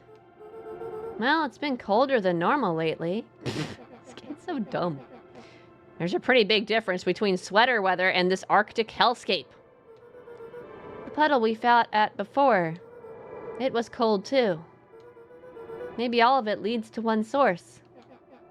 You think it's related? What the hell is going on? We're gonna get you some answers. Let's keep moving. I don't know how Luca's not cold. At least Iggy's got his coat. Brrr, this town's pretty cold. Does stuff look familiar to you? It looks like the barrel near the puddle Shoved me into, yeah. Yeah, in this route I shoved him in that puddle. No, the way to the treehouse is blocked. The fencing listened. Did we, like, time travel? Encapsulated with a translucent layer of ice. They wouldn't have had time to put up this fence and shit. Did we, like, time travel? What's going on? Looks like the stuff they put up around Weep Wood. The stuff who put up? I don't know. It's all frozen. Looking down at the frozen stream, Luca could faintly see a school of minnows encased in the ice. Whatever happened here, it happened fast. The fish didn't even have time to run.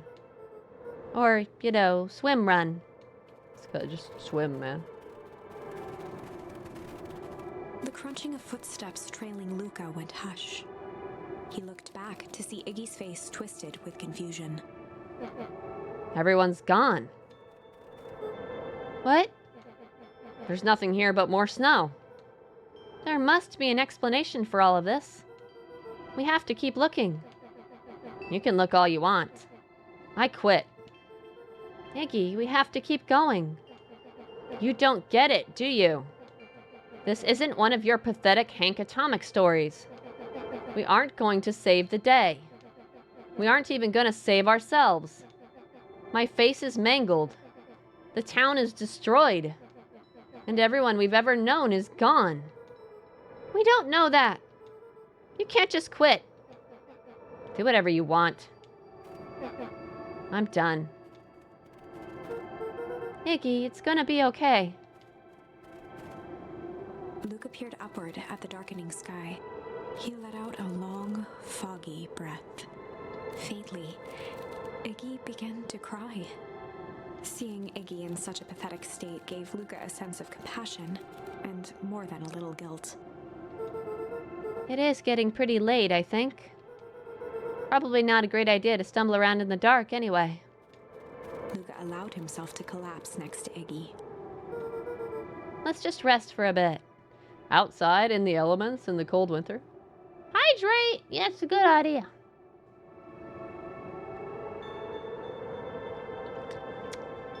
Gotta hydrate. Keep those vocal cords going. Think it's too dense to be cold? Honestly, he is.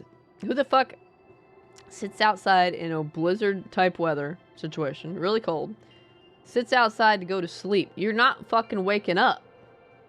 This is gonna be bad and really don't fucking wake up. The boys huddled together for warmth and comfort. If not for exhaustion, their minds would be racing, trying to make sense of the events of the day. As it was, all they had energy for was to sit in silence, numb.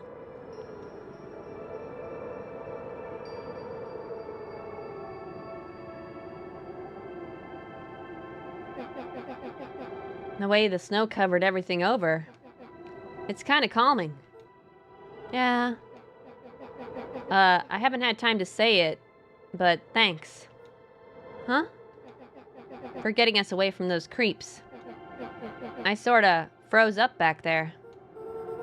Iggy, I should be the one apologizing. This all happened because I lost my temper. Nah, that's bull hockey. First of all, you didn't know what that gunk would do. You didn't, right? Of course not. And second, stop with this baloney about losing your temper. But I did lose my temper. Iggy motioned sarcastically to his half-deformed face. Obviously. But that's exactly what you should have done. Huh? I was being a horse's ass. You were supposed to be a horse's ass in response. That's how it works. Iggy, I'm having a hard time following. You wanted me to fight you? Of course. Geez, you goody-goody types take forever to understand this very basic point. Why would you go around saying cruel things trying to get into fights? Iggy shrugged. It's something to do. You're an asshole because you're bored? Sometimes I just feel empty. You wouldn't understand. You and Rollo are always having a blast together. Laughing and calling that dinky little treehouse mission control. Iggy now wept openly. Perfect little Luca Van Horn. With his perfect little life. My life is not perfect. Everybody in town likes you. Not everybody. Hell, that new girl hasn't even unpacked yet, and even she already likes you. You have Tish. He wiped his nose with a sleeve. I love Tish. Tish is great. But she ain't exactly the world's greatest conversationalist, you know? Luca gave a warm chuckle. I get that impression. Iggy cleared his throat as he wiped his eyes. Huh, it must be raining out here. Definitely. Iggy arched into a wide yawn. We should probably try to get some sleep. Not outside! Yeah. Let's lay low for now. Tomorrow we'll get to the bottom of all of this. Luca's eyelids began to slowly drift shut. Fucking idiots. Luca? Yeah? I always did want to see the inside of your dinky little treehouse. What do you think? Not bad. I'll give you the full tour when we get back. You know what? That's all Luca could whisper before succumbing to sleep. Iggy snuggled in some more. When it comes to worst days of my entire life, this one wasn't half bad. Aw. The house smelled of warm bread. Luca was playing with toy blocks on the living room rug. He looked up to see his parents on the couch. His mother held his father's head in her lap. She idly stroked his hair while humming a song. A voice behind Luca spoke. "This is how you remember them, huh?" Luca turned to see his own face. The doppelganger from his dreams, still clad in a yellow hazmat suit, still carrying a look of disdain behind empty eyes. "Aw, look at this perfectly cozy scene. You know it wasn't really like this." The figure picked up a toy block and inspected it. "It's amazing the facades that one can build given the right materials. Not that I blame us. These are a child's memories, all warm and fuzzy. You don't remember, do you?"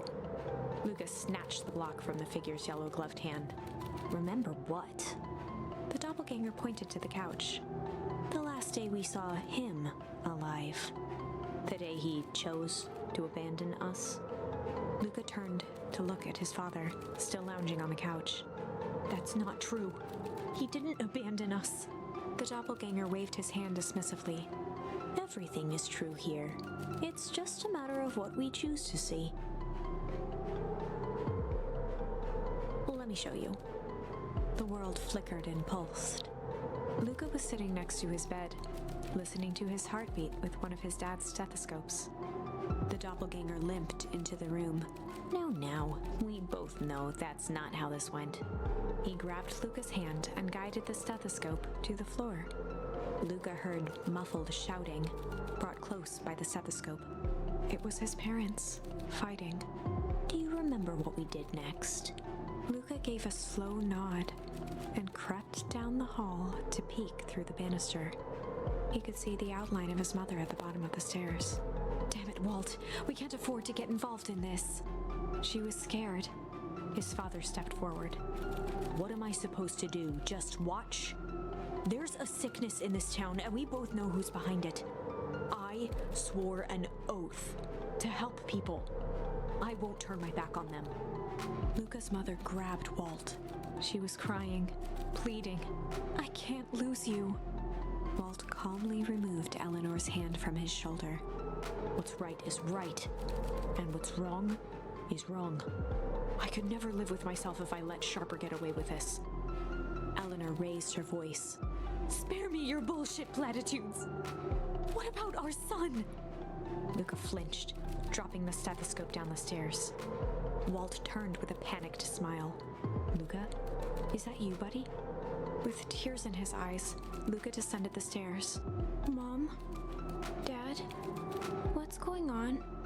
Walt dropped to a knee to meet Luca eye to eye. Nothing, Buckaroo.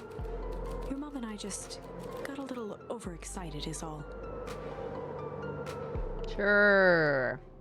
Luca placed the stethoscope against his father's chest. His heart was racing. It sounded like you were going somewhere? Walt gently removed the device from Luca's ears. Listen to me, Luca. I have some business to take care of. I'll be back in time to tuck you in. I will. Luca hugged his father tightly. Promise? Walt stood up and walked to the door. He glanced over his shoulder. I promise. You fucking liar! With a wink and a grin, he put on his hat and strode out into the evening sun. You should never make promises you know you're gonna break. Either that or he was very confident that he wasn't going to die. I doubt it, though. A figure approached soundlessly from the foggy snowfall. It stood above them, lingering in contemplation. Slowly raising one hand above Iggy, it snapped out 2 brisk raps on his head. From a deep slumber, Iggy sprang up defensively. Get your hands off me! Whether it was the calming presence or the recognition that he was not in danger, Iggy felt his clenched fists lower. Just what do you think you're doing? Luca looked up, gradually remembering his whereabouts.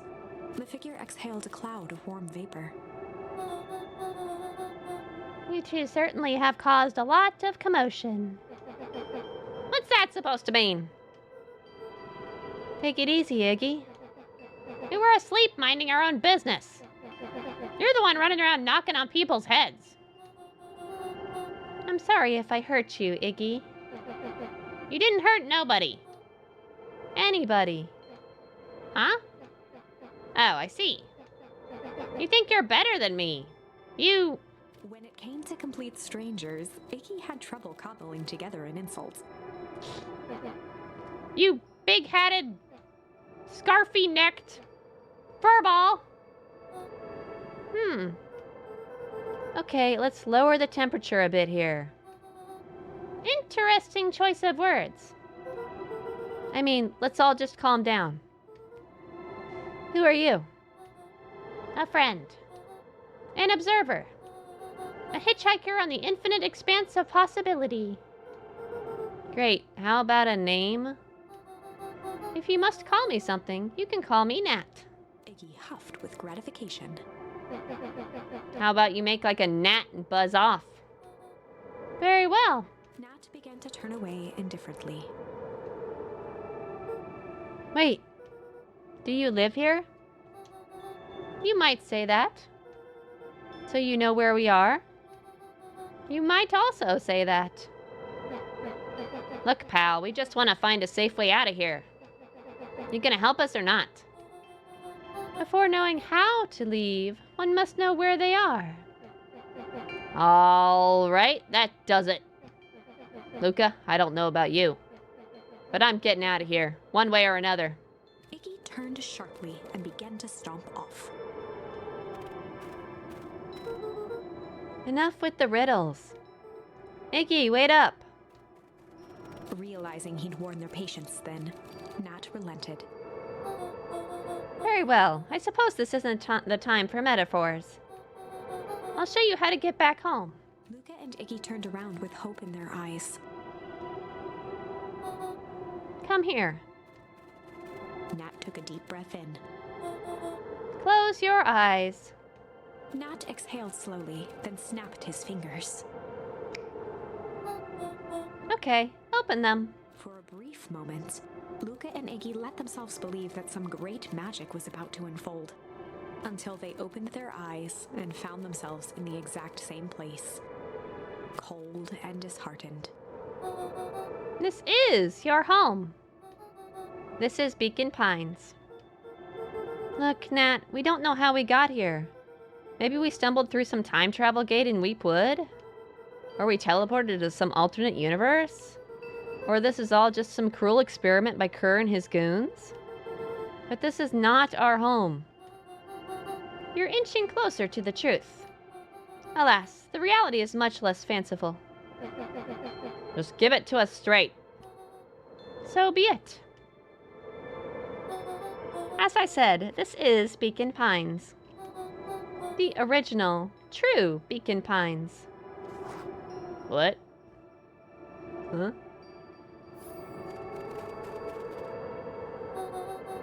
You both grew up here. But the town you've called your home for the past several years is a replica. What? A remarkable achievement of engineering, to be fair. But a replica nonetheless. That's impossible. It's too much work. You'd need a whole town to replicate a whole town. Indeed, to pull off such a feat would require immense labor power. That which could be moved would be moved. That which could not would require a precise duplicate. You would have noticed. Someone would have noticed. You'd think so, unless the auditing was impeccable. A mind-numbing attention to detail. As for the innumerable trivialities which complete the tapestry, well, you can leave that to this miraculous thing we call a brain. It has a real aversion to discontinuity, a revulsion even. The brain has a wonderful way of smoothing out the rough edges, keeping us sane. Wait, no voice dialogue for this one? Luca and Iggy looked around uncomfortably. So you're saying that someone made an entire new town and moved us all and no one noticed? Precisely. But why? Why is the one question that can never be answered with certainty. The best one can do is to uncover... Nat narrowed his eyes, furrowed his brow, and uttered, the source. Why'd you say the source like that? Why, indeed. Luca began to laugh uncomfortably. It's all ridiculous. There's no way they could. He looked down at his feet. His eyes started back and forth in contemplation. With a sudden pain, a thought struck him. If this really is home... He sprinted off into the pale distance. As Iggy turned to follow, Nat called out, Iggy, it's not too late to turn back. Simply head west, through Weep Wood.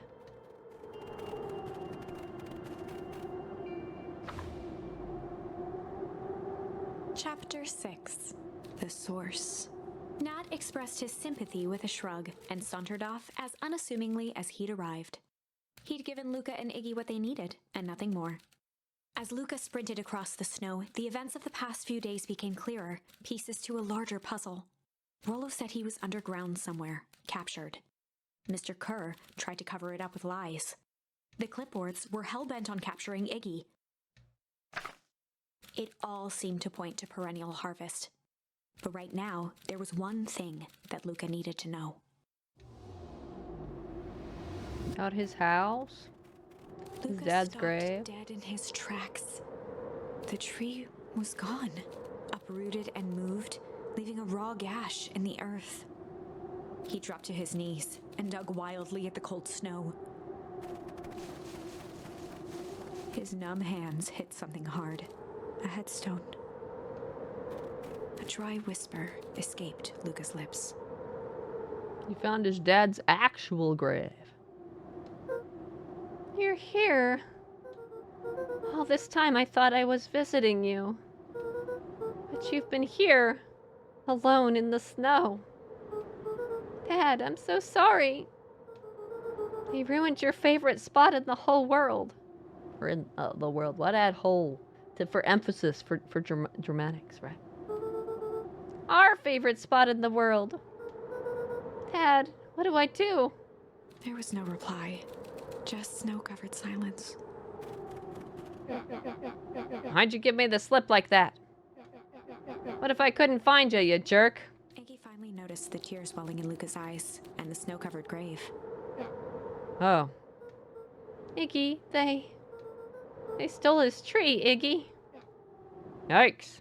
Suddenly, they heard the crunch of approaching footsteps in the snow. Uh-oh. We gotta hide.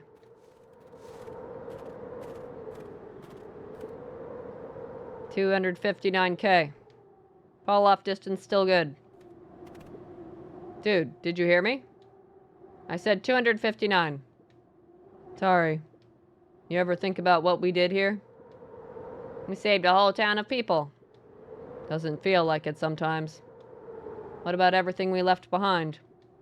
That's the grave of someone with a family. The people who loved them will never know the truth.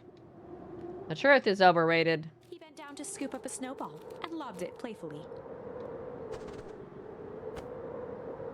Hey, don't be such a downer, dude. We took this job to change the world. Yeah, come on. It's almost lunchtime. Lunchtime. Weirdo.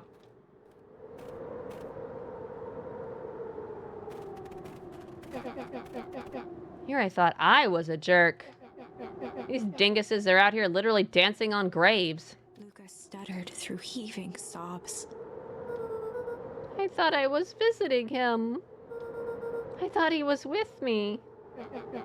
Not gonna lie, that's a bad break. Here's some advice. Iggy gave Luca a solid smack on the back of his head. Hey! Who's any of this helping? What? Sitting here in the snow, crying like some pushover. Who you helping? Iggy, look what they did. They lied to everyone. Blah, blah, blah. Luca Van Horn, you're a lot of things, but you ain't no pushover. What did I tell you before?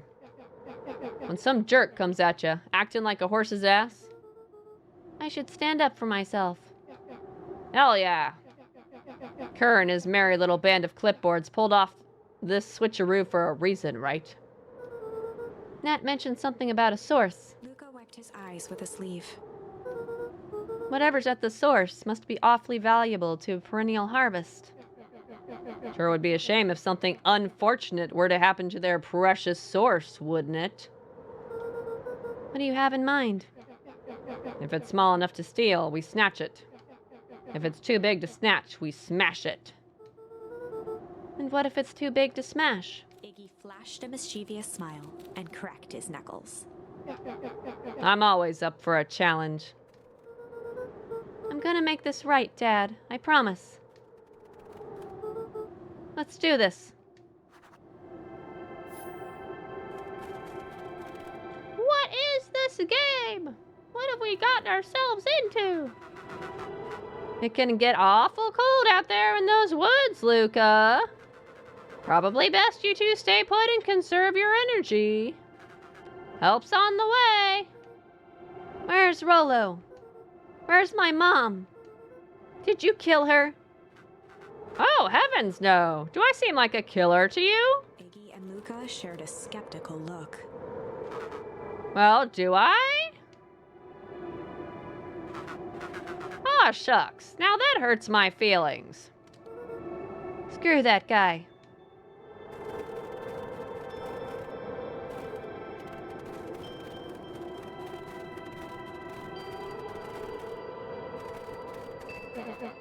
Wait a minute. If this is the original town, then that means... Iggy darted behind a large pine and began digging furiously. He emerged holding a shoebox with a crude skull painted on its lid. I guess he buried that. What's that? Long story. So a few years back, I, came into possession of some premium grade fireworks. Not the wimpy firecracker stuff they give kids. The good stuff. So why did you bury it under a tree? That's the long part of the story. You and Rollo were doing chores at Rollo's chicken coop. Wait, he's the one who set the chicken coop on fire? And you guys pissed me off for some reason or another. Luca rolled his eyes with realization. No, you didn't. Iggy stifled a chuckle. Yep. I just wanted to give you guys a little scare. But like I said, these were some primo fireworks, or primo, I don't fucking know how to pronounce that. So I might have underestimated things. You blew up the chicken coop? I prefer to think of it as an incendiary redecoration.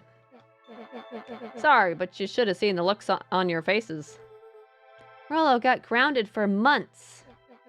Which is why I needed to stash the evidence and lay low. So I buried him under that tree. But when I came back for him later, they were gone. I figured some grown-up found them and tossed them. Iggy triumphantly raised the shoebox. Turns out it wasn't the fireworks that got moved. It was us. Unbelievable. So sneaky. Do you think this is a game? Newsflash, boyo. You're not a hero. You're a little brat who is in way over his head. A hero is just someone who refuses to give up. Comics these days are rotting children's brains. Everyone thinks they're a spaceman superhero. I was always partial to Hank Atomic myself. Is that so?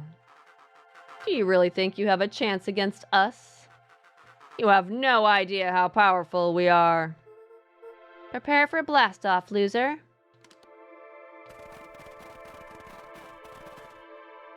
I kind of doubt I'll be able to actually... Ooh. Under the fountain?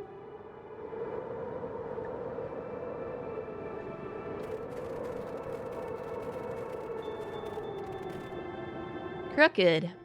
Just like this whole stinking place.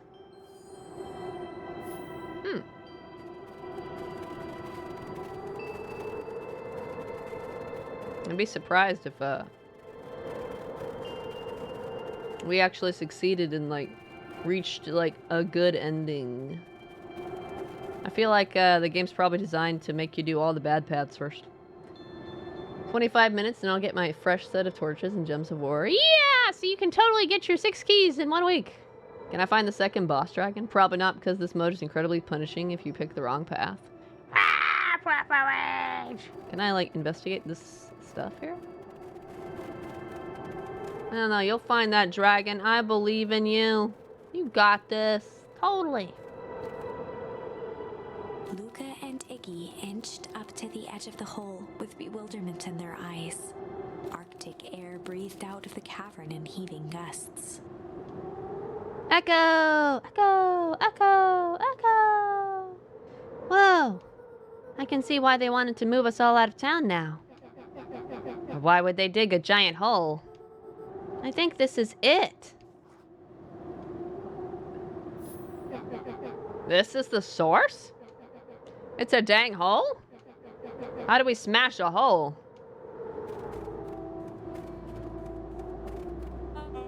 Oh, it's much more than that, my annoying little friend. Kerr! Where's Rollo? I wasn't lying before. He's safe. Well, safer than you two, at least. Drats, it's cold. You just had to drag me all the way out here, didn't you? Mr. Kerr gazed down the abyss in contemplation. It really is something, isn't it? What did you do to our town? What is all of this? Well, that's a doozy of a question. This is the source, where they collect the unrefined, Kerr scratched the back of his head. Honestly, boys, I don't understand any of this well enough to explain it. Fact of the matter is, I'm not paid to know. What do you mean you don't know? Ain't you in charge? Oh, heavens, no. My role is merely to flash a winning smile and manage various complications. Complications like us? You are a smart boy. His face contorted into a saccharine grin. I don't agree with him being a smart boy. He's a dense motherfucker. It really is nothing personal. Some people are destined to strive for greatness, and others are simply obstacles along the way. Seems like you were destined to be a creepy lackey. The point is that we all play our part in life. Mine just happened to be a lead in the role of a lifetime. And you happen to be extras, ready for your curtain call. We aren't giving up without a fight. Your smile's not going to be so winning after we're done with you. Now, boys, there's no need for melodrama. It makes even a professional such as myself embarrassed for you. Let's change the mood a bit. Kerr snapped his fingers. Scene change.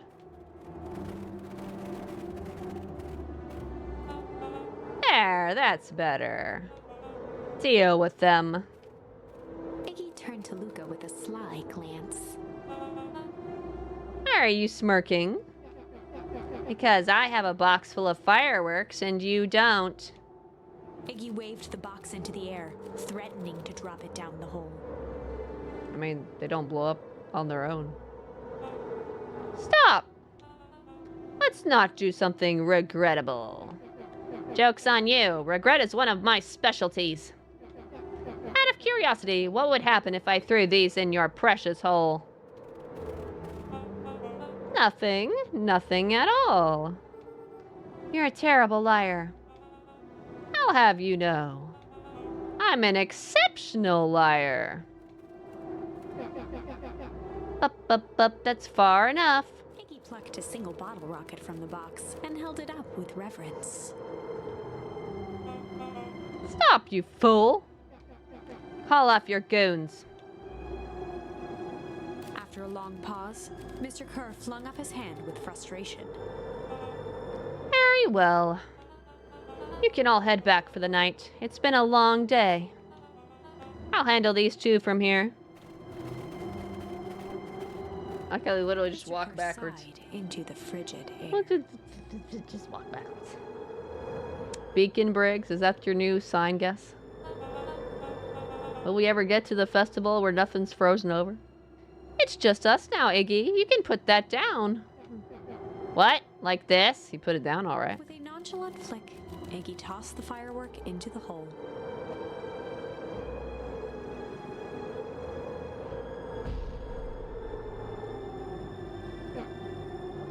Ooh!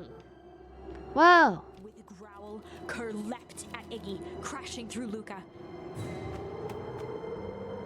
Iggy tried to twist away, but in the struggle they both tumbled over the side. Luca dove forward, bracing Iggy's hand just before it slipped. His grip was made precarious by the cold, wet snow. He could see Kerr further down, clinging to Iggy's coat. You reckless child! What have you done? Luca, listen to me! Hold on tight and use the walkie-talkie to call them back. What channel do I use? It doesn't make a damn difference. They're always listening. If you do that, the clipboards will just haul us up and snag us both. The only way to get out of this is if Kerr's out of the picture. Just let go and save yourself. If he lets go, we both die. I don't want to die, but seeing the look on your face almost makes it worth it. Mr. Kerr, you've had a long life. Why don't you actually do something selfless and just let go? Mr. Kerr gasped with insult. Long life? I'll have you know I can still play 25. You should have heard me sing the part of Phileas Young. With a wild look in his eye, Mr. Kerr began to hum a proud melody. Rum-dum-dum. Rip-dee-dum-dum. Wow, can you believe this guy? Hum, hum, hum, hum. Luca's hand began to cramp. His voice began to crack. Kerr, just let go. No can do. If you want to save your friend, you'll have to save me too. Luca, look at me. It's okay. Luca felt Iggy loosen his grasp. You aren't going to kill your friend like that, are you? Every muscle in Luca's body burned. I'm not his friend. Yes, you are. Nah, I'm just a no-good bully. Like you, Kerr. Iggy, no! Luca felt his hand slipping. What game is this? Hey, Obsidian, what's up? What's happening? How's it going? This is a very dramatic game! Where we attempt to solve the mystery of this town. What happened and what's going on. You're showing up at a very dramatic moment. Very dramatic. And I told you what you need to do with bullies. I can't. It's your only way out of this mess. 2 birds with 1 stone. It makes sense for us to fall together. Wackadoos travel in packs. A calm settled over Iggy's face. Luca, let me do this. Iggy's voice was colder than the bitter air billowing from the chasm. Let me do the right thing for once.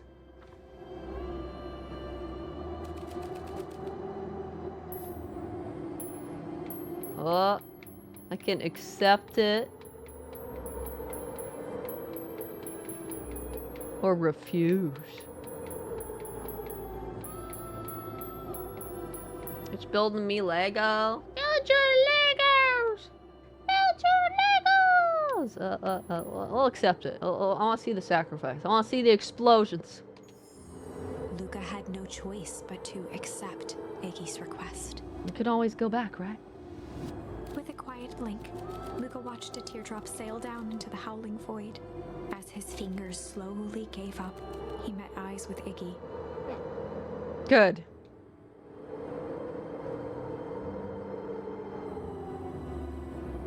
The 2 silhouettes were swallowed by darkness.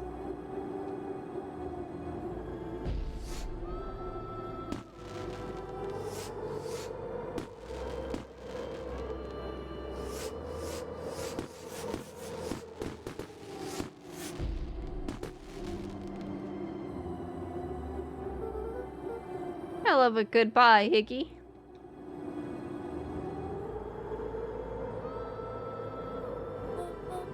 Luca, you really should step back. What? Quickly.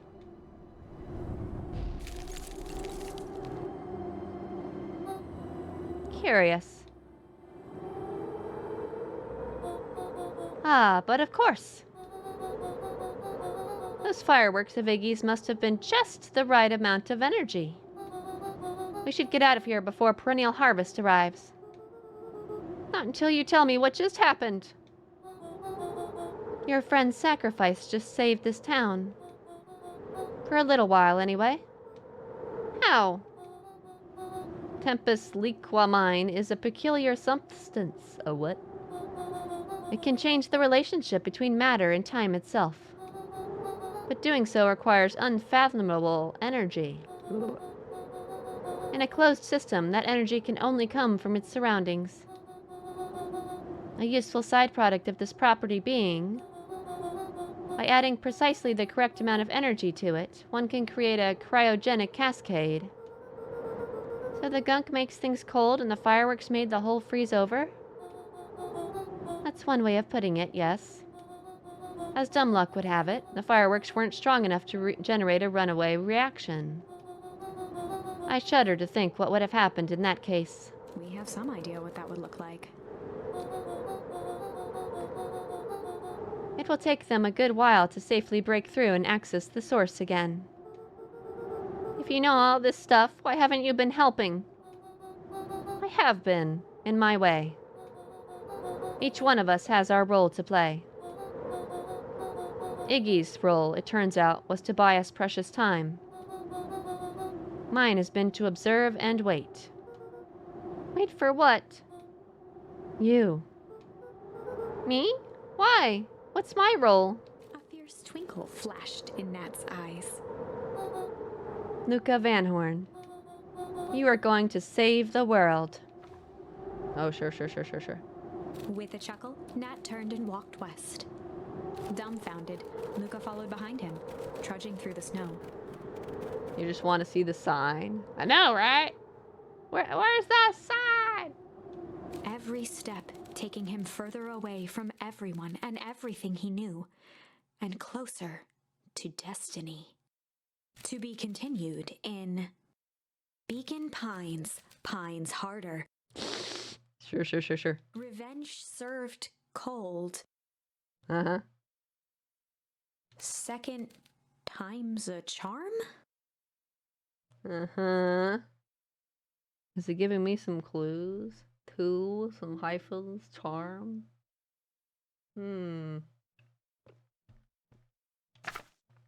Wait, that's it? this ends with a crummy cliffhanger just when it was getting good? I was even starting to like Iggy. No way. I refuse to be associated with some never-ending parade of sequels. Let's go back and find something more definitive.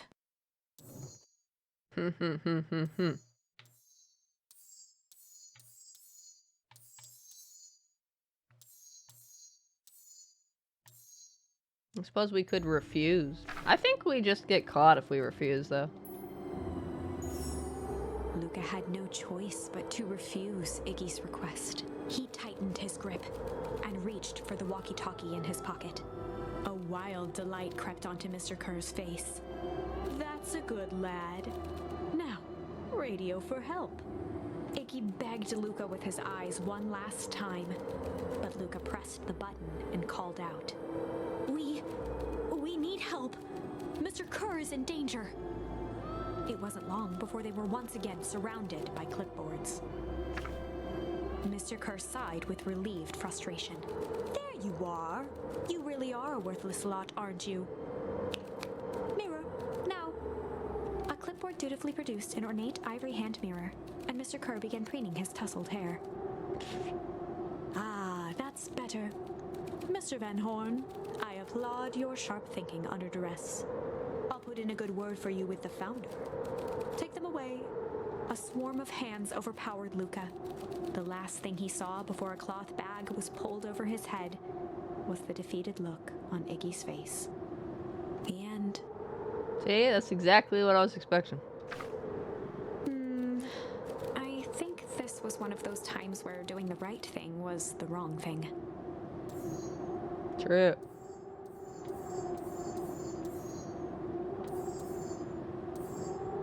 I literally only have one option right now, don't I? I only have one choice to make right now.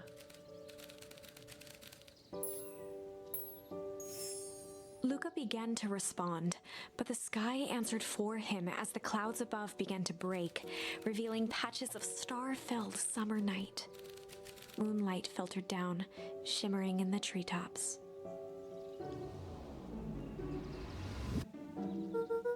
Sure, you can meet Rollo. You're not going home? No, I promised I'd tell Rollo I'd tell him about... Luca stopped himself mid-sentence. Promised you'd tell him what? Spit it out, bub. We're thick as thieves now. If there's a juicy secret, you've got to tell me. Okay. You can come to the treehouse and I'll tell you both what happened. Heck yeah. Bold blow. Luca saw Beck skulking by the gate. So you're telling me there's nothing mysterious or creepy about this place? It's mostly boring and empty. I refuse to believe that. Big spiked gate, looming mansion, rich reclusive owners. It even smells shady. Beck grabbed the wrought iron bars and shook the gate. Mark my words, you decadent nightmare house. You will reveal your secrets to me!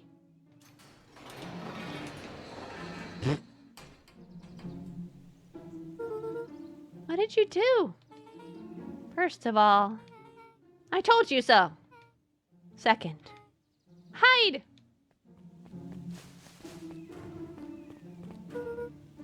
That's Eris Valentine. Who's that she's talking to? Shh. I expect you to return that suit in working order. Of course. As long as everything proceeds as planned. There's nothing to worry about.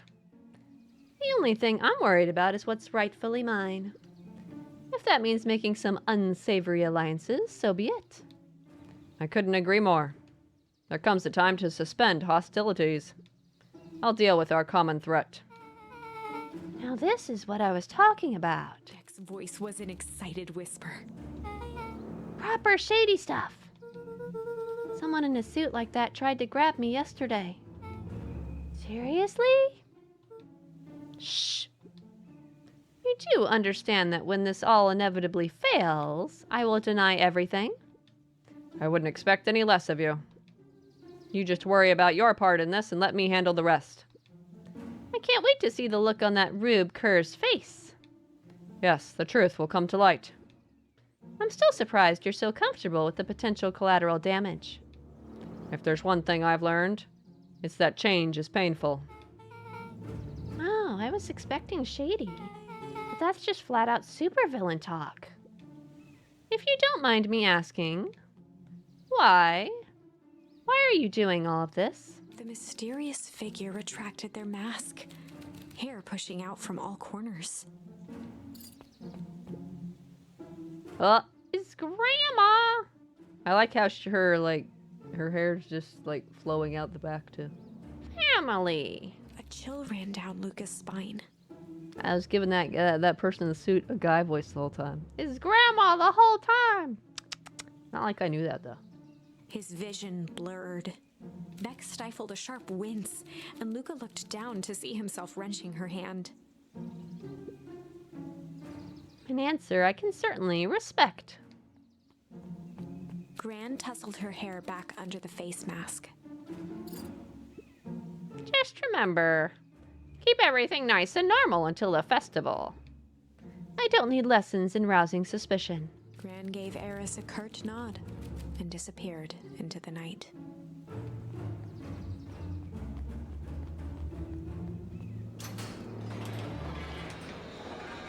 Yes, exactly. Chapter 5. What big ears you have. Lucas sat shivering in the bushes, staring at his feet. What big ears you have, Grandma. After checking to make sure the coast was clear, Beck gave him a gentle tug on his sweater.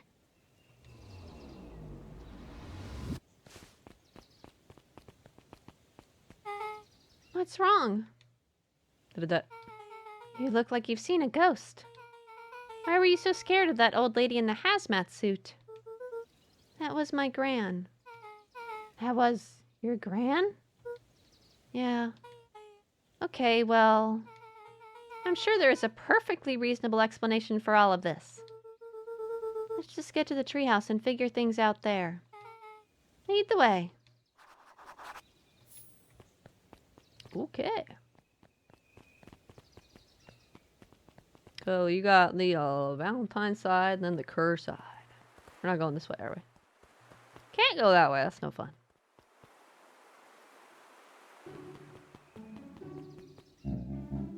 For the last time, there's nothing to worry about. Of course, we're not worried. The clipboard finished writing with a scratchy flourish and looked up. Just dotting our I's and crossing our T's. Well, maybe try minding your P's and Q's. Mr. Nuncreed, arms crossed over his paunch, gave an exhausted sigh. If there's anything you need knowing, you'll know it. Absolutely. If you'll just sign here, acknowledging everything is accurate, we'll be out of your hair in a flash. Oh, for the love of... He snatched the pad and scribbled his name so hard the pen nearly snapped. There. And would you like my eternal soul as well? The clipboards looked at each other for a moment, almost pondering the possibility, then broke into laughter as they walked away.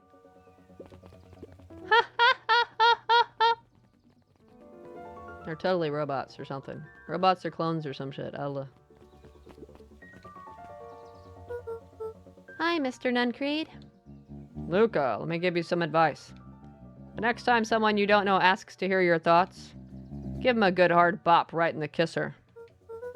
Oh, Grant tells us to just keep away from the clipboards. That's good, that's good. Your Gran is a smart lady, Luca.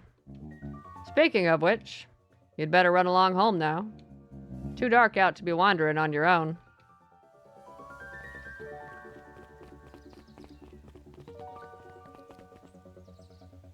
Actually, I don't know what you're talking about. I'm simply agreeing. Good, good, good, good, good. As you should.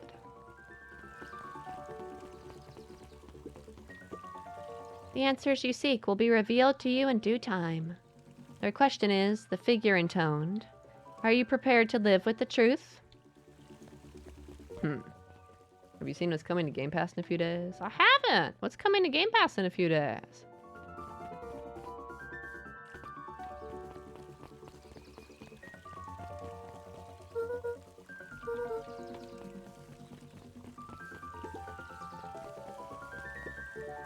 Another day, another dollar. See you tomorrow, Z. Have you noticed how all the Perennial Harvest folks order the same drink? Decaf cappuccino with extra foam. Why? I don't know. Just thought it's a little odd. Pretty weird for sure. Well, the customer's always right. See you bright and early tomorrow. I can't wait.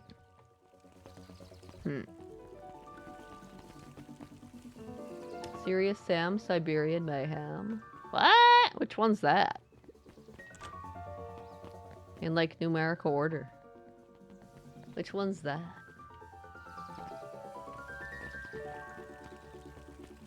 Expansion to 4? What? There's an expansion to 4? And they didn't tie it as an achievement to the list to make it have DLC. William Kerr and Gus Valentine proudly surveyed the half-covered festival banner. It's all coming together quite nicely. Couldn't have done it without you. The mayor gave a half-hearted shrug. I'm not so sure about that. Nonsense. That reminds me, I wasn't able to thank your sister for her contributions. Yes, she has been indisposed of late. She doesn't much like me, does she? Oh no, that's not it at all. She's just been busy. Of course. Regardless, I would be forever grateful if you could pass my thanks on to her. The History Museum adds a real air of import to the whole affair. And we couldn't very well celebrate the story of Beacon Pines without including the Valentines. My father was a great man. You're darn tootin' he was. Kerr locked his arm on Gus's shoulder. But I mean the entire Valentine family. Present company included. Can I ask you something, Mr. Kerr? Call me William. Ask away. William, why are you doing all of this? Gosh, I've never felt one needed a compelling reason to throw a party. Not just the festival.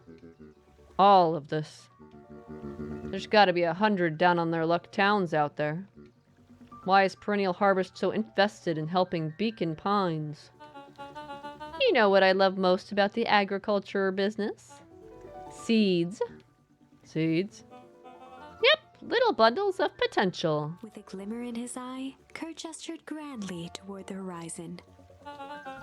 You treat a seed right, nurture it, feed it, and it can grow into something truly special. You see potential here? Undoubtedly. The seed of greatness is already under our feet. All it needs is a little nudge. And the right leadership, of course. Oh. Good night, Mayor Valentine.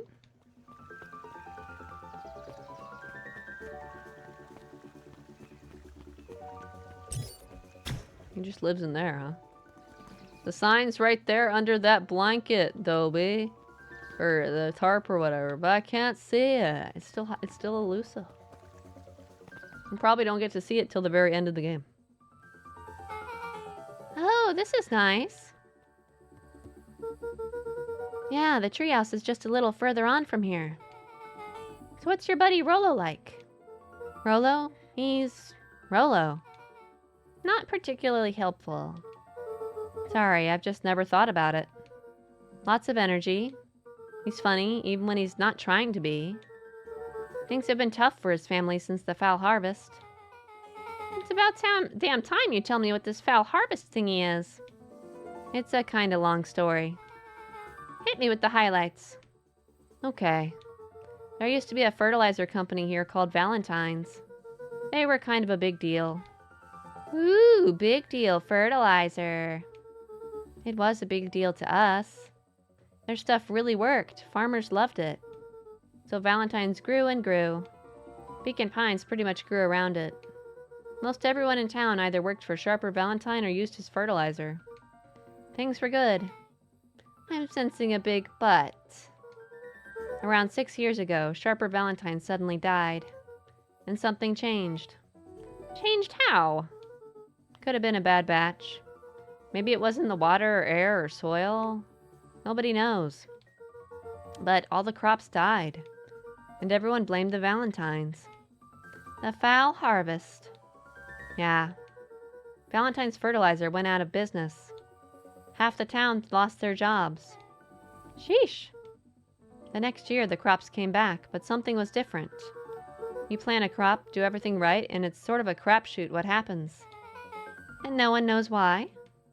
Nope. I take it Rollo's farm got the short end of the stick.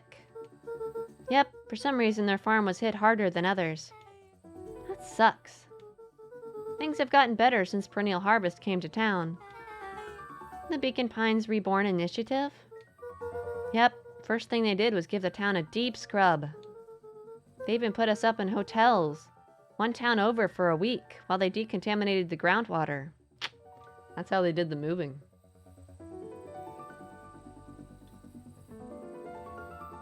They gave the place a deep scrub, all right. We'd better get going.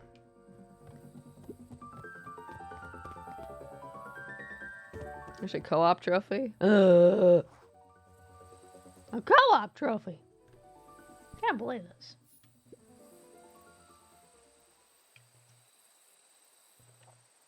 It's about time. I was about to give up and go home. Who's the new kid? Name's Beck. You must be Rollo. I see my reputation precedes me. Welcome to Mission Control. Rollo waggled his head with pride. You'll find we've spared no expense in construction. I've seen worse-looking piles of junk. Thanks. Hey, Luca, you know the security concerns we talked about? Yeah. While I was waiting, I made some improvements. Let me lock this baby down for a little test infiltration. Can't be too safe these days.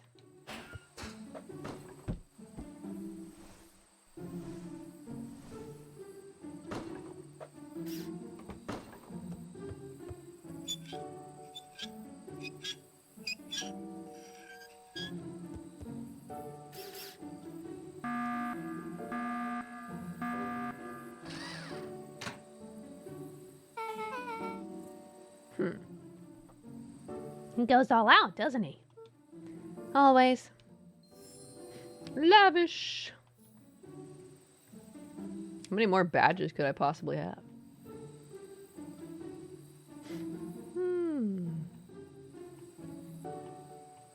I see a few I haven't done.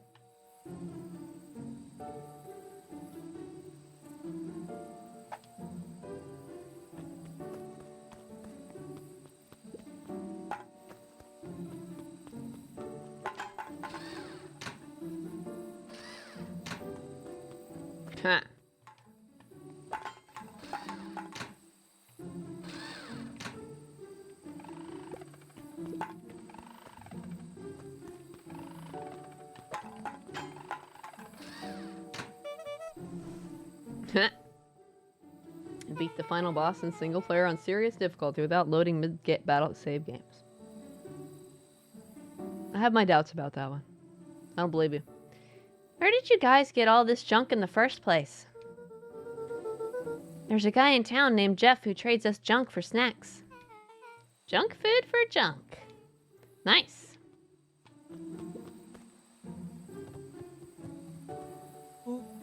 So, pretty sweet security, right? It was imaginative, I'll give you that. Luca, are we sure we can trust the new recruit? I'll vouch for her.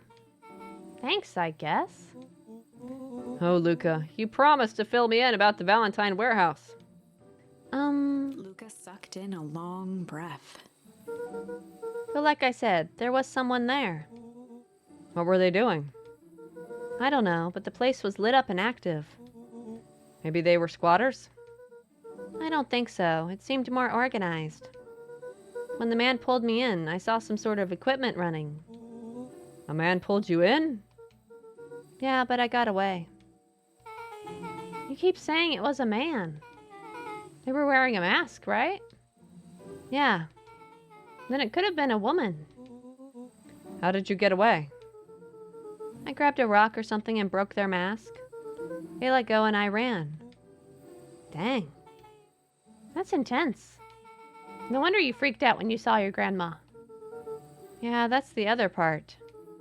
On our way here, Beck and I saw Eris Valentine meeting with Gran, wearing the same sort of hazmat suit. Rollo let out a low whistle. And they weren't there for idle chit-chat. It was a proper clandestine meetup. Or clandestine? I don't know how to pronounce that. So let me get this straight.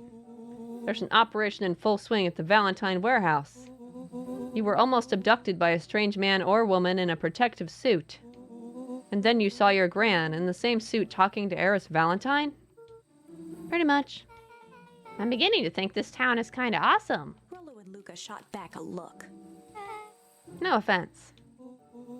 And so we can logically conclude aliens or alien zombies have infiltrated the town. And their leader is your Gran, and she tried to murder you. First of all, and for the last time, there are no aliens. Second, it couldn't have been my Gran at the warehouse. I broke that person's mask to get away. The mask Gran was wearing wasn't damaged. But she's definitely hiding something. She could have gotten a new mask, you know. Maybe. Your Gran is weird, but she might be the most boring person in the universe. All she does is sit around all day making jam. What could she possibly have to hide? I don't know. We haven't talked much since she moved in. Moved in? Your Gran isn't from here? No, she came a few months back to take care of me after His mom went missing. Did you know your Gran before? Not really, no. It's been years since I'd seen her. Luca, don't take this the wrong way. But are we sure your Gran is on the up and up? Are we sure your grandma's really your grandma? Luca gazed out the window. I'm just saying. It sounds like strange stuff has been happening since she showed up. We could say the same thing about your family. But you're right. Luca, your Gran is hiding something. And Pa always says, folks only bury stuff worth digging up. We need to investigate your house. If my Gran really is hiding something, don't you think I would have noticed by now? That's kind of the whole point of hiding something. I guess you're right. Gran's been leaving the house for hours at a time this week. I'll call you two tomorrow when the coast is clear. And we can start getting to the bottom of this. I'm always game for a good snoop. You can count me in. Chapter 6. Secret Lair. Summer forged ahead, but the nights only seemed to grow colder. Luca walked home slowly under the pale starlight, cautious to avoid any more surprises lurking in the shadows. Reaching home, he slipped quietly into bed, half dreading what they might discover the next day. It's game in co-op on serious difficulty with the enemy multiplier set to at least ×2 double, huh? You never believe me? I don't. What time is it? It's a good question. What time is it? It's 3:13. I thought this game was going to be easy, one and done. This game might require 2 streams. Oh my gosh. How close do you think I am?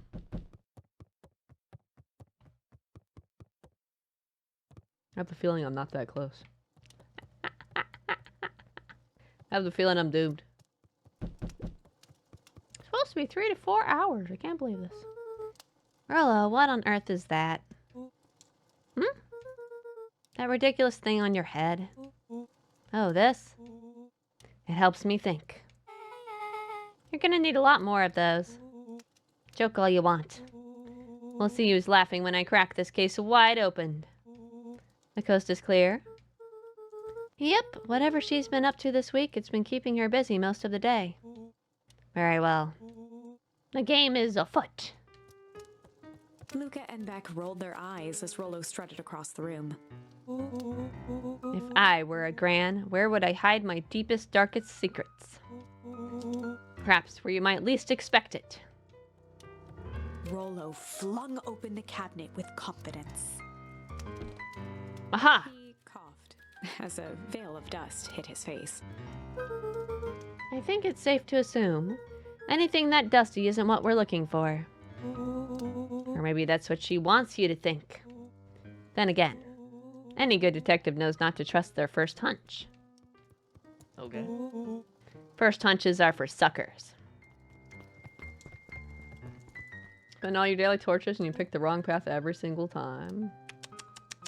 Maybe you should have picked the right path, man. Eureka! She's lit a fire in order to burn the evidence. She keeps that fire going every day, Rollo. Drat, may already be too late. Just think of the mountains of documents lost to ash. Okay. I'm gonna stop you right there. Can we just think for a moment? Luca, is there anywhere Gran doesn't want you to go? Yeah, the closet upstairs. So maybe it stands to reason that we should check there first? No, Dice, it's locked. Well, well, well. Look who stands to reason now. Da-da-da. And I have no idea where the key is. If it really is important, then she probably keeps it with her. Anywhere else? She has her berry bushes. Who has ever thought, I'm going to take this important thing and huck it in a bush? True. Anything else? Maybe something out of the ordinary? Well, she is always worried I'll break her fancy dishware in the kitchen. But it doesn't matter anyway, I can't reach the latch. A look of realization crept onto Luca's face. All three kids snapped to glance at each other, then sprinted in turn toward the kitchen.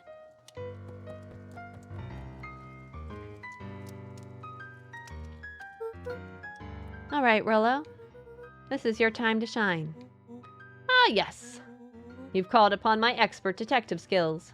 And now I shall proceed with... Before he could finish, Luca scrambled up Rollo's back.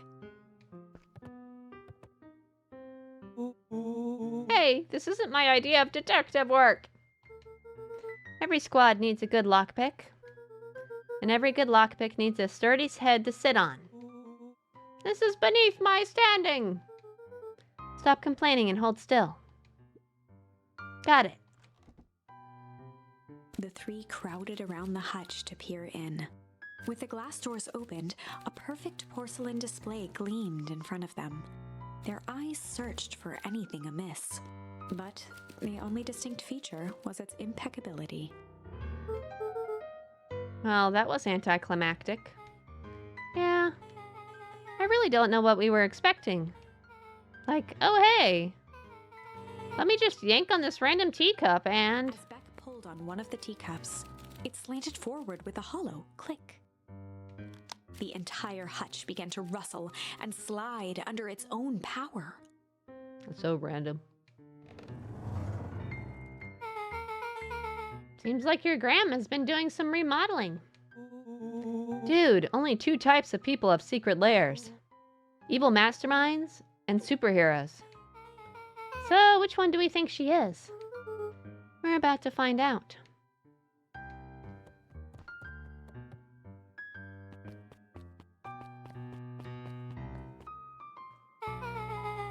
Okay, so more of an unhinged conspiratist vibe? Oh, wow. Yeah, this cannot be good. We need to look around before jumping to conclusions. Luca jostled each cabinet drawer in turn. Only one was unlocked. He fingered through the filing cabinet, pausing at a bulging folder labeled Walter. For a long moment, he just stared at it. What do you got there? It's my dad. Looks like some of his old medical files. Your dad was a doctor? Luca nodded and caressed the label with his thumb. Well, are you gonna read it? Here, let me help. Rollo swiped the folder from the drawer and began leafing through the pages. He whistled to himself, barely looking at the text. How about some of you actually read some, or how about you actually read some of it? One sec. Dense documents such as this are a lot like a cheeseburger. It's best to skip straight to the middle. That's where all the meaty bits live.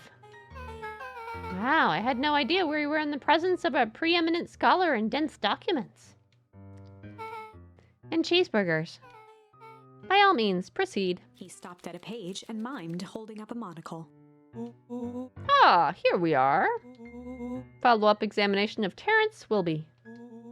Patient shows further signs of paleness and malaise. Body temperature continues to drop. He now describes soreness of muscles and joints. This is similar to the symptoms exhibited by Mrs. Wilby just a few days past. Still waiting on lab results from Joseph. Rollo looked up with heightened surprise. See? Creepy. Yeah, that's kind of disturbing. Who's Joseph? That's Mr. Nuncreed's name. Wait, Rollo's finger traced across the page. There's more scribbled in the margins. Could it be contagious? Mr. Wilby claims the tap water at his home has been contaminated. Perhaps environmental? Lab results only raise more questions. it's like he came back to this report later and made those notes. So it might be related to something else. Rollo scanned through several more pages. Here, the writing looks shaky. I just couldn't help her. This disease, or whatever it is, progresses so fast. And with his wife passing, Terrence's condition follows close behind. Exasperated by the loss. Enough is enough. I need to take matters into my own hands. Luca, staring blankly at the cabinet this whole time, spoke softly. What does it say next? Rollo rustled the folder, trying to loose more pages. That's where it ends. What? There has to be more. Luca frantically shoved the remaining cabinet folders, trying to find another labeled Walter. Luca, I think that's the only one. It's alphabetical, see? What did he mean, enough is enough? How did he take matters into his own hands? This is bullshit. Luca slammed the drawer shut. This is bullshit. Pick the right route, she says. It's almost as helpful as get good or don't get hit. Neither advice I would give you. Flip a coin. You have as much chance of picking the right route, but just picking randomly. Flip a coin. Draw straws. Whatever.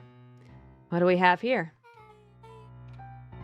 Barrels marked caution, explosive. And jam jars?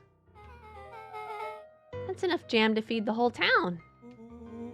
What kind of incendiary jam is your gram making? Whoa.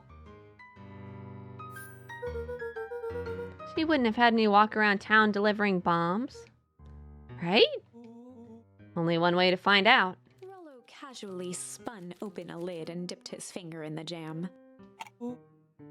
Huckleberries. He smacked his lips.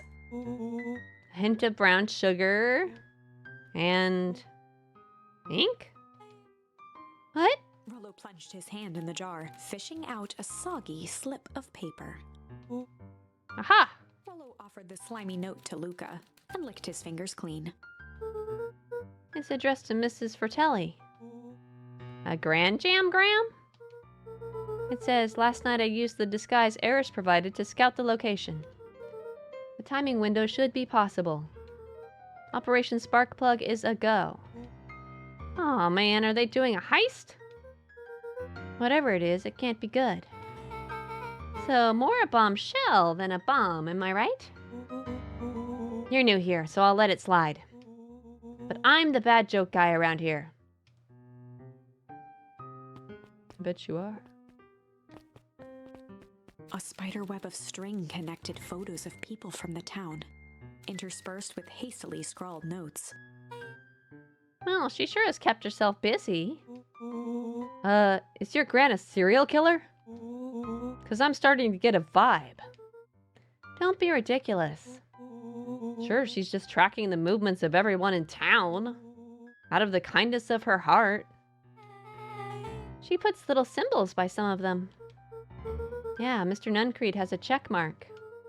The clipboards are all inside a big circle. My moms are both on here. Both with question marks. Gus Valentine has a question mark. Eris has a question mark that's been crossed out. Mr. Kerr has a bullseye. The killer's chosen her next victim. We don't know what any of this means. Whatever it means, it's probably not good. Interesting. They crowded around a worn-down old map of Beacon Pines. Ooh, this looks like a treasure map. Not every old map is a treasure map, Rollo. Yeah, but every treasure map is an old map. Can't fault that logic. Look, there's even a pathway drawn on it. It starts at the entrance to town. And if we follow it, Rollo carefully traced the path with his finger. it leads right to He jabbed down at the end point. Town Square. That's the fountain in the middle of town. What a weird place to hide treasure. Rollo, that doesn't look like treasure to me. The end of the path on that map has the same symbol as those explosives over there. So it's not hiding treasure? A real bummer. Rollo, what's the thing you've been excited about for the past month? The festival! Gulp. Did you just say gulp? This feels like a gulp kind of situation. Everyone will be gathered near the center of town. She's gonna blow up the festival! Not if we stop her. What was that? Luca looked up from the map. We all knew this was gonna happen. What was that? No, I heard it too. That was the front door. Which means someone just shut the door. Which means someone's upstairs. Shh, quiet. Hit the lights. But the hutch? And they became statues in the dark. But the hutch is still moved, isn't it? I don't see what that's gonna do. So I wake up extremely itchy. Congratulations, Jada, on waking up extremely itchy. Overhead, creaking floorboards bent under slow, deliberate steps. The kids looked up, the tilt of their necks following each footfall.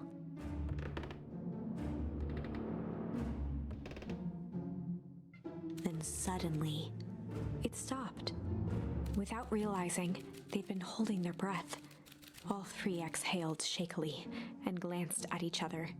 A muffled male voice broke the silence. A final few footsteps reached the entrance above them, and the voice now echoed down the stairs. Oh wait, it's Tolliver. Hello? Anyone down there? The three kids shuffled to the corners without a peep. As he began to descend the stairs, the man's voice punctuated every new step. Thump, Yoo-hoo! thump, I'm not here to hurt anyone. thump. I'm just here to help. Just... At the bottom step, the man paused, squinting to search the room for signs of life. Huh. Guess it's nothing. Rollo shifted suddenly. What are you doing, Rolla? Luca gave him an intense, chastising look and whispered through clenched teeth. Rollo, don't. It was too late. Rollo was already inching toward the stairway. He screeched as he charged toward the shadowy figure. Flaming chicken coop! Okay. With all his weight, Rollo tackled the man to the ground. Rollo. Mysterious creepy man? Anyone there? From the dark corner, they saw something move. Well, I don't know if if I had it in me. There was only one way to find out. Holy crap, Rollo, that was awesome! Wait, did you just kill that person? Luca scrambled to the hunched figure on the ground. Pressing his fingers to the man's neck, he sighed with relief. You sure clobbered him good, Rollo. He's knocked out cold. As Beck flicked back on the light, Luca and Rollo both gasped in stereo. Stereo. Mr. Tolliver! Chapter 7. The Interrogation of Hiram Tolliver. Still unconscious, Mr. Tolliver slumped heavily in a shoddy old chair.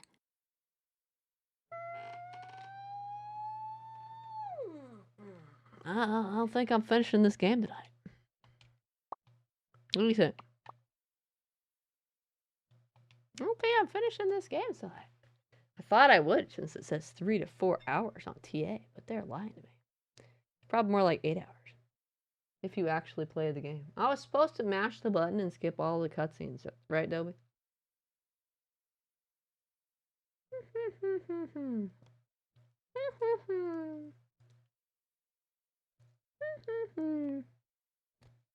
It's okay. How you doing there, kitty cat?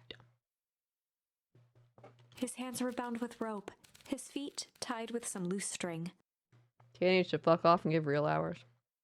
Well, you see, the hours are input by people. And there's a lot of people on TA who just want achievements because they want quantity over quality or whatever. And they just like blast through. Like all those people just basically insta unlocking the Stranded Deep achievements and trophies and stuff. There's people that just want, you know, pop, pop, pop, pop. And then they said Beacon Pines was 3 to 4 hours. I believe them. It's probably closer to 8 hours. If you actually play through the story, how dare I pay attention to the story? Who knows how many routes beyond that? There's still The kids huddled in a circle, discussing their plan. Let's see if I can get to a screen that's not a book. One thing was certain. They couldn't just let Mr. Tolliver go. They needed to know what he was doing in Luca's house. After some deliberation, it was decided.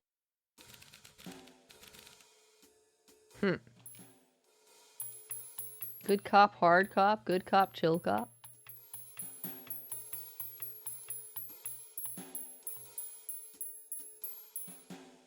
It can be chill first. They'd run the classic good cop, chill cop interrogation. Chill cop. So basically, which badges haven't I used yet? I haven't used pull yet. I don't know if I've used indulgent. I don't think so. Haven't used tender. Cling, I don't think. Pungent, crooked, hard, lavish, incendiary. There's like several other choices. I don't think I've used hum either. There's several badges I haven't used, and there's still empty spaces, so there's probably more. And I figure well, not badge, charm. I figure every charm has to get used at least once. There's still quite a few things left. We've learned a lot tonight, though. We're getting towards the big confrontation with whatever the hell, whoever the fuck it is. So the Valentine family, it feels like they're against whoever Kerr works for. So I think there's at least 2 factions here, but who knows? But we've made a lot of progress tonight. Look at our beautiful tree with choices.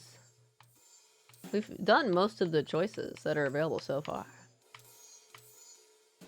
We're on this choice right now. Every other choice got a check mark, so every other choice has been done. We're on the only route we can be on right now. But there's still quite a few charms left, so the game's definitely longer than I thought. It will require 2 streams. Wahaha! I think we will stop here for tonight and interrogate Mr. Tolliver next time and figure out all the stuff going on next time. Next time. Sorry, Dobie, you're not getting your sign tonight. Maybe next time we play this, you'll get your sign. It's okay though. Discord tonight? Sure, for like 3 minutes. Just looking at chat and reading the game aloud is what it was. That would be extra hours. Yeah, true. Oh, okay. Yeah, I'm gonna stay up until like 8 a.m. to finish this, Toby. All-nighter. Here we go. I can stay up all night. Everybody no side, no judge route. Oh, nothing! Ha ha ha! Oh, nothing for you! I mean, to be fair, you didn't have the expectation of seeing what the pranked sign was gonna be. That's gonna be a while yet. And like I said earlier, I bet that sign's gonna be at the very end of the game, just to keep you wondering until the very end. What the kids pranked the sign to mean. It'll be funny. Yeah, where's my controller at?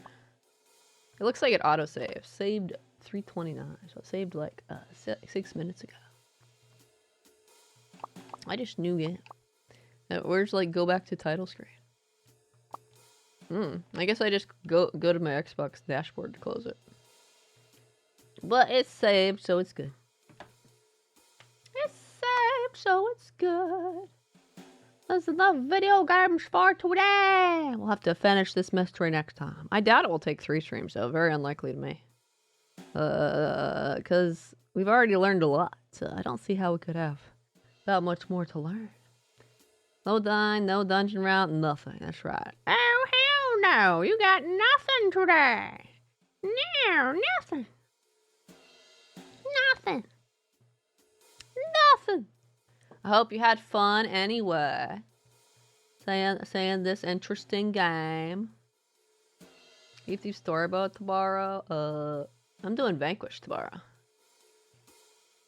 And maybe beating it. I'm gonna watch some videos on strategies.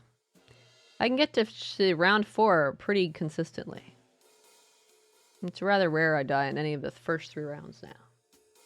But round 4 is very chaotic. So I've not done a good job of surviving past the initial wave in round 4 so far.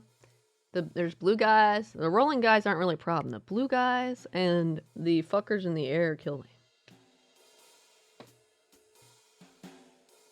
So we're gonna see what internet strategies have for me to like deal with that. And then I've made it to round 5 one time, and what it does is some rolling dudes and 2 of the boss enemy from the second round. 2 at the same time. I did not live very long in that round.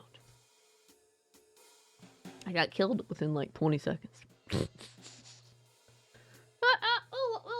We'll watch some videos for some tips and maybe beat it tomorrow, but I don't have any confidence in that. I have like 0 confidence in beating it tomorrow. I expect tomorrow to just be practice. You can't beat something without practicing, right? I'll see. I don't expect to beat it though. I expect to maybe get slightly better at not dying in round 4.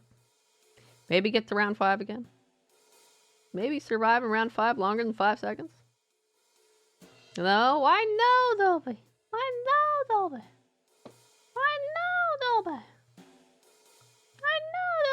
We're just some hours away from finding out what achievements to singular or plural they add for the new tall tale. Who knows? We'll see. I don't plan on doing the tall tale tomorrow, though, no. Earliest I'd probably do it is maybe Sunday. Although I'd probably just stream it on Discord. And that's only if there's an achievement for it, honestly. You know how I am. There's no achievement until all of them get released, then it will not be done until all of them are done. All of them are out. I expect there to be an achievement for the first one, though. Record the offline play. Wait, what? Record the offline play. Couldn't even stream it. Nope, I've said before. I will never stream Sea of Thieves on Twitch again. I mean it! I have better games to play on my Twitch days. Like this game, right here. I have better things to do. Special YouTube video. Ooh, maybe. Special offline uploaded to YouTube only stream. I meant no, you didn't have fun? Oh. Screw you, Dad! Rawr! Ruffle butt. I can't believe it. Ruffle tease. You have a good night, Dolby. Have a good night, Gino. Good night, Mizu. Good night, Raiders, bots, lurkers, everybody who stopped by tonight. You all take care of yourselves. Be back tomorrow with some Vanquish, which, I'll get lots of practice. Win if I'm extremely lucky, I guess. If I'm suddenly feeling like super pro. We'll see. Only time will tell. Find out tomorrow.